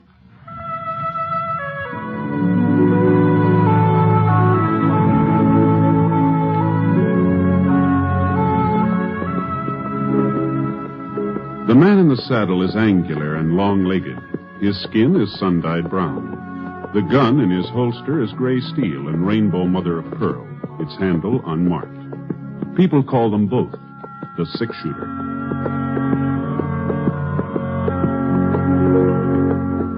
Coleman, America's leader in modern automatic home heating equipment, and the National Broadcasting Company present James Stewart as the six-shooter, a transcribed series of dramas based on the life of Britt Ponset, the Texas plainsman who wandered through the Western Territories, leaving behind a trail of still-remembered legends.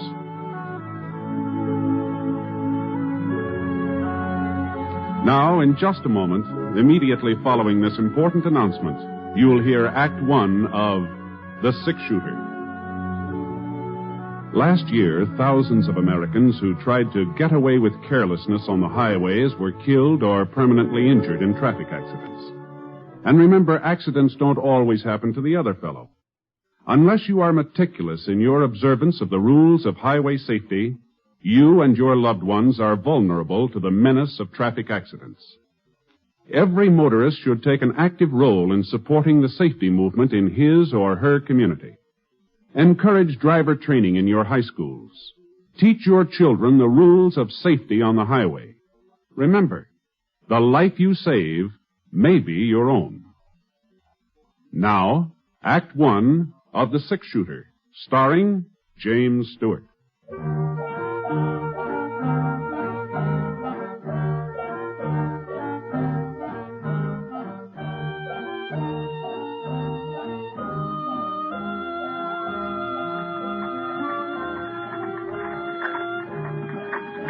I had a grandstand seat.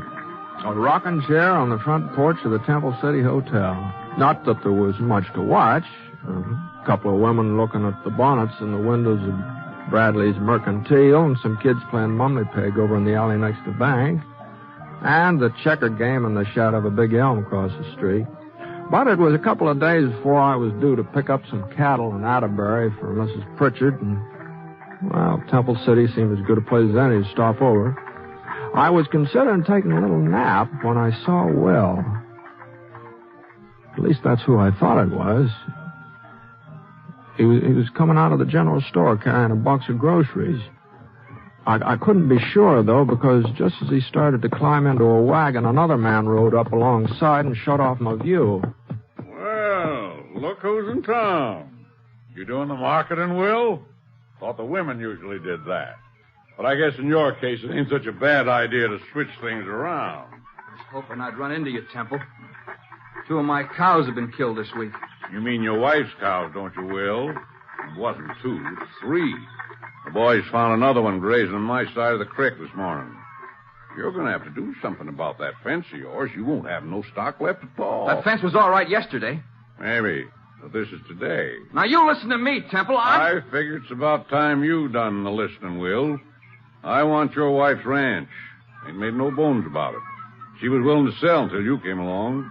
She ain't willing now. I'll give you $2 an acre. That's more than a fair price. Anybody will tell you that. We're not going to be shoved off that land, not for $2 an acre or 20. Then maybe I'd better talk to Sarah, seeing as how it's her property. No! No. I'm warning you. You stay away from our ranch and our cattle, or I'll... Well, go on. Tell me what you'll do, Will. I'd be real interested to find out. Come on, Bill. If it was Sarah giving him the warning, I might take it seriously, seeing as how she wears the pants in the family. The wagon moved in closer where I was sitting. I got a good look at him now. He'd changed a lot since last time we met up. He was older. There were a couple of those squint wrinkles between his eyes. Even so, he still could have been more than 23 or 4, seeing as how he was only about 20 when we worked on the West Star Roundup together. Hey, Will! Hey, Will!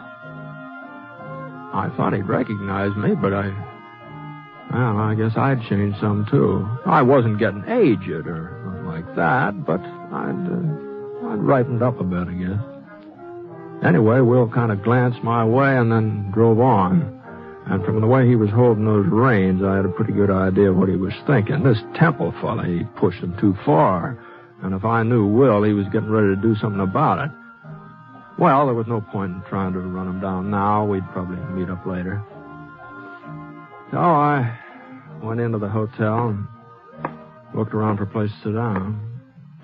The clerk behind the desk was playing a game of solitaire. Howdy, Mr. Ponset.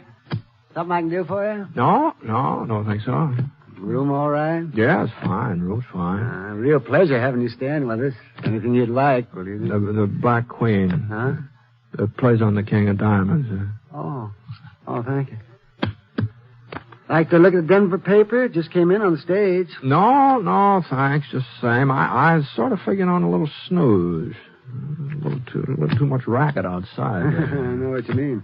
Noah Temple's got a voice that carries all right. I could hear him and Will arguing clear in here. Yeah. Don't amount to nothing now, Mr. Ponset. They've been squaring off like that ever since Will moved to town and married Sarah Blake. Oh? Oh, looks like I'm stuck. Good thing I'm not playing at the gambling hall. I'd be out $50. You see, Noah's got the idea of buying Sarah's ranch, and there ain't going to be no stopping him until he buys it. Will he need her land for any reason? Sure thinks he does. Now, if I can just get me the ace of spades. 40 years ago, Noah's grandfather started this town. He owned all the acreage between the foothills and the creek out south. Old Temple City was named for him, as a matter of fact. Is that so? But the old man's son, Fred, well, he wasn't much good. First thing you know, he'd sold off nearly everything his dad had left him. When Noah took over, he swore he'd get all the Temple property back again. Guess it sort of stuck in his craw that Temple's wasn't the biggest outfit in the valley no more. Doggone that Black 7. How's Noah Temple been doing? Well, first folks didn't take him serious. They thought he was just a talker like his father, but he sure fooled them. Yeah, today he's got more acres than his granddaddy ever had. There's only one piece of the original temple setup he ain't been able to buy back. That land of Sarah. Oh? Sure was a surprise when Will wouldn't let her sell it. Nobody ever figured he'd stand up to Noah. A man like him. Was something wrong with him? 7, 8, 9. What's that? Oh, well, you see, Mr. Ponce, Will's a coward. You see, as he's yellow clear through. He won't ever wear a gun. If there's a posse being formed, he don't go along. And if there's a fight, he lays low. You can call him names, you can insult him. The way Noah Temple did, he just takes it. Gee, that sure don't sound like him to me. You know Will, Mr. Ponce? Used to. A couple of years ago, we worked around up together. Oh, that must have been before he moved to Temple City. Yeah, it's down in Texas. Back there, Willie Techman wasn't afraid of nobody or nothing. And for a youngster, he's mighty fancy with a gun. Techman? That's right, yeah. Oh, but that ain't his name, Mr. Ponce. Will's name is Fetter. Oh? Yeah, Will Fetter. Oh, no wonder you were surprised about him being yellow. You got the wrong man. Uh-huh. Well, they must look alike. This friend of yours and Will Fetter. Yeah. Yeah, I guess I do, yeah.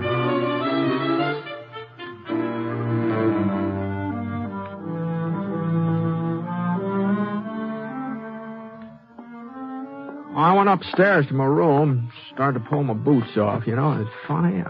I hadn't been doing anything but sit all day, and my feet hurt worse than I've been walking 20 miles. Oh.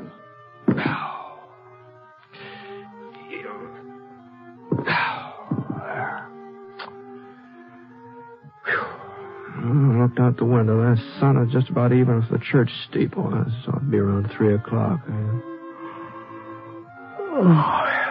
I had a couple hours before supper, so I let myself down in a bed.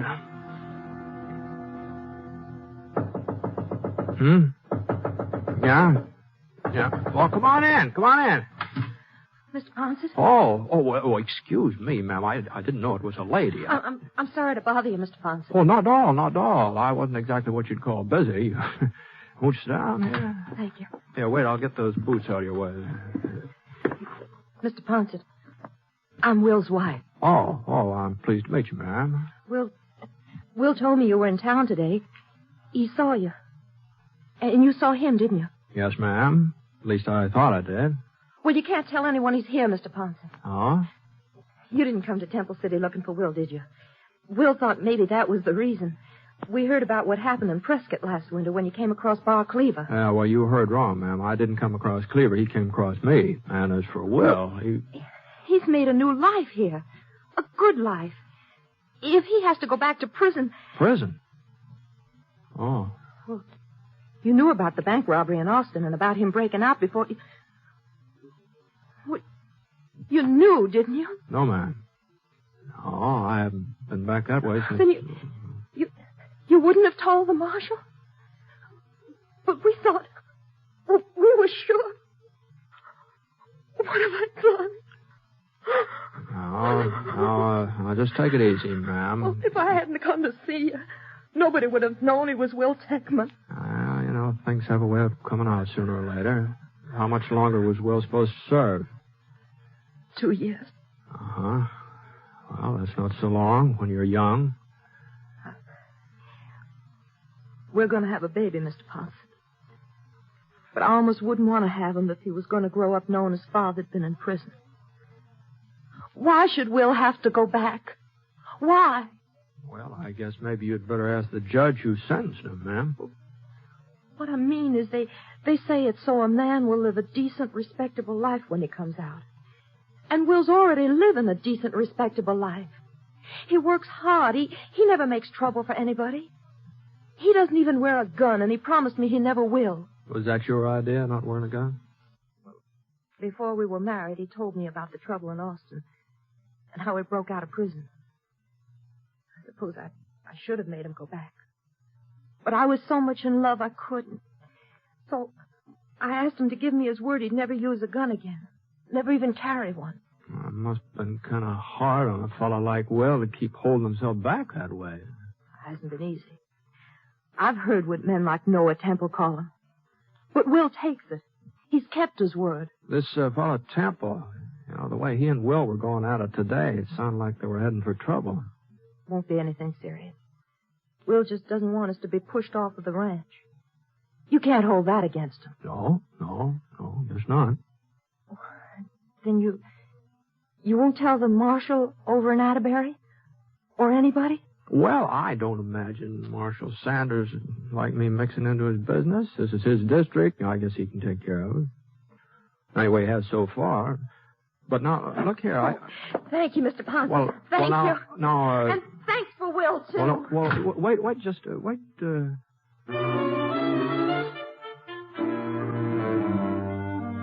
after all, most of what she said was true.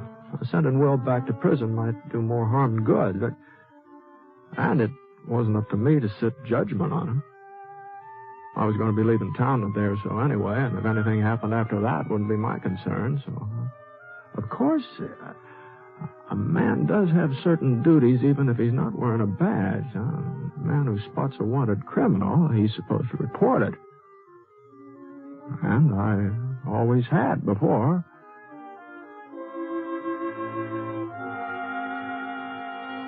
I scraped some of the mud off my boots and washed my face, put on a clean shirt, and went downstairs into the lobby. The clerk was still playing solitaire. Just beat myself again, Mr. Ponce. If I was playing in the gambling hall, I'd be ahead about $140. Pretty good for one afternoon, eh? Yeah, real good. About time for supper? Yeah, go right on in. Molly will fix you up. Got baked ham tonight. Fine. Oh, say, Mr. Ponce. Yeah? Remember us talking about Will Fetter and him being afraid to carry a gun? Uh-huh. Well, the darndest thing just happened. Oh, it wasn't any more than 15 minutes ago. I guess everybody's talking about it. He went into Bradley's mercantile and he bought himself a carbine. Oh? Of course, he's just trying to bluff Noah Temple. Folks are giving 10 to 1. Will don't even know how to load a rifle. Where you going, Mr. Ponce? Dining room's over there. I guess maybe I'm not hungry yet. Say, whereabouts is Will's ranch? I think maybe I'll take a little ride. Maybe work up an appetite.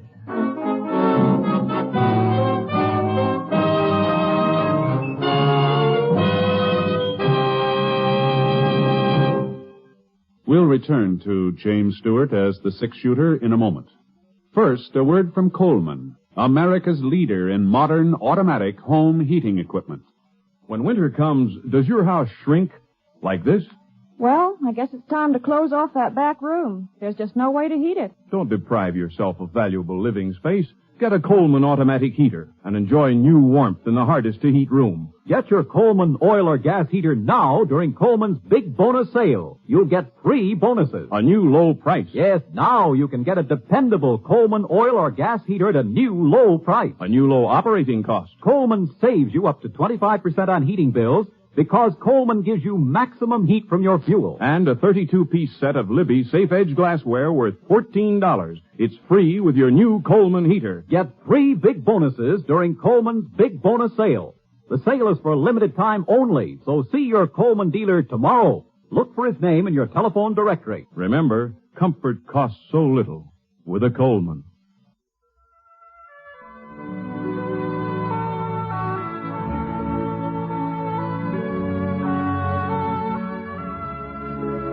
Now, Act 2 of The Six-Shooter, starring James Stewart as Britt Ponce.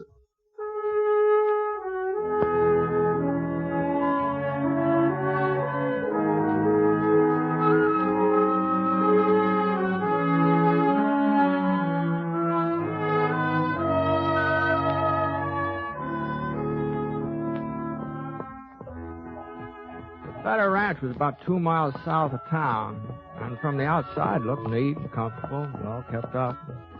The ground stretching out behind it was good grazing land, though it was worth at least $5 an acre, maybe more. I tied Scar to a cottonwood in the yard and walked up to the door.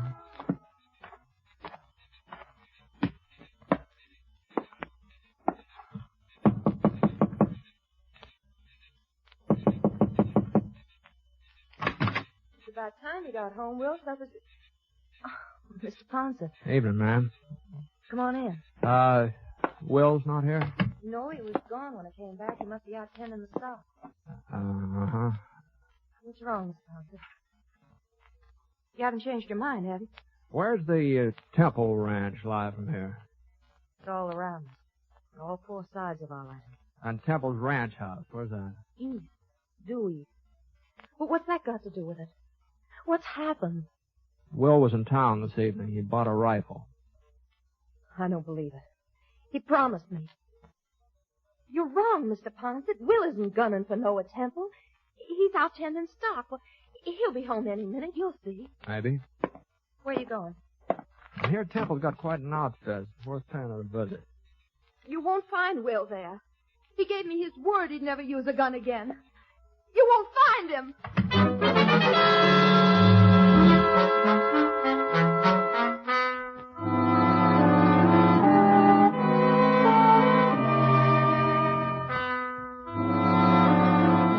I headed due east for about a quarter of a mile, and when I came to the edge of Will's property, I saw a sorrel tethered to a fence post.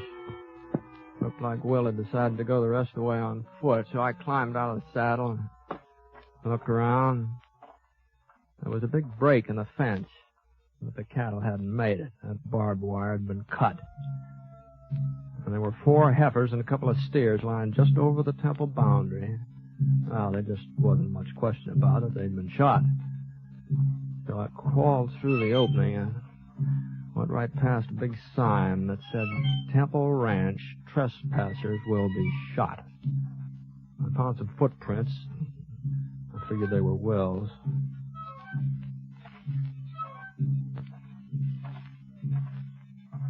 About 30 minutes later, I caught sight of the ranch house. It was built about halfway up the side of a pretty steep hill, big, sprawling building. There was a light inside, and I could just barely make out Noah sitting at a desk working on some papers. But where was Will? He had plenty of time to get here. And I heard his step and swung around. There was one of Temple's hands pacing up and down near the stable alongside the house. The way he was holding the rifle, it looked like an army sentry instead of a cowhand.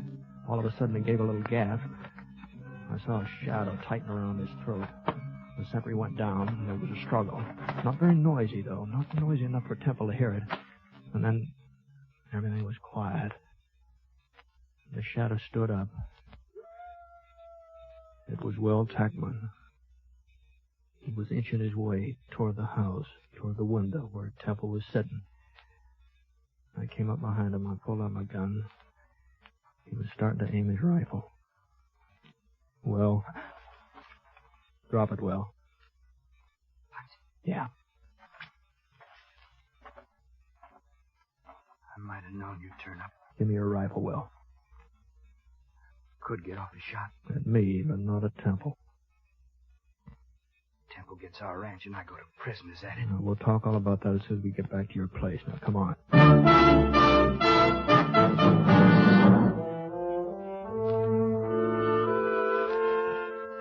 I carried Will's rifle and led the way. About 20 minutes later, we passed another one of Temple's guards. He was dozing, didn't notice it. Still had a couple of miles to go before we'd reach the fence where we'd left the horses. Will was sort of panting for breath. All right, let's rest a minute. Okay. I thought you promised your wife you'd never take up a gun again, Will.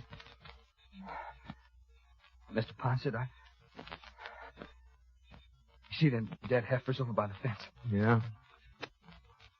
Had a bout wipes I heard of. I found them. I had to do something. As long as you knew who I was anyway, as long as I was going back to prison, I had to fix it so Sarah wouldn't have the ranch taken away from her. You wouldn't think a piece of land would be worth everybody getting so excited about. I've been shoved around, Britt. Ever since I was a kid, I've been shoved around. Even when I held up the Austin Bank, I wasn't the one who... The one who what?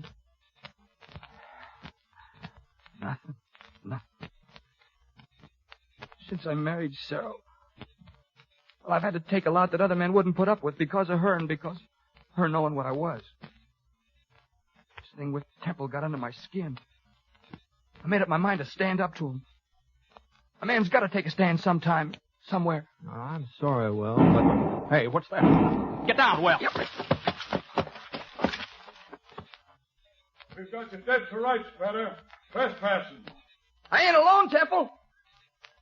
Britt Poncett's with me. Ponset? That's right, Temple. I might have known Feder wouldn't come alone. Well, I guess 4 of us can take care of 2 of you. He won't be much use to you, Ponset. Not enough fight. Okay, boys, move in. I could see one of his boys firing from behind a tree behind him. So I aimed at his arm. And the bullet hit him on the shoulder and he lurched forward. That meant only 3 of them now, but they were closer. Will still didn't say anything. He was waiting for me to make the next move. I tossed him the rifle. Thanks, Britt. He got to his knees and started across a little clearing. He was still all right when he died behind a boulder. I knew where he was heading, too. Noah Temple had been shooting from behind a clump of pines about 50 yards back. For a couple of minutes, I didn't get a chance to watch him. Temple's 2 guards were on either side of me now. One of them was more than 8-10 feet away. I saw the barrel of his carbine rise up from behind the bush. There's only 1 guard left. About that time, it seemed like he'd had enough. Anyway, I moved across the clearing toward the pine trees where Will had disappeared. Pulled up behind a rock. Well, there was Noah Temple. Crouched down low, his gun ready. A little bit of movement in the brush caught my eye. It was Will. He was right behind Temple. And Temple didn't know it. He was looking my way. Will had a perfect shot. I saw Will's finger curl around the trigger. But Will didn't fire. I couldn't figure out what got into him. He didn't fire. And then he threw his rifle to one side and let out a yell. Temple! Temple turned and got off a shot. Well, he was surprised he couldn't do much aiming. And then Will was on top of him, twisting the gun out of his hands. And after that, I saw a fight the like of which I'd never seen before in my life. There, Will hit Temple across the face, and he went over backwards. And then Temple kicked, and his foot lifted Will right off the ground. But before Temple could pick himself up, Will was right on top of him again.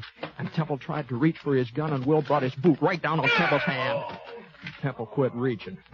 And then Will backed away and let Temple up again. And as soon as Temple was steady again, Will drove his fist right into Temple's stomach. And Temple's hand flew apart, and he was wide open. Will hit him again, and hit him again, and again. And finally, Temple managed to send his fist into Will's face. And Will looked like maybe he was going to go down, but he still had a fight left to land a right that snapped Temple's head right back. And it was Temple that toppled over, and then I knew he wasn't going to get up again, not for quite a while.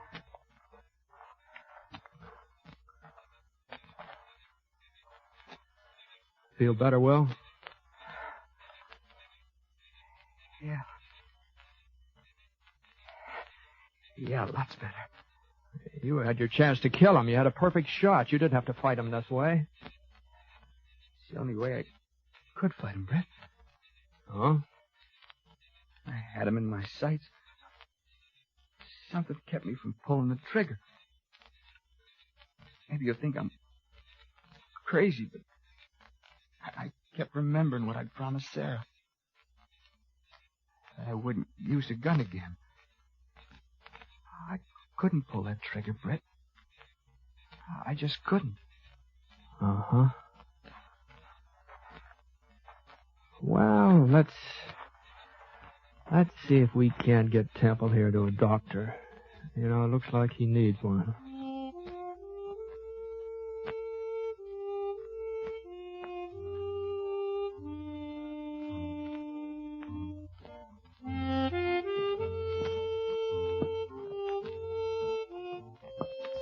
We left Noah with the doc in Temple City, and I started off for Atterbury. I've made up my mind to tell the marshal about Will, all about him. Sarah and Will, they agreed. They think I should, too. But then again, the way I see it right now, the state of Texas is looking for a gun-toting bank robber named Will Techman, and I just don't think Marshal Sanders would be very much interested in a law-abiding rancher who's called Will Fetter.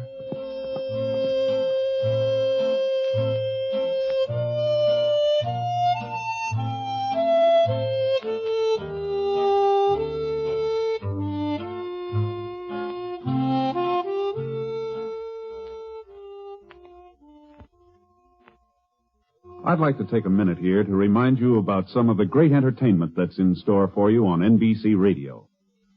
Now, for most of us, Monday evening is a time to relax, sit back, and take it easy. NBC had exactly that in mind when they designed their Monday night of entertainment. You'll want to listen to the delightful music of the Railroad Hour as they resume their fall schedule of popular operettas that have entertained for so many years. Gordon MacRae will be your host and star, and during weeks to come, you'll have many charming guest stars to add to your listening pleasure with their famous voices. And you'll want to relax to the melodies of the Firestone Orchestra and Chorus under the direction of Howard Barlow on The Voice of Firestone.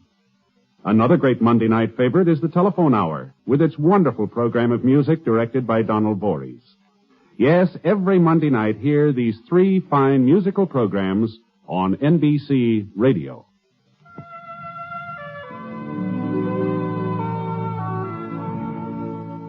Coleman, America's leader in modern automatic home heating equipment, and the National Broadcasting Company have presented James Stewart as the Six-Shooter. Mr. Stewart may currently be seen in the Universal International picture Thunder Bay. Others in the cast were Michael Ann Barrett, Herb Ellis, Howard McNear, and Will Wright. The Six-Shooter is an NBC Radio Network production in association with Review Productions, and it is based on a character created by Frank Burt, and today's transcribed story was written by him. Special music was by Basil Aslam, and the entire production is under the direction of Jack Johnstone. All characters and incidents were fictitious, and any resemblance to actual characters or incidents is purely coincidental. Hal Gibney speaking.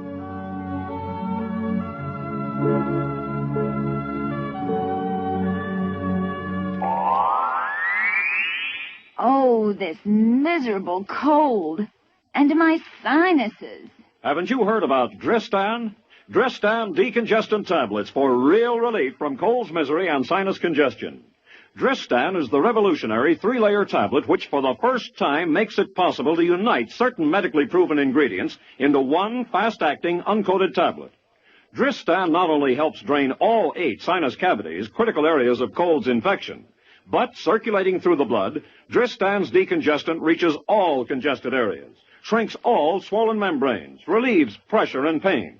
An exclusive anti-allergent helps keep breathing passages dry and clear. Pain relievers reduce body aches, fever. Vitamin C helps build body resistance. This is Dristan. Today, Dristan is widely imitated, but the exclusive Dristan formula cannot be duplicated. There's nothing like Dristan decongestant tablets. Stay tuned to HOJO Radio.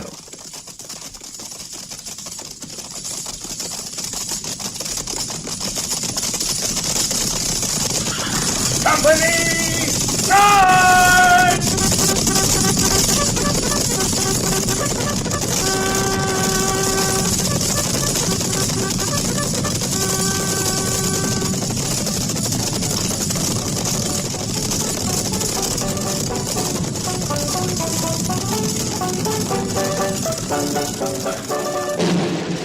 Fort Laramie.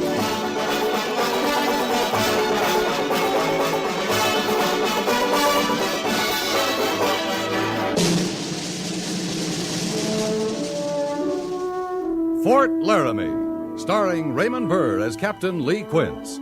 Specially transcribed tales of the dark and tragic ground of the wild frontier, the saga of fighting men who rode the rim of empire, and the dramatic story of Lee Quince, Captain of Cavalry.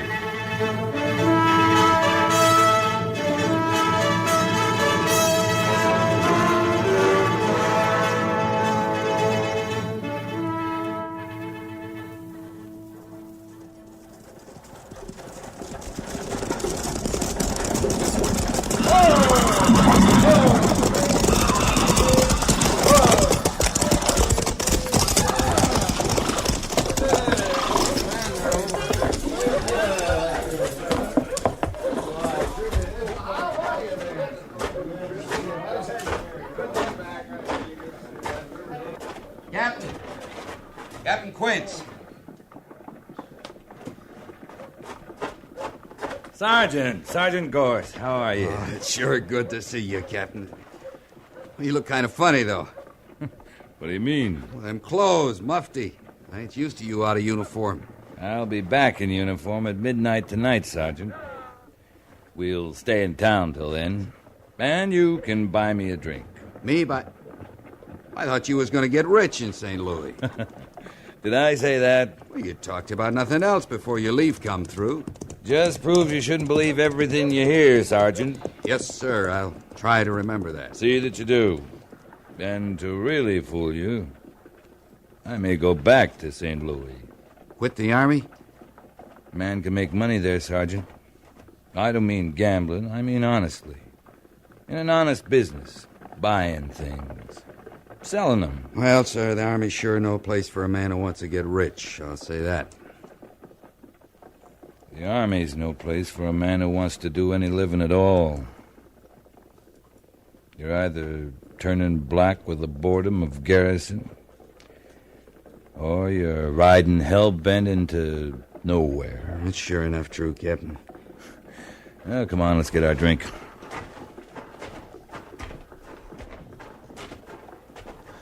How's B Company, Sergeant? Company's fine, sir. Major Daggett's going to be mighty glad to see you back at Fort Laramie. He isn't going to see me till midnight. He'll be waiting up. Send me into town to tell you. Oh? Something wrong? Yes, sir. Well, what? Arapahoes. They've been raiding for horses. Massacred a whole family over in the basin about 10 days ago. You mean they jumped the reservation? Not the whole tribe, just a few of them, I guess. Mr. Seiberts took B Company out last week, but he didn't have any luck. Why not? I don't know, Captain. I wasn't with him. What? I've been on sick list till 2 days ago. Sick list? You? Yes, sir. Pack mule kicked me in the belly. Oh. Well, a little whiskey will cure that, Sergeant. Well, here we are. Mr. Seiberts is feeling mighty bad about it. Your belly? Like I said, it's good to have you back, Captain. Bottle of rye and 2 glasses. Coming up. The Army. Hey, Moylan, look at what came in. What's his trouble? 8 soldiers, I guess. Like a lot of people. Since Richmond. Yeah, too much war, maybe. I guess everybody'd like to forget it now. We'd all like to forget it. There's a war still going on. You're right, sir. Who do they think stands between them and all the hostiles out there waiting to hack them to pieces? Who does all their dirty work for them? It isn't like people to be grateful for any favors, Sergeant. No, sir, I guess not. When I think of the troops aching for home while they sweat and freeze and spill their blood all over the frontier for 50 cents a day, it makes me mad. Tell me about St. Louis, Captain. Here's your liquor, gentlemen. Hey, you! Hold it! You know them, Sergeant? No, sir.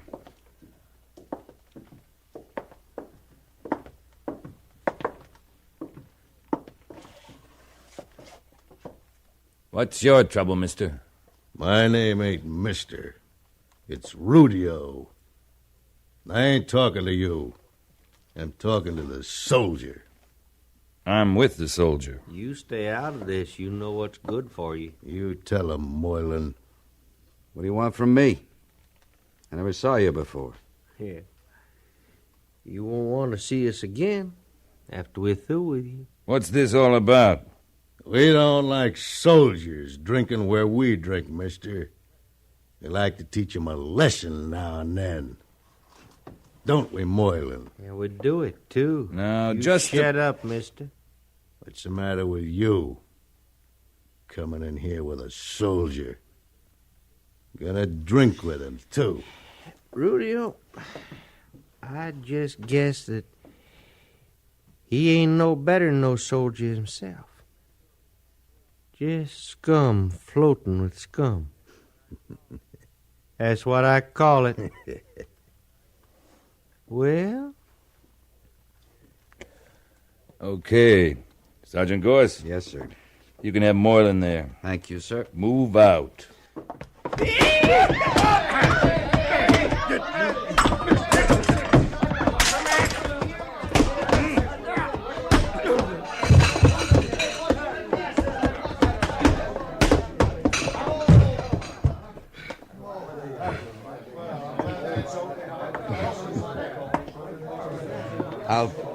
I'll buy you that drink now, Captain Quince. You can buy the first one, Sergeant. Yes, sir.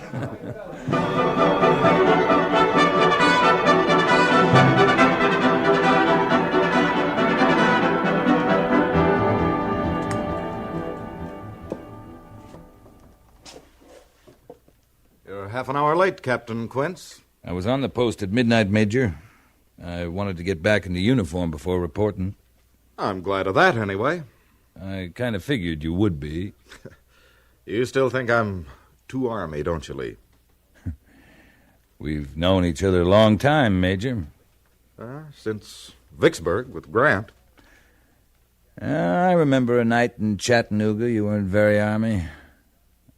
I've forgotten the girl's name, of course.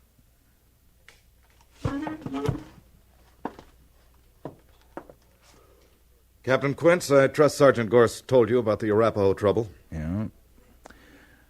They're out raiding for horses. They've slaughtered a family over in the basin. It's got to be stopped. Settlers are beginning to wonder what the 2nd Cavalry's doing at Fort Laramie. If this goes on, there won't be any settlers. Hard enough homesteading this country without a man waiting for him and his family to be massacred by renegade Indians. I'll take a patrol out in a few days, have a look around. You'll take B Company out tomorrow morning. May I make a suggestion, Major Daggett? If it's in order. Lieutenant Syberts took B Company out and found nothing. Sure, he's green, but a few Arapaho can hide easy from a whole troop of cavalry beating its way through this country. Give me 12 men. I'll scout those Indians, get them set up. Then I'll come back for the company. No, it's too slow. There isn't time. Better let me try it, sir. I said no, Captain. You haven't got very far your way, Major. You have your orders. Yes, sir. Oh, Captain. Yes, sir. I heard you and Sergeant Gorse were in a brawl earlier this evening in town. Conduct unbecoming an officer. You should learn to control your temper, Captain. I wonder what family the Arapahos are putting the knife to tonight, Major Daggett. Should never start this sort of thing with you. Take your patrol. Yes, sir. Any further orders? May have Sergeant Gorse and Lieutenant Syberts, but no other officers or non-commissioned officers. Right. Pass your men through the main gates of the post half hour before reveille. Any questions? No, sir. Then move out.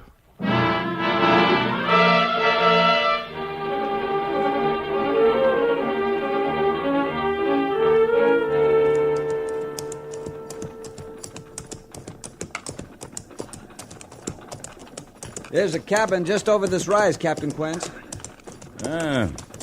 Must be new, Mr. Syberts. Yes, sir. It is. Man and his family. He's raising horses. A man's a fool. There's just as good land a day's ride from the fort. You're right, sir. Am I, Mr. Syberts? Of course, sir.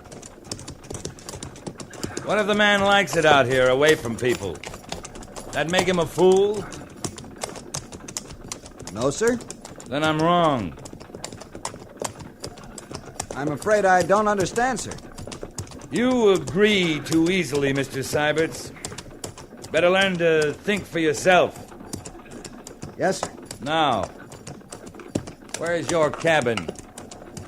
Well, you'll see it in a minute, sir. There it... No. Look, it's been burned.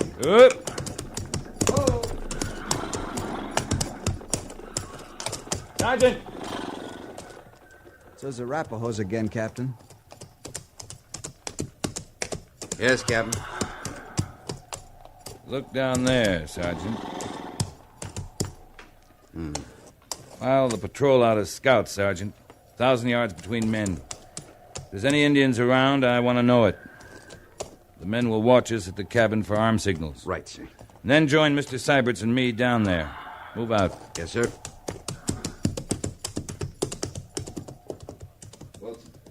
Follow me, Mr. Seiberts.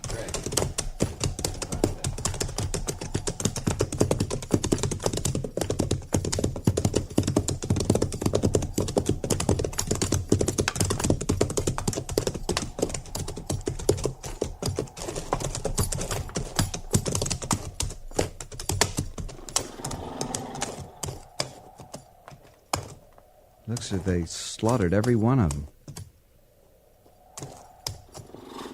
Man, a woman, a young boy. Is this the whole family, Mr. Seiberts? That's all of them, sir. Thank God for that.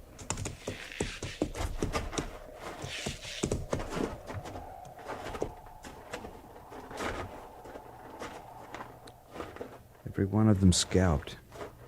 Even the boy. At least they weren't tortured. No, sir. Tell me, Mr. Seiberts, was the other family like this? Why, yes, sir. I see. Made quite a mess, didn't we? Take a good look, Sergeant. How many horses did this man have, Mr. Seiberts? About 10, as I remember, sir.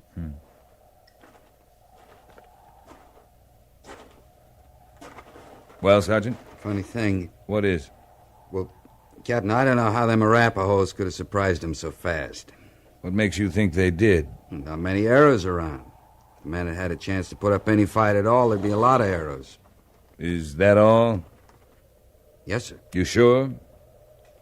Well, yes, sir. Sergeant Gorse, I excuse Mr. Seiberts because of his lack of experience.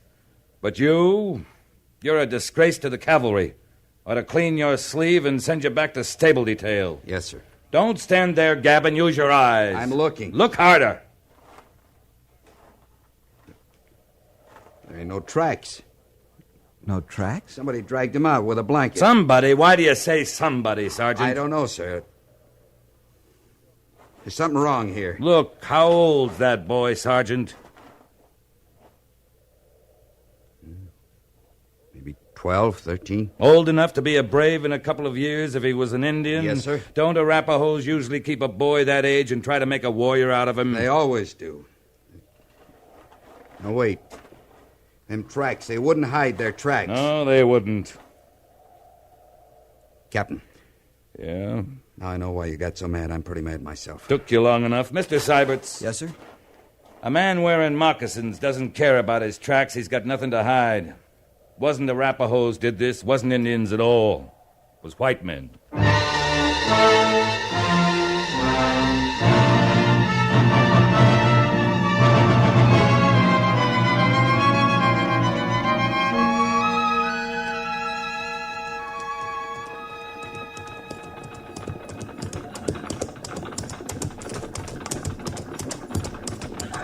Whose place is this, Captain?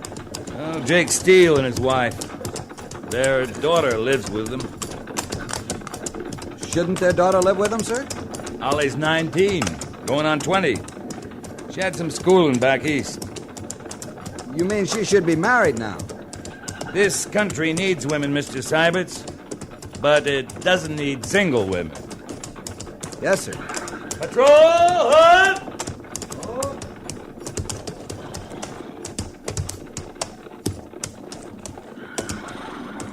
Mr. Seiberts. Yes, sir? Dismount and unsaddle. Dry the horses. Turn them into the corral yonder. Cache the saddles over in that brush so they can't be seen.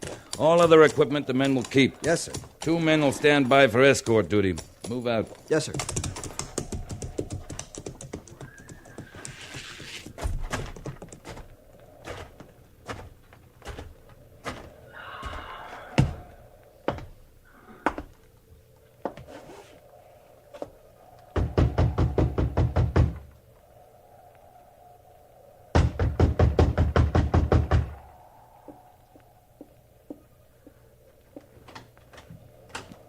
Captain Quince, Miss Steele.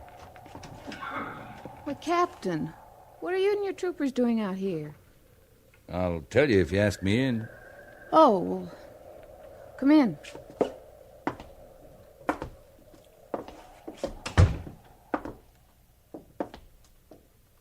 Where's your family? Well, they rode over to the Abbott place. It's a long ride. They're spending the night. They'll be back tomorrow. Why? Is there trouble? No, not for you, Holly. And what are you doing here? I came to borrow your ranch. What? I need it for a few days, maybe a week. Now, Captain, You and your folks can stay with the Abbotts for a while. I'll send for you when I'm through here. You seem to have it all figured out. I have. Of course. Shall I leave right now, Captain Quince? Sooner the better. I'm sending an escort with you. Well, that's very kind of you. I can spare a couple of troopers. And you'll move in here. Sergeant Gorse and me. Wouldn't you like for me to stay and cook for you? No. You couldn't do that. Why? Don't you think I'm a good cook? Maybe when this is over, I'll ride back sometime and find out. Captain Quince, just because you and I've met once or twice at Fort Laramie dance... Just a minute, Miss Holly. You don't understand. Don't I? I should have explained. There's going to be a fight here. Fight? I'm using this place for a trap, baiting it with a bunch of horses. And when the men I'm after come for them, well, we'll be waiting. What men? Men who've been stealing horses, murdering settler families, blaming it on the Arapahoes. You mean it's white men who've been doing that? I do. Captain Quince, I'm beginning to understand that being in the cavalry, you're accustomed to ordering people around and not explaining anything. I'm sorry, Holly, I upset you. Now, if you'll wait outside while I get some things together, I'll ride up to the Abbotts with that escort you promised me. Good. Oh, Captain. Yes? I hope you have a chance someday to find out about my cooking. What I mean is, good luck. Thank you, Holly.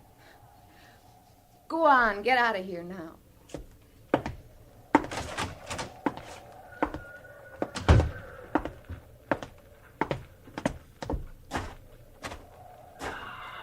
Well, it took me that long to do something. I'd get busted to a private. You can still get busted, Sergeant. Yes, sir. Mr. Seiberts. Right here, Captain. You'll take over the patrol, Mr. Seiberts. I want you to spot the men in a complete circle around this place, half a mile out. They're to dig in. And when they think they're hidden, I'm going to ride that circle. I understand, sir. Heaven help any trooper I can see. Yes, sir. They're to let those men through. But when they hear gunfire from the cabin here, they're to kill anything that tries to get back out. Any questions? No, sir. Move out. Yes, sir.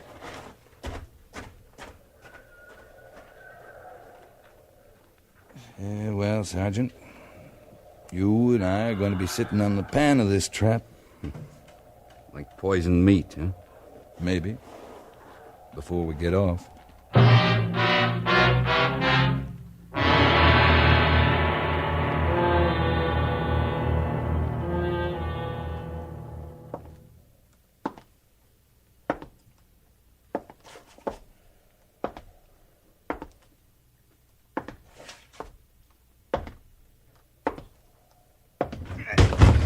You have to do that, Sergeant. I didn't join the Army to be locked up in this coop for 3 days. Maybe you'd rather be sitting outside with the real men, half buried, afraid to move, with nothing but a canteen of water and a handful of jerky. And no smokes? And no smokes. Captain Quince, I never had it so good, sir. Then shut up.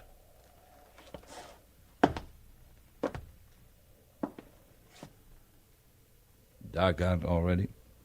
Good. Ain't the kind of men who'd attack even a woman in the daylight.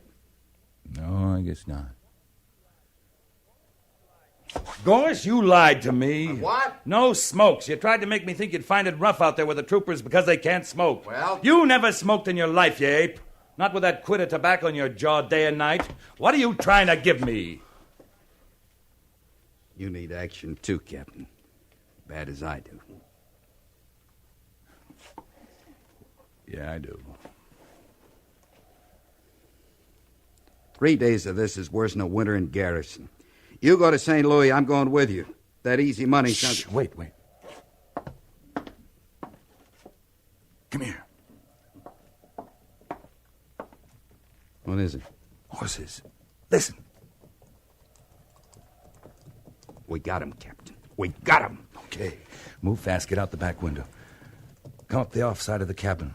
But don't shoot till I get at least one of them inside here. Yes, sir. Good hunting, Captain. Same to you, Sergeant.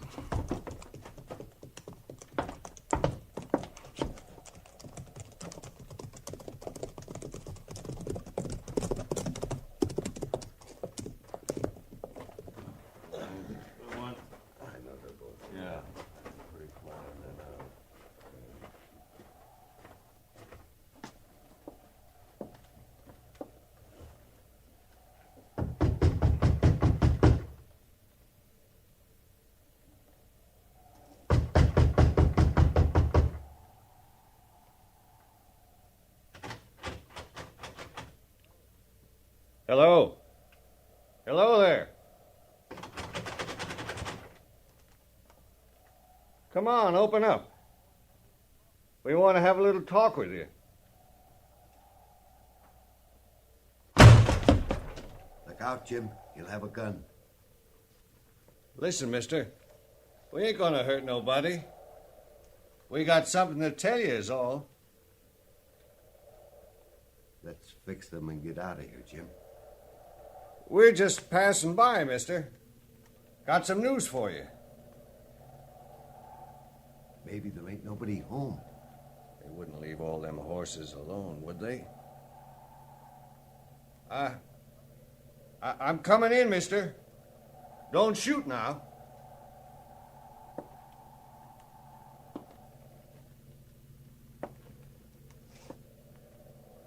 Have your daughter light the lamp, mister. Then we can talk.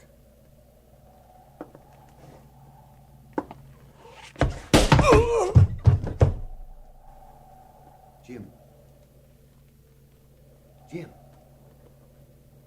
What happened? You're next, mister.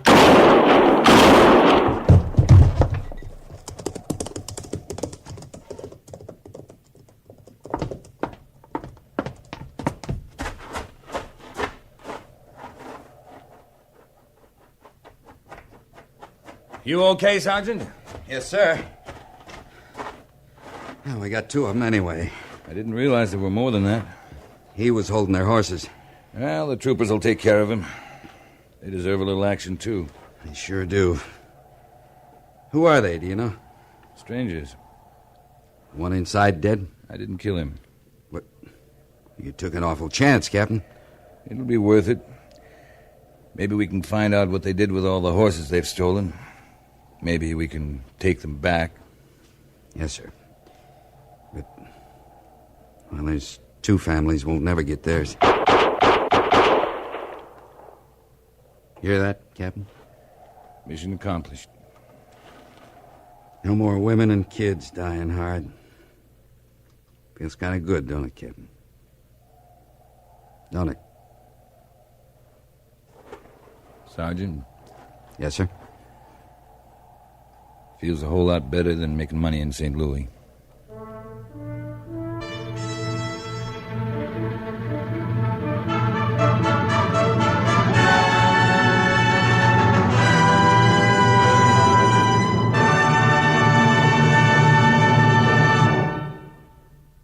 Fort Laramie is produced and directed by Norman MacDonald and stars Raymond Burr as Lee Quince, Captain of Cavalry, with Vic Perrin as Sergeant Gorse. The script was specially written for Fort Laramie by John Meston, with sound patterns by Bill James and Ray Kemper. Musical supervision by Amerigo Marino. Featured in the cast were Harry Bartell, Dan Riss, and Joyce McCluskey, with Lawrence Dobkin, Clayton Post, Paul Duboff, and James Nusser.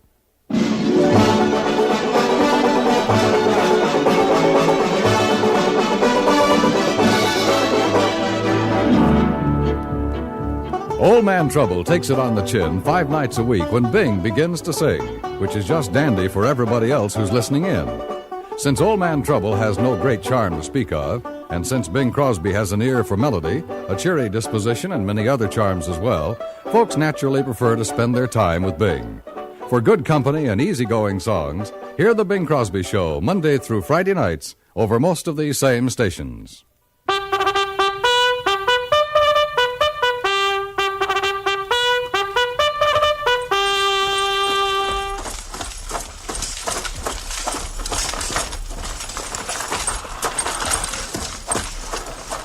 Company, tension! Dismiss!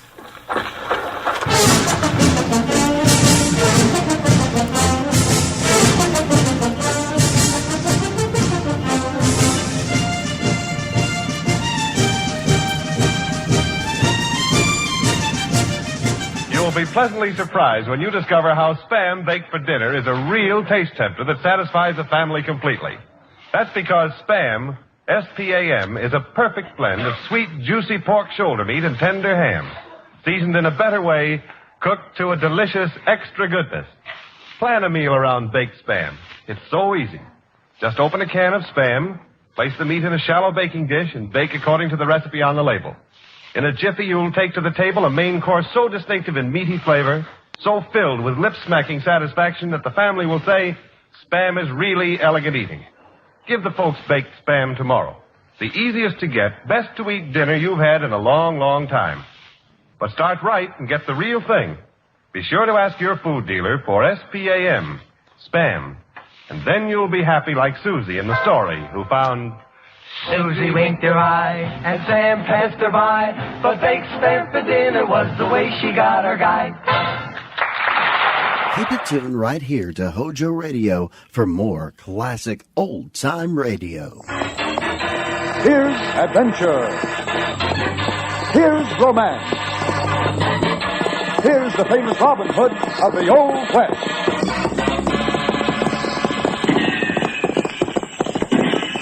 Cisco, the sheriff, he is getting closer. This way, Pancho, vámonos. The Cisco Kid.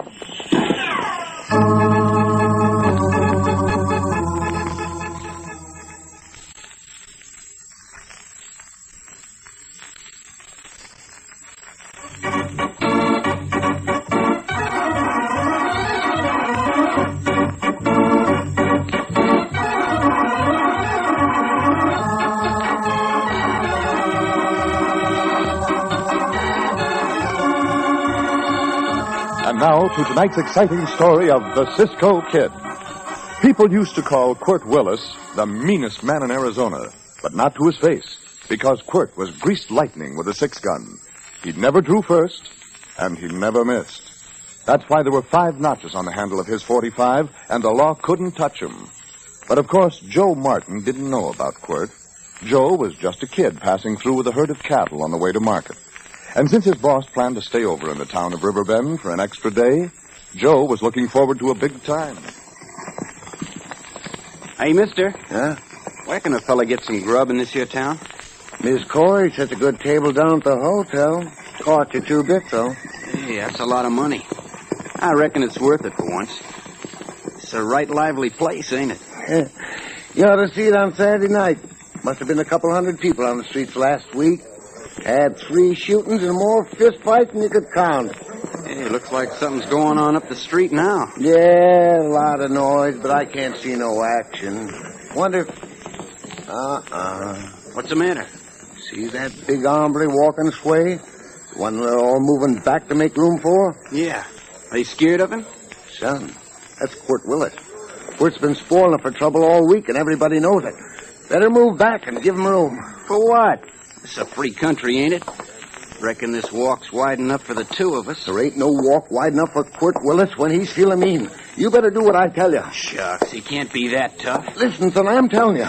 If you want to keep our little... You're standing where I aim to walk, Ron.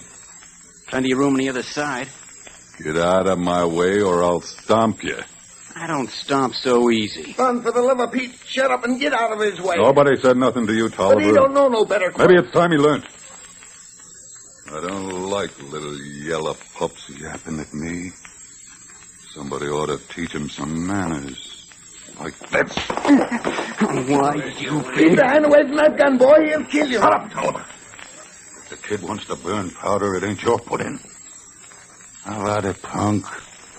You're gonna pull in your horns and run back to Mama? Don't touch that gun, kid. He'll kill you before you get it out the holster. Now, look. This ain't nothing to throw lead about. I'll fight you with my fists. So you are, Yeller. You're carrying that smoke wagon for a watch charm, huh? You yellow-bellied little four-flusher. You ain't got the nerve to set the gun going. I'll show you, kid, now. Sorry to shoot the gun out of your hand, Senor Clerk. But I do not like to see a grown man kill a muchacho. Hey, I ain't no muchacho. I'm going on 19. I can take care of myself. I apologize, senor. Allow me to introduce myself. I am the Cisco Kid, and this is my friend Pancho. Buenos dias, senores. So now the little argument is all over, and nobody is hurt. It's better this way, no? No, it ain't over. You asked for trouble, mister. And you're gonna get it. A pleasure, senor. Watch the easy boat, Cisco. Quirt's got it down. I'll learn you. No, this time, hombre. Bravo, Cisco. On your feet, hombre. Hang up his hide, Quirt. Go on, kill him. He staggered, Cisco. Now a good one. Enough, hombre? Yeah. But I ain't gonna forget this. Next time I see you or that kid either, you better be ready. 'Cause I'm gonna come a-smoking.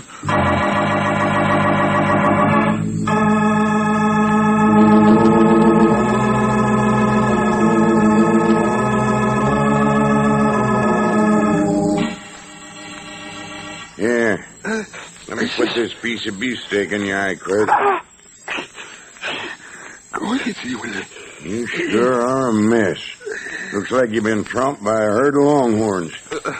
I picked up your gun, your hat, and a couple of other things you dropped. Shut up. I guess you must have lost the rowel off one of your spurs, too, because I found it there. Huh? Yeah, here it is. Huh? Now, that ain't mine. My spurs ain't silver. Sure is fancy, ain't it? Guess it must have belonged to Cisco. Maybe I can trade it for a drink. Yeah, I'm gonna get that hombre, and I'm gonna get him good. I'll learn him to mess with Quirt Willis, that kid, too. Well, the first thing we'd better do is get some folding money. We're mighty near broke. Seems like something ought to be done about that herd of steers the kid's taken to the railroad. Heard him say he was going to be alone with them tomorrow night, so as the other waddies could come into town. Yeah, it ain't a bad idea. Kind of risky. But I wouldn't mind picking up a few steers and learning that punk who's who at the same time. Like killing two birds with the same stone, huh? Yeah. But it still don't take care of Cisco. If I could figure out how to... Say, let me see that rowel off in this spur. Yeah. Here. I think I got it. Tomorrow night, maybe we can kill 3 birds with one stone.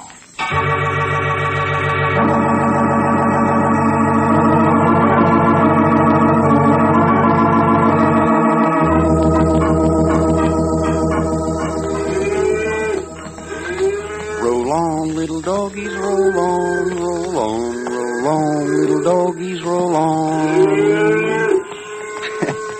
Dad blame your old white-faced hide. Ain't you got no more appreciation of good singing than that? You just ain't got no ear for music. That's all that ails you. Hey, sounds like we're getting company.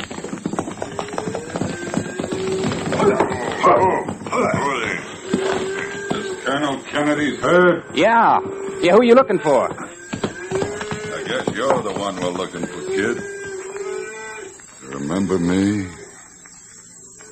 Yeah. You're Quirt Willis. That's right. And this here's Barney Bogg. Hiya. What do you want? Nothing much.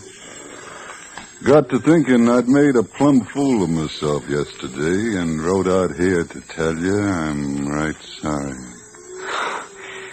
Oh, that's mighty white of you, Mr. Willis. I don't like holding grudges myself. You all alone here? Yeah. The other boys won't be back till morning. Say, I'm glad you fellas dropped by. It was getting lonesome. You won't be lonesome no more, kid. I brung you some. You did what? This. That whining little punk. Come on, Barney, let's get those steers moving. Well, how about that spur rowel? I got it. We'll leave it right here beside the body. And let that Cisco kid try to talk his way out of it. Let's go. All right, hook, take. Get moving. Come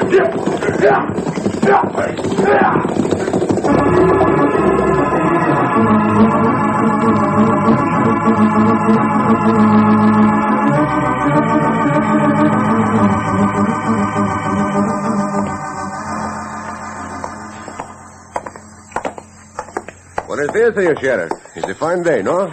For you and your pal here, it ain't so good, Cisco. Hand over your guns, both of you. Look like we in the troubles again, Cisco. We have done nothing, Pancho. Give the sheriff your gun. Yeah. They are mine, senor. What is the trouble? Are we under arrest for fighting? Guess you know all right, but just to make it official, I'm taking you in for cattle rustling and murder. Sheriff, why'd you not arrest the right hombre sometime? I got the right man this time. Ever see this before, Cisco? Oh, see. It's the rowel from my right spur. I wonder where I lost it. I'll tell you where. I found it beside the body of Joe Martin out by the forks where them cattle was laid up. Somebody has killed that boy? You ought to know.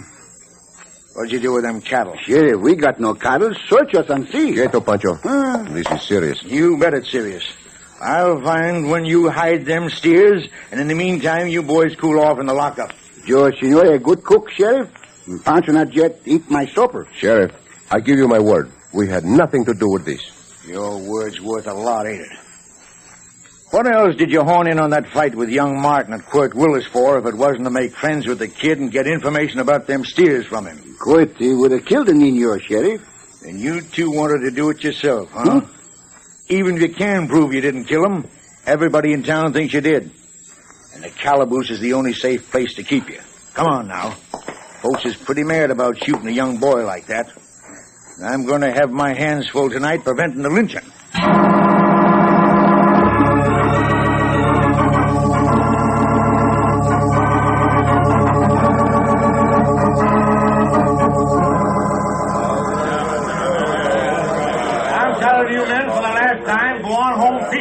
We want them killers. Yeah, give us the keys to that jailhouse. We'll do the rest. Ain't nobody getting these keys, and nobody's going inside that jail. I got the Cisco kid and that Pancho fella locked up safe and sound, and they're going to stay that way. We ain't got nothing against you, Sheriff, but I'm warning you. Get away from that door. I'm warning you, Slim Tolliver. Quit stirring up trouble and go on home. These men is going to get a fair trial. They don't deserve no trial. We'll give them a trial. We'll use them to trim a tree. You'll get these men over my dead body. If we have to, that's the way we'll do it. Who threw that rock? I'm warning you now, if I have to shoot, I will. Quit throwing them rocks or somebody's going to get hurt. Come on, boys, rush him. All right, you are smart. That rock got him. Come on. Break in the door. No, wait. I got a better idea. Let's burn the jailhouse and them in it. Pile that dry brush over here by the walls. Bring them torches. Yeah, burn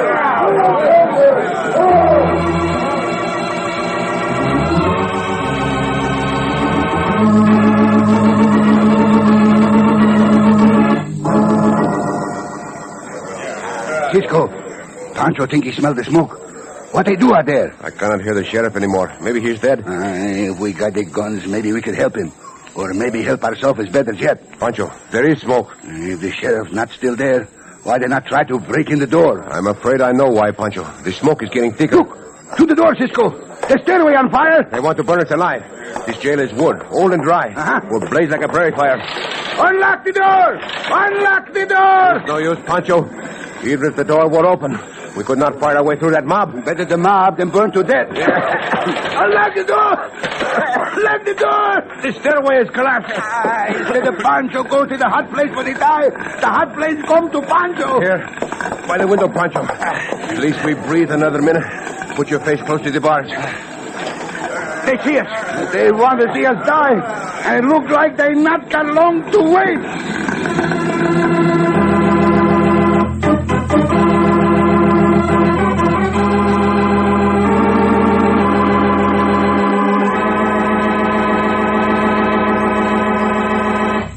It looks like this time Cisco and Pancho have gotten into a situation from which there is no escape. But Cisco never gives up. And we'll find out what happens in just a moment when we bring you the thrilling climax of tonight's exciting story of the Cisco Kid.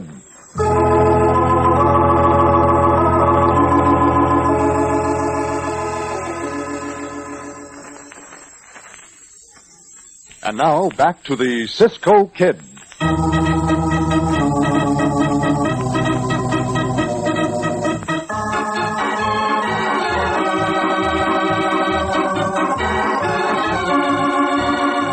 Quirt Willis needed money. He wanted revenge on young Joe Martin, who had defied him, and on Cisco, who had beaten him in defense of Joe. Quirt and his partner Barney Borg satisfied all three desires with one action. They murdered Joe, stole the cattle he was guarding, and left evidence which pointed to Cisco and Pancho as the culprits. An enraged mob has set fire to the jail, where Cisco and Pancho are the only prisoners, locked in a cell on the second floor. As the flames lick hungrily at the old wooden building, they almost give up hope. In the smoke-filled cell, they stand with faces pressed against the bars of the tiny window, avoiding the crackling flames and the stifling heat till the last second. You see, Cisco? Diablo and Loco tied to the hitching post down there. They look up at us and say, adios. If once we could get to them, this mob could never catch us. While you're wishing, Cisco, wish me a drink of water, too. Pancho, something better than wishes. Come here to the bed.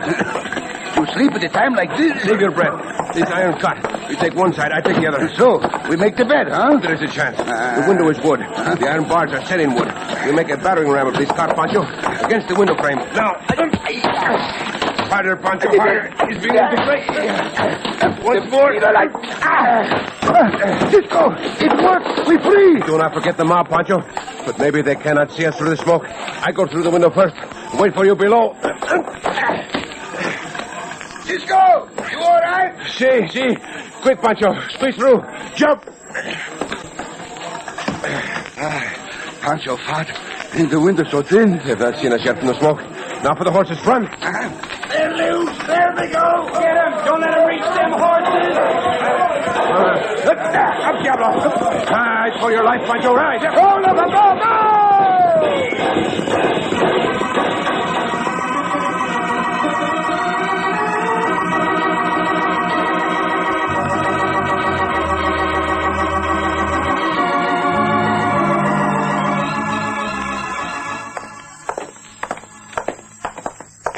This the place, Cisco? What does sign say? What does it say, huh? Cattle Buyers Association. See, but Pancho still not know why you think those rustlers come here to Caña City. If they sell the cattle, it would have to be here. Mesa Grande is too close to where they were stolen. Any place else is too far to drive the herd. Let us go in. We find out. Yes, gentlemen. What can I do for you? Some information, senor. I wish to learn if two strangers, have sold a herd of perhaps 200 steers since Monday. You mean the law? The law? It's very funny, the law. My friend means it is odd that you should guess. We are very close to the law officers. Santo, see, too close sometime. Well, I don't know why I shouldn't tell you. There was a couple of strangers drove a herd about that size in here, day before yesterday. Where are these cattle? Could we see them? Nope. They were shipped out last night. Then the men, are they still in town? I got an idea they left, too. But if they ain't gone yet, most likely you'll find them at the Crystal Palace Saloon. Gracias, senor. We shall look for them.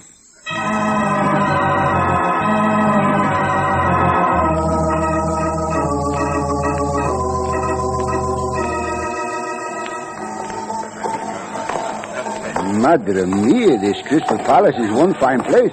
But, Cisco, how we know who we look for?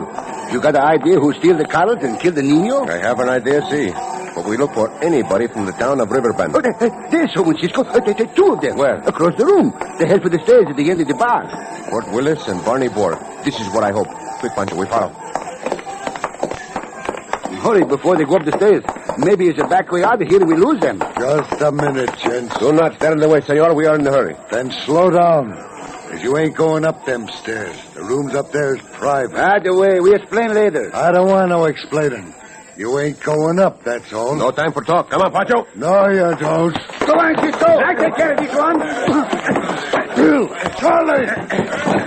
This way, Pancho. Look, Cisco. There they go. Stop there. You ain't stopping nobody. Pancho, through the window.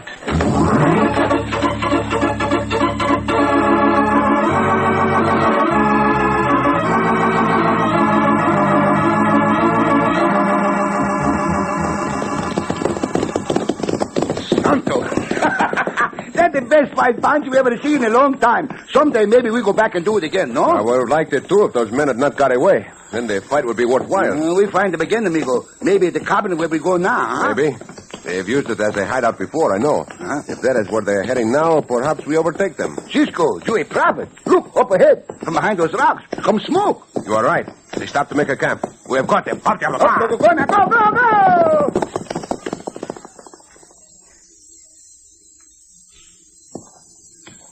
We are very close to them. Quieto, Pancho. Quieto. Wait, Cisco. We got you covered. The sheriff. Head him off. Hey, we catch the party. Come, Pancho. Pop them.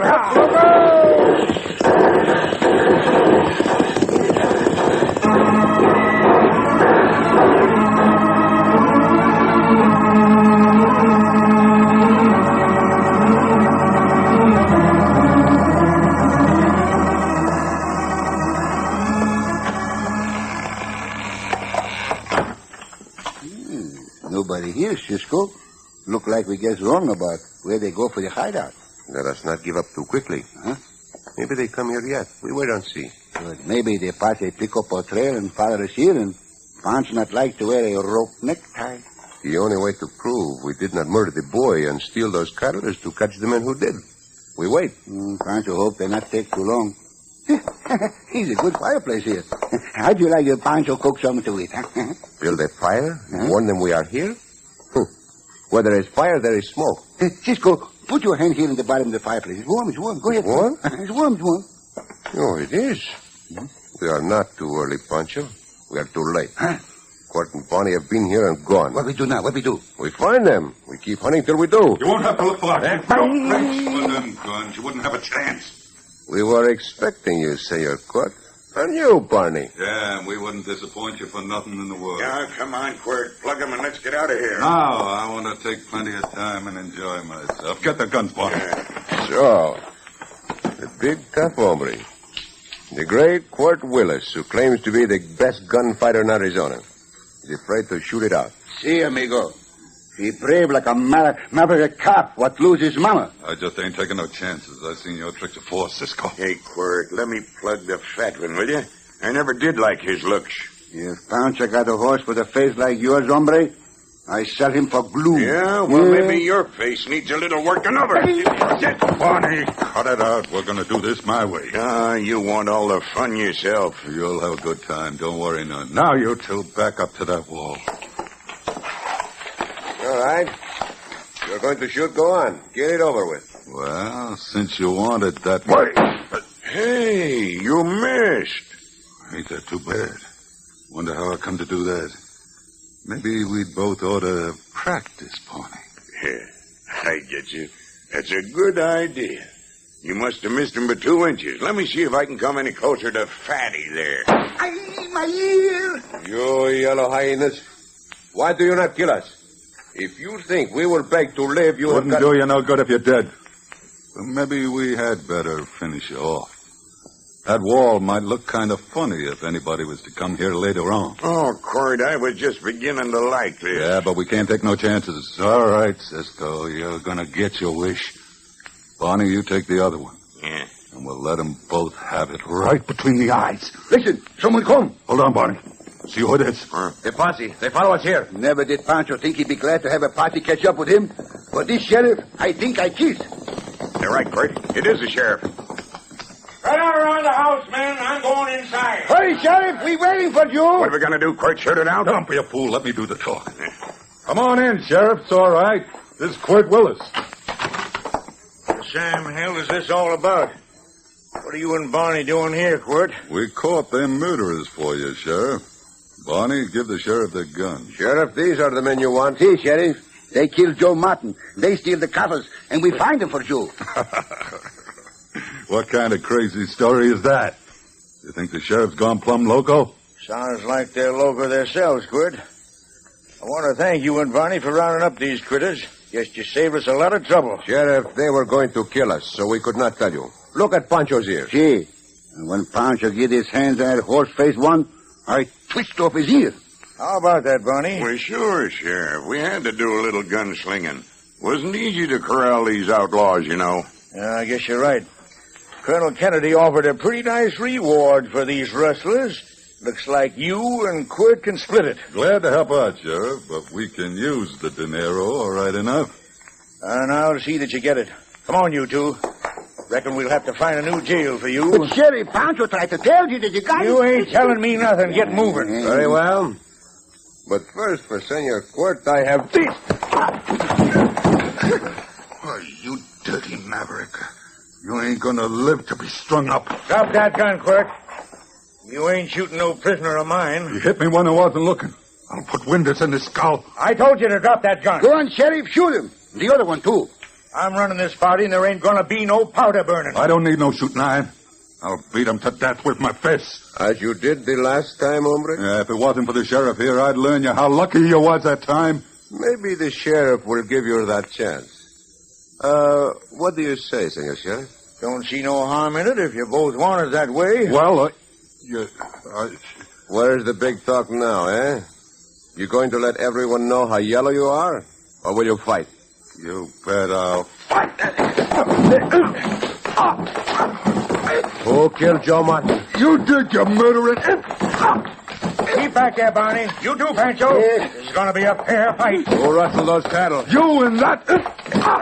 Come on, get up, Quirt. Let him have it. You're dirty. Go away. Keep going. Look out for that lip.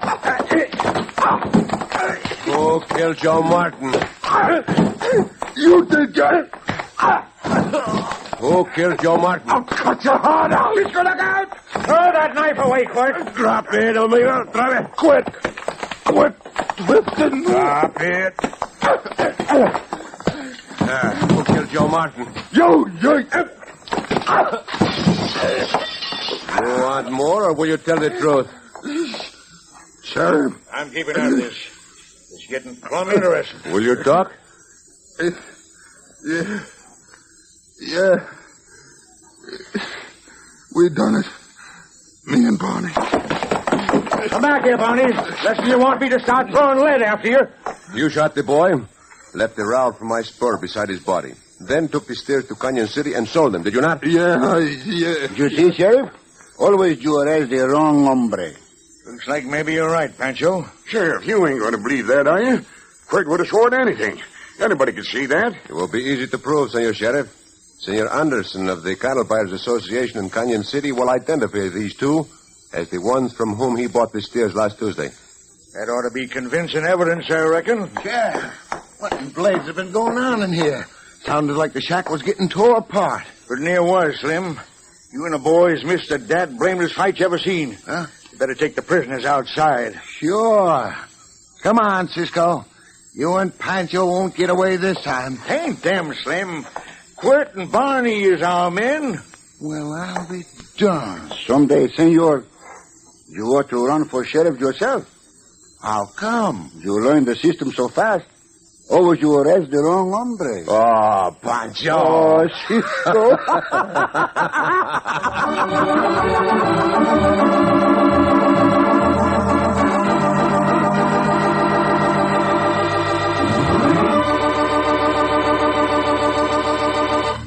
And so ends another thrilling adventure with O. Henry's famous Robin Hood of the West, the Cisco Kid.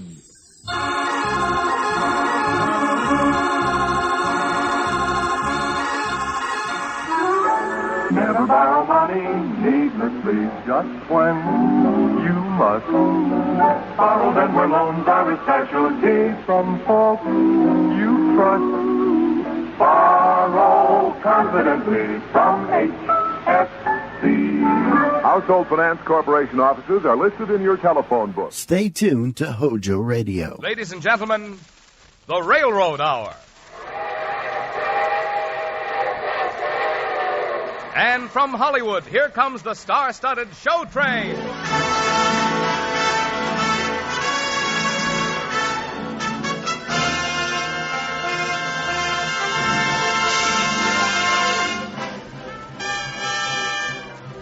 Tonight, your railroads, through the Association of American Railroads, present the delightful musical comedy hit, Good News. In our star-studded cast, you will hear the host of our series, Gordon MacRae. Two lovely guest stars, Dinah Shore and Jane Powell, and a great cast of Hollywood featured players. The entire production set to the music of Carmen Dragon's Orchestra and brought to you by the American Railroads. The same railroads that bring you most of the food you eat, the clothes you wear, the fuel you burn, and the things you use in your daily life. And now, here is Gordon MacRae.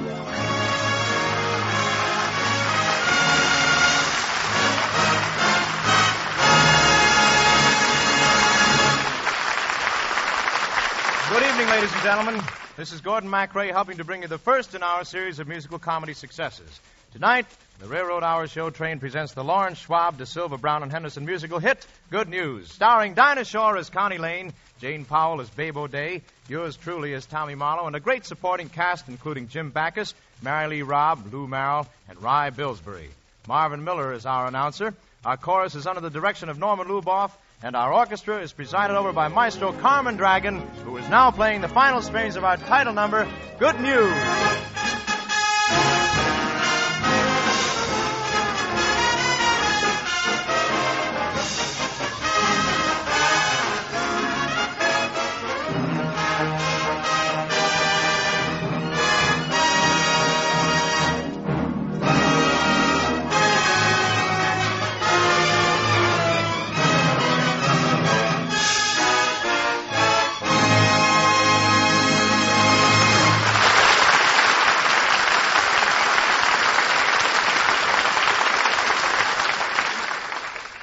Now the curtain rises on the first act of Good News.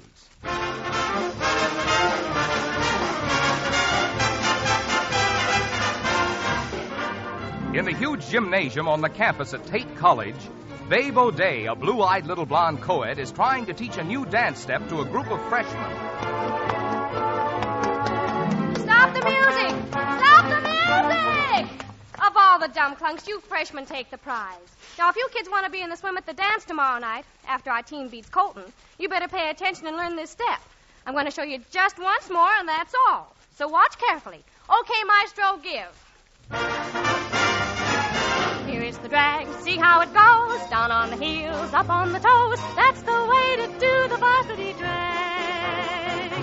Hotter than hot, newer than new, meaner than mean, bluer than blue. Gets as much applause as waving a flag.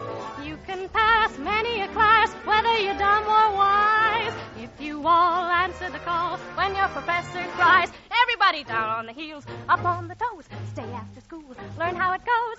Everybody do the varsity drag. Come on, kids, break it up. Break it up, I said. Well, just a minute, Beef Saunders. What's the big idea? Tommy Marlowe's going to meet me here in the gym any minute. Tommy Marlowe? It beats me why Tate's greatest football star wants to waste time with a lug like you. Well, if you must know, I got to teach him a couple of secret plays to pull in the game with Colton tomorrow. You're going to teach Tommy Marlowe football? That's like Marjorie Main showing Jane Russell how to wear a bathing suit. Come on now, everybody, once more. Down on your heels. Okay, if you don't believe me, here's Tommy now. Ask him yourself. Hiya, fellas. Hiya, gals. Say, what's going on, babe? You showing the kids how to do the varsity drag? Let's get more on the beat, Tommy. Let's say trying to show them. This bunch doesn't have any more backbone than a plate full of jelly. Oh, now look, kids, the varsity drag is something everybody ought to know. It's one of the nicest subjects you can learn at Tate, you see. We've always thought knowledge is not. We should be taught to dance. Right here at Tate, we're up to date. We teach a great new dance. First lesson right now. of it and how you love it. Here is the drag. See how it goes. Down on the heels, up on the toes. That's the way to do the varsity drag. Hotter than hot, newer than new, meaner than mean, bluer than blue. Gets as much applause as waving a flag. Well, you can pass many a class, whether you're dumb or wise, if you all answer the call when the professor cries. Everybody down on your heels, up on your toes. Stay after school, then out goes. Everybody do the varsity drag.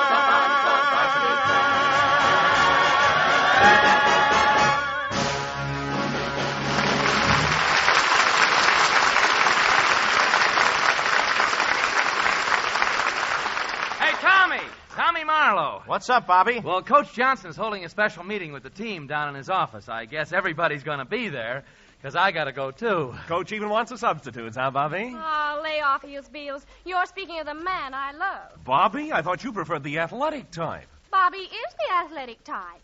He plays football. Preferably quarterback. He plays baseball. Preferably shortstop. He wrestles. Preferably women. Well, don't worry about it, Bobby. You'll get your chance to play tomorrow, all right, in my place. What? Oh, no, you're kidding, aren't you, Tommy? No, Bobby, I'm not kidding. Didn't pass my astronomy exam. Professor Kenyon just told me. Oh, Tommy, no. If you can't play, we're licked. Colton will beat us 50-0. Tommy, darling. Oh, Pat, hello. I just heard the devastating news. How could you fail to pass, Tommy? How could you, when you knew perfectly well that I bought a new gown for the prom? Well, Tommy, isn't there any chance at all that you can play? Well, there's just a slim chance, Bobby. Professor Kenyon is going to give me another exam. And, Pat, you're so good in astronomy that I thought if you'd help me study, I might be able to pass. Oh, Tommy, darling, you know I'll help you. I was sure you would, Pat. Why, I would have bet my last nickel on it if I were a betting man. And aren't you a betting man? I don't ever gamble, sweetheart, I refuse. Not because I hate to, simply 'cause I always lose. Lucky boys who gamble tell me that it pays, but I've got luck that beats their luck 1,000 different ways. Lucky in love, lucky in love. What else matters if you're lucky in love? Good breaks are few skies are blue, but bad luck scatters every time I'm with you. I don't mind that at poker I'm green if I stand ace high with a beautiful queen. I'll say I'm lucky in love. If you take me, that will make me oh so lucky in love. Lucky in love, lucky in love. What else matters if you're lucky in love? Good breaks are few skies are blue, but bad luck scatters every time I'm with you. Now I won't mind that at poker I'm green if I stand ace high with a beautiful queen. I'll say I'm lucky in love. If you take me, that will make me oh so lucky in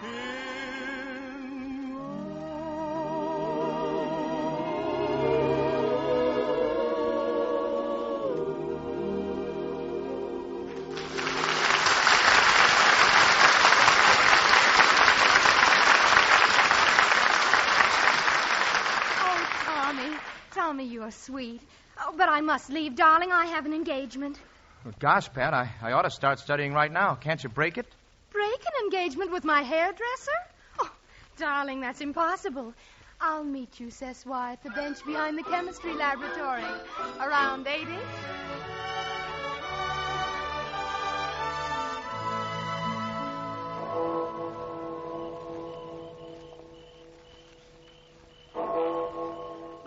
I still don't understand why you dragged me down here to this little bench behind the chem lab. Oh, Connie, darling, I'm in trouble. Dreadful trouble. Do you know Tommy Marlowe? No.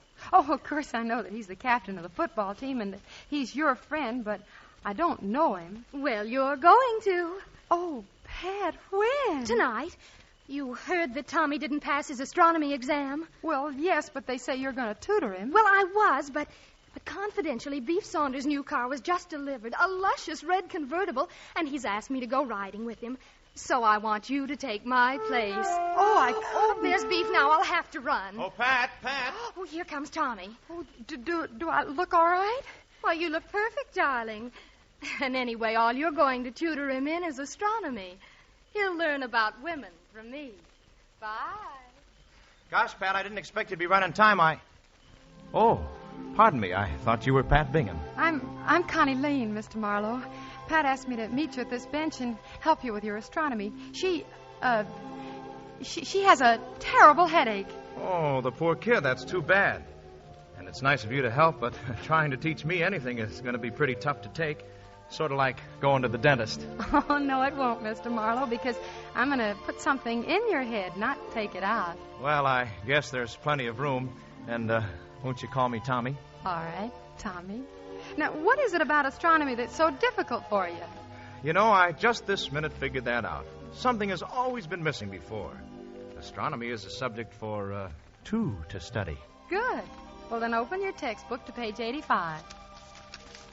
You think there's enough light from the street lamp to see? Oh, yes.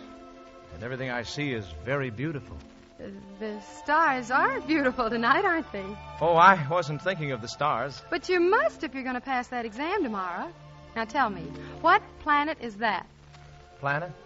Oh, well, let's see. What's the use of guessing? There's too many of them. All right, I'll tell you. That's Venus. You see? Yes, I see. I'm looking right at her, and she's beautiful. Well, I don't know how Patricia would like my being Venus. Oh? What do you know about Patricia? She's my cousin. Your cousin? Well, then why haven't I seen you before around the sorority house? Oh, I'm not a member. I'm sort of a poor relation, you know. Well, does that worry you much? Not particularly. A lot of things in this world make up for the shortage of money. I'm listening, teacher. Well,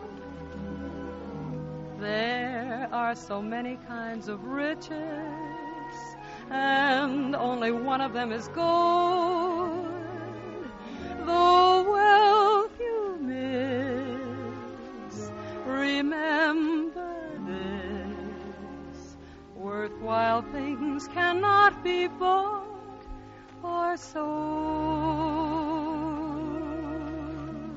The moon belongs to everyone. The best things in life are free. The stars belong to everyone.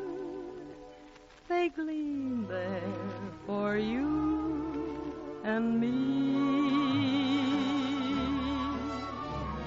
The flowers in spring, the robins that sing, the moonbeams that shine, they're yours, they're mine, and love can come to everyone. The best things in life are free.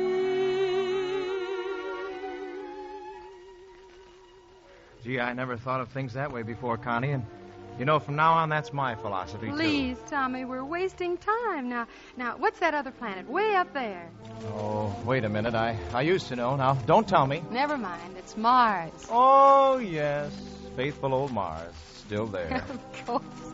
Mars is in the same constellation as Venus, and he looks right across at her all the time. Can you remember that? Oh, how can Mars forget? With Venus right here at his side. Oh, Tommy, please. You have to study. I know. And you've already taught me so much. The flowers in spring, the robins that sing, sunbeams that shine, they're yours. They're mine. And love can come to everyone. The best things in life are free and near. The best things in life are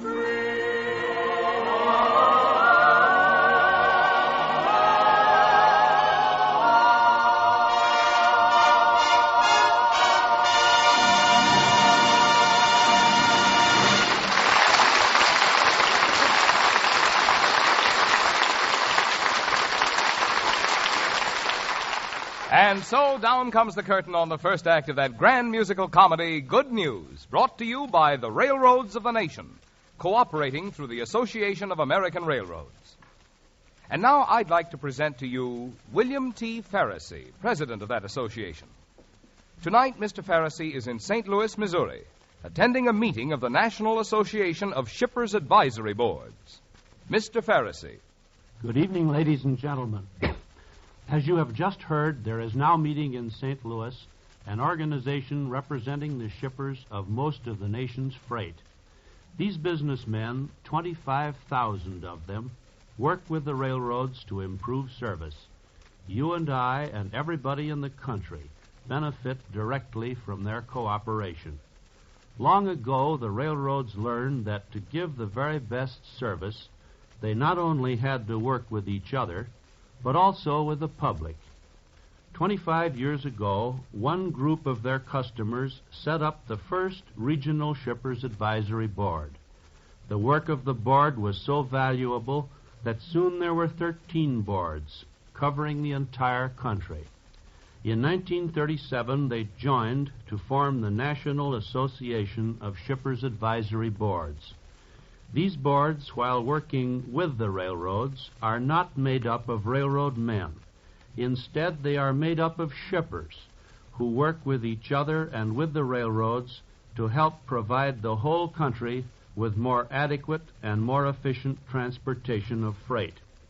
These boards made their greatest contribution so far during the Second World War, when their consistent, organized help was one of the things which made it possible for the railroads to handle the tremendous volume of wartime traffic in such a way as to shorten the timetable to victory. So tonight, we take pleasure in saluting the Shippers Advisory Boards and their National Association for their great contribution to meeting the transportation needs of America. And the railroads of America, your railroads, welcome you, all of you, to the first Railroad Hour.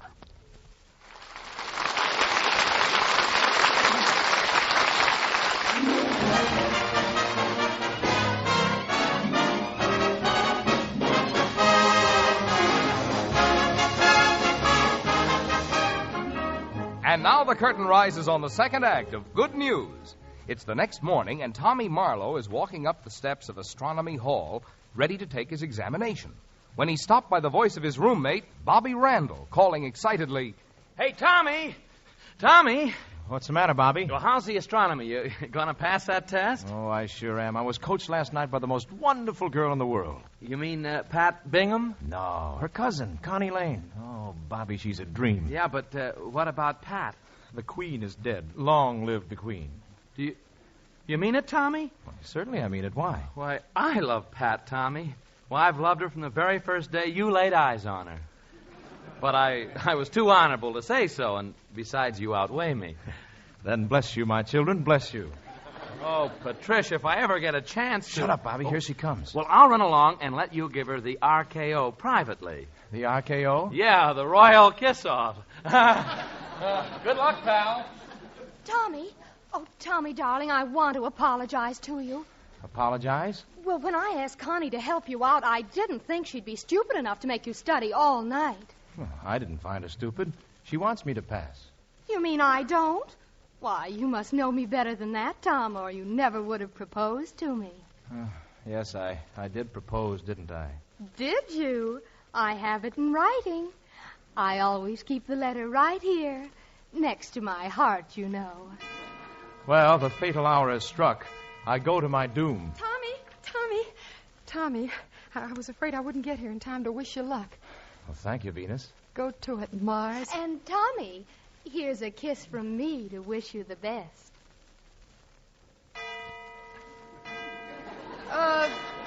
There's the last bell. Well, so long, and thanks for everything.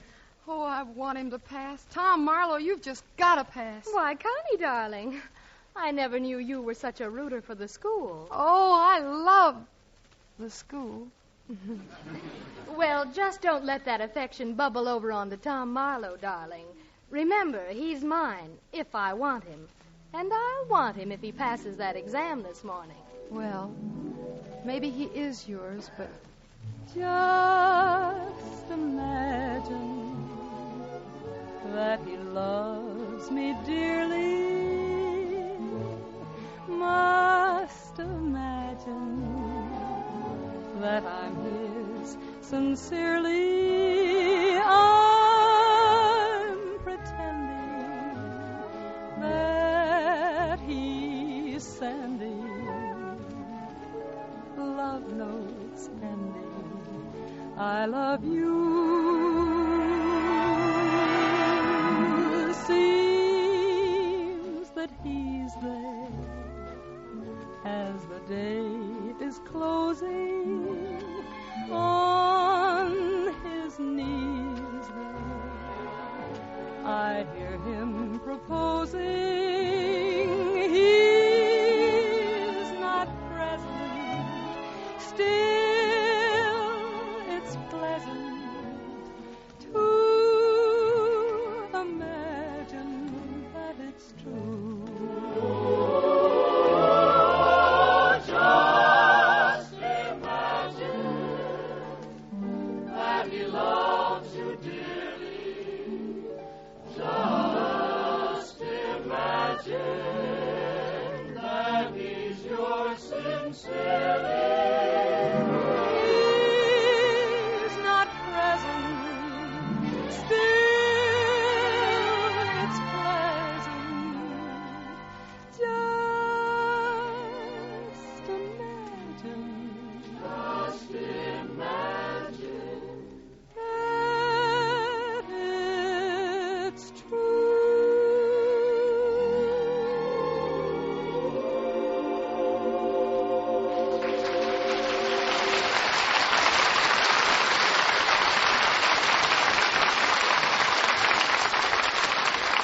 Hi, gals. Is the exam over yet? Oh, not yet, Bobby, but I'm not worried. Connie says he'll pass all right.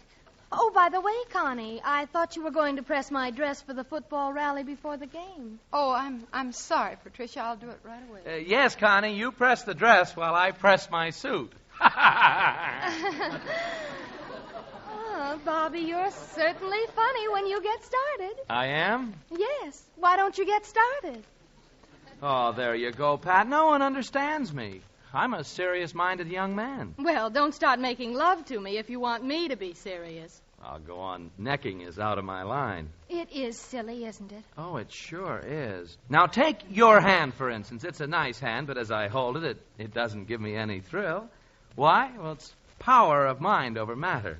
Why, Bobby, you're a psychologist. Yeah, given 15 years of my life to it. And then there's the kiss. You know, the most overrated thing in the world. It's all in the mental attitude. Let me show you. Now that it's over, what have you got? Wet lips? You're right. Well, certainly. Now you just take your knees, for instance. Bobby! Ouch! Mind over matter. Well, matter got the best of mind for a minute. How dare you make love to me, your roommate's fiancé? Well, I thought it was all off between you and Tom. Off nothing. I'm going to marry him if he passes the exam and wins the game tomorrow. Hey, what's going on here? Oh, hello, Beef. Got that convertible handy, Beef? Sure. Oh, good. I'll let you drive me back to the sorority house if you like. Why, swell. I'll bring the news about Tommy's exam up to the house. Okay. Yeah. Oh, what's happened, Bobby? Is exam over yet? Well, not yet, babe. We're just... Oh, no. Oh, my gosh. Here comes Professor Kenyon now. Oh. Well, good morning, students. Oh, Lovely day, isn't it? Well, we hope it's going to be, Professor. Oh, what do you mean? Well, you know, sir, this afternoon Tate plays Colton. We thought... Yes, I know. I'm very much interested in football. You are? Gee, that's great. I should very much like to see Tate beat Colton this afternoon. You would?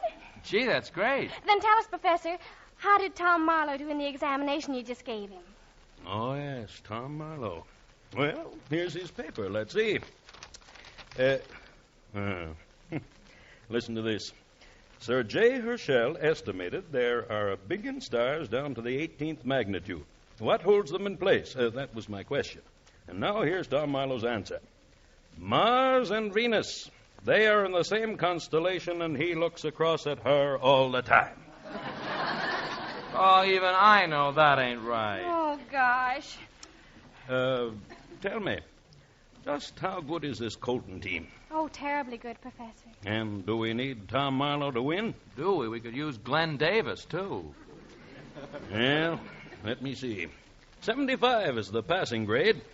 You can tell Mr. Marlowe that his grade on this examination is 76. What? You can't say I haven't the old Tate spirit. Oh, Professor Kenyon, you got the spirit of 76.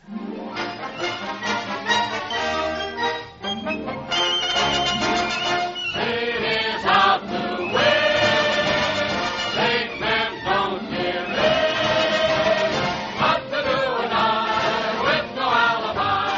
Always fighting for the red and green. Backs go crashing through. Break that line in two. Keep faith, I keep that spell victory. They must win the day.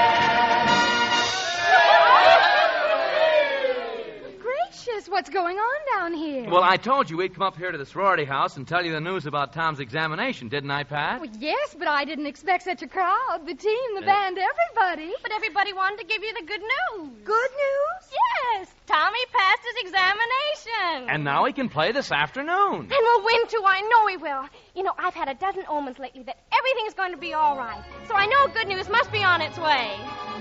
Of the night I saw my lucky star, saw that new moon shining from afar, saw a horse and he was milky white, so I know that things will be all right. Then I saw a lucky load of hay, that means good news must be on its way. When he's nigh, I'll cry, where have you been? Take your hat and coat and come right in. Good news, you're bound to do me good. Come right here to me. Good news, good news. You're what I waited for. I wasn't slated for blues. Good news is magic to me. Bad news is tragic to me. So, Mr. Good News, you're bound to do me good. Come right here to me. Good news. Hi, kids. What's all the shouting for? Tommy. Hey, everybody. Here he is. Here's Tommy Marlowe. Hey, wait a minute. What is it? What's going on? You passed, Tommy. You passed the examination. I did? Oh, boy. That's good news. You're bound to do me good. Come right here to me. Good news. Good news. You're what I've waited for. I wasn't slated for blues. Good luck is magic to me. Bad luck is tragic to me. So, Mr. Good News, you're bound to do me good. You're bound to do me good, good news. You're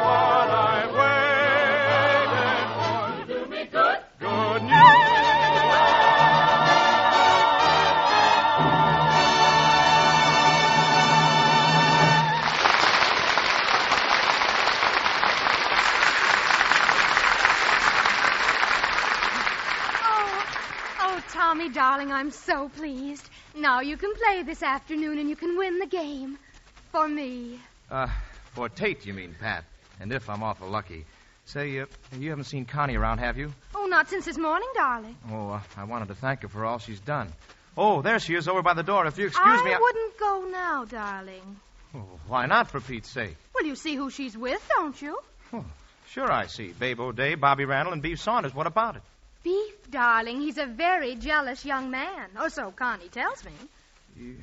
You mean Connie and Beef? Oh, but of course, darling. Ever since their freshman year. Come on, everybody. A cheer for Tommy Marlowe. Take, take, take. Rock, rock, rock. Rock, rock, rock. Marlowe! And now I have something to say. Fellow students, I'm not here to talk about myself. But I have a real surprise for you. Tomorrow, Tommy Marlowe will be the greatest halfback in the world. Why? Because there'll be something wonderful leading him on to victory. It's love. Yes, Patricia Bingham has promised that if Tommy wins a game tomorrow, she will marry him. Lucky in love, lucky in love. What else matters if you're lucky in love? And fellow students, let's forget the little girl who worked with him, who helped him pass the exam so that he can play this afternoon and win the Fair Patricia. Fellow students, don't forget Connie Lane. I don't know what to say. I hope they'll be very happy. And now, Beef, if you've got that red convertible handy, what do you say we go for a ride? Goodbye, everybody. Connie! You see, darling? I told you she was Beef's girl. Now aren't you going to finish the song for me? What? Oh, sure. Lucky in love. If you take me, that will make me so lucky in love.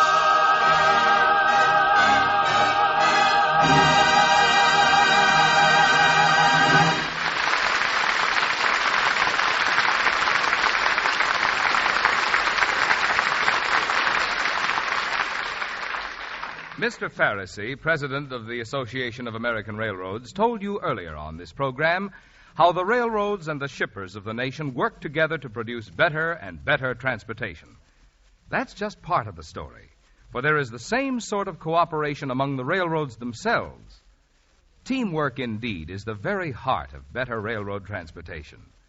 Yes, this cooperation has made it possible for every car of any railroad to travel over the tracks of every other railroad in the country. More than that, these cars can be put into trains including cars from many different lines, can be repaired at any railroad shop.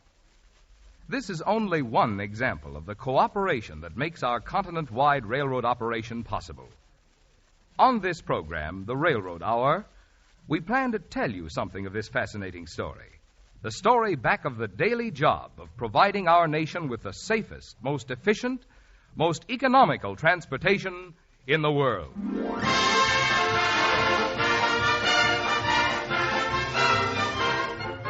We will be back with the third act of Good News in just a moment. We pause briefly now for station identification.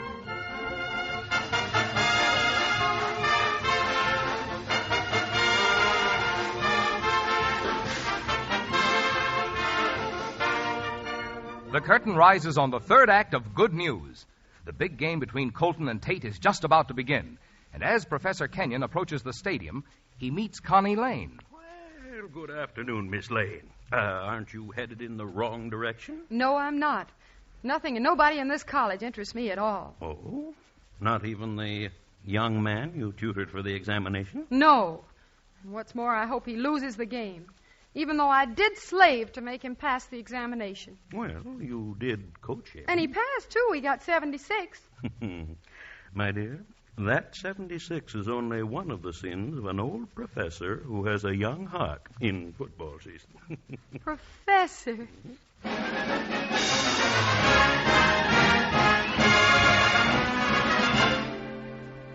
Connie, you're running the wrong direction. The game's over that way. I'm not going, babe. Now, Connie, don't be a drip. Tom didn't propose to Patricia. That is, not after he met you. Bobby told me the whole thing. Pat has a letter or something, and she's holding him to it. Now will you go to the game? But I tore up my ticket, babe. Oh, who needs a ticket? Come with me, my friend.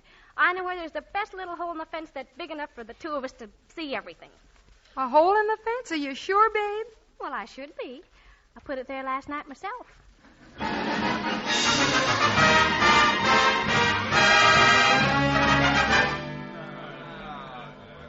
Oh, brother, this team ought to spend half time in a powder room, not a locker room. That Colton team did to you guys in the first half was a crime. Oh, lay off, Bobby. We've only got a few minutes to rest up between halves, so dry up. Rest up from what? You didn't do anything out there. What was worrying you, Pete? Did you see the boogeyman? Haven't you ever heard about tackling? Football players don't stop when you tag them. Gosh, I wish the coach had put me in. Boy, I'd show him. Lay off, will you? Lay off? What am I going to tell my grandchildren? Grandpa was a football player. Then I'll have to show them this suit without a spot on it. And as for injuries, the only scar I got is from a splinter off the bench. What difference does it make? The game's lost anyway. Score's 3-0, and if Colton keeps on like they are, we haven't got a chance. Well, we would if Tom would go out there and show the fellas how to play. Don't you know that when you play Tom, they all play with you? You never did this before. What's eating you? Oh, it's nothing, Bobby. I'll be all right. Well, if you don't win this game, you can't marry Pat. Hey, wait a minute. Maybe that's what's wrong. You don't want to marry Pat. Shut up, Bobby. Oh, sure, that's it. You're in love with Connie. You want to marry Connie Lane, don't you? Bobby, will you shut up? Now, look, don't pay any attention to him, Beef. He's out of his mind. Don't make any difference to me, Tom. If you want to marry Connie Lane, go ahead and marry her. Why? Isn't Connie your girl, Beef? His girl? Of course she isn't his girl. Beef's nuts about Patricia. He's been riding around his new red convertible for weeks. Is that true, Beef? You're not kidding now. Is that true? Sure it's true. Connie Lane thinks I'm a dumb bunny. Oh, brother. Okay, there goes the signal for the last half, fellas. Let's go out there and show that Colton team how to play football.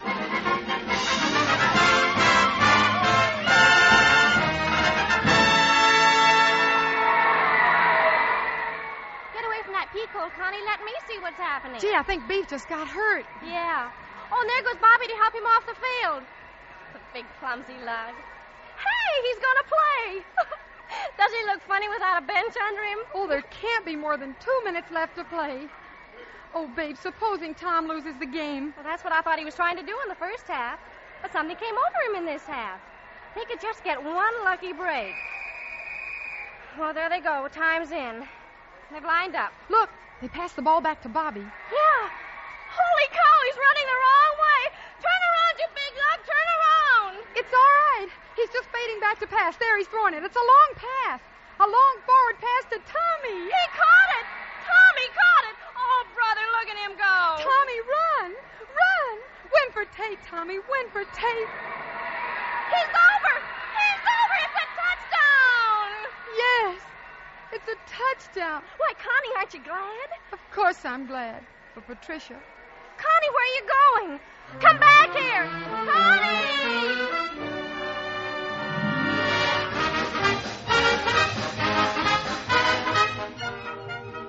Hiya, babe. Oh, there you are, Bobby. I've been looking all over the dance floor for you.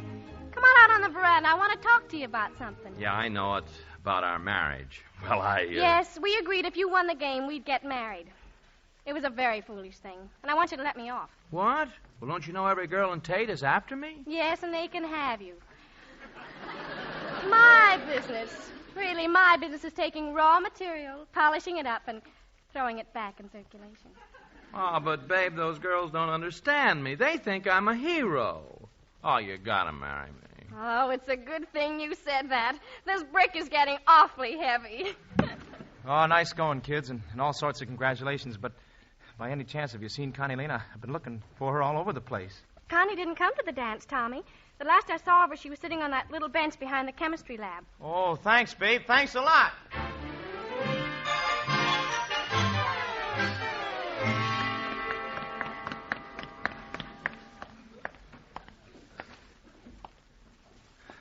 Hello, Connie.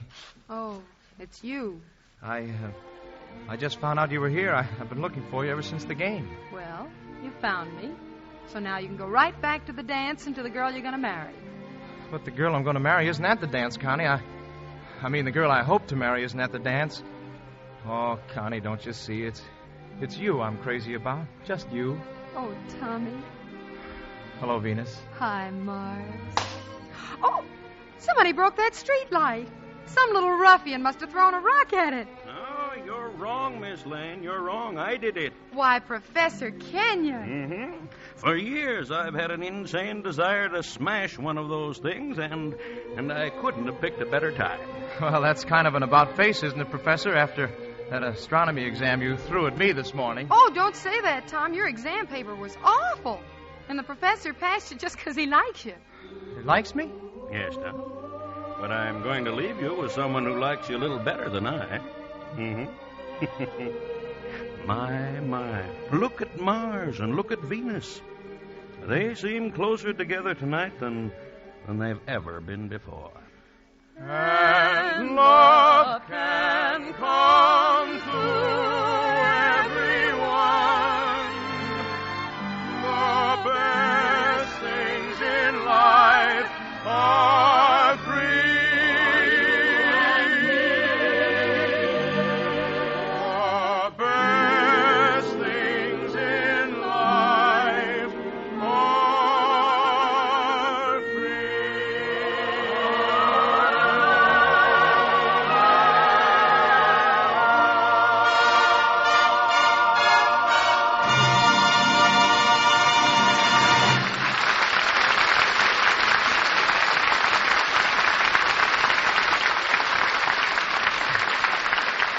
Thank you, ladies and gentlemen. This is Gordon MacRae giving a special vote of thanks to our two lovely guest stars this evening, Miss Dinah Shore and Miss Jane Powell, and to the other members of tonight's cast for their fine performances in our production of Good News, which was adapted for radio by Ed Gardner. Next week, our star-studded show train will arrive on the same tracks at the same time. On board will be Mr. Victor Moore and Miss Margaret Whiting to join me in bringing you the famous Cole Porter musical, Anything Goes, with our chorus under the direction of Norman Luboff, and the music arranged and conducted by Carmen Dragon. All aboard! Well, it looks as though we're ready to pull out, so until next week, goodbye.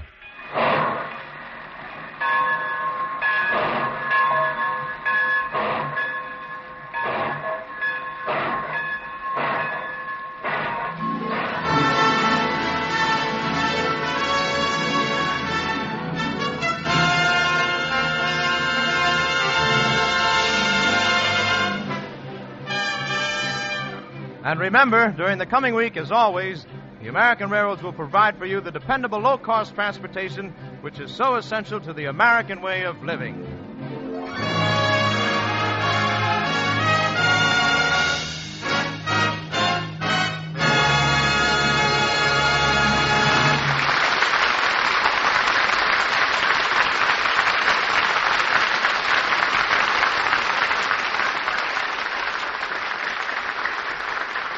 Good News has been presented by special arrangement with Cam's Whitmark Music Library. Miss Dinah Shore appeared by courtesy of Columbia Records. Listen to her latest release, Buttons and Bows. Miss Jane Powell appeared by arrangement with Metro-Goldwyn-Mayer, producers of the Technicolor picture Three Musketeers, starring Lana Turner, Gene Kelly, and June Allison. Gordon MacRae appeared through the courtesy of Warner Brothers. This is Marvin Miller speaking. The Railroad Hour is brought to you each week at this time by the Association of American Railroads. The Spry Treat of the Week. Spry croquettes, tempting golden brown croquettes so crisp and tender crusted they break at the touch of a fork. Delicious? For crispy, full-flavored fried foods, get pure, bland, all-vegetable shortening at its creamy best. That's Spry. S-P-R-Y. Thanks for listening to HOJO Radio. We'll be back again very soon.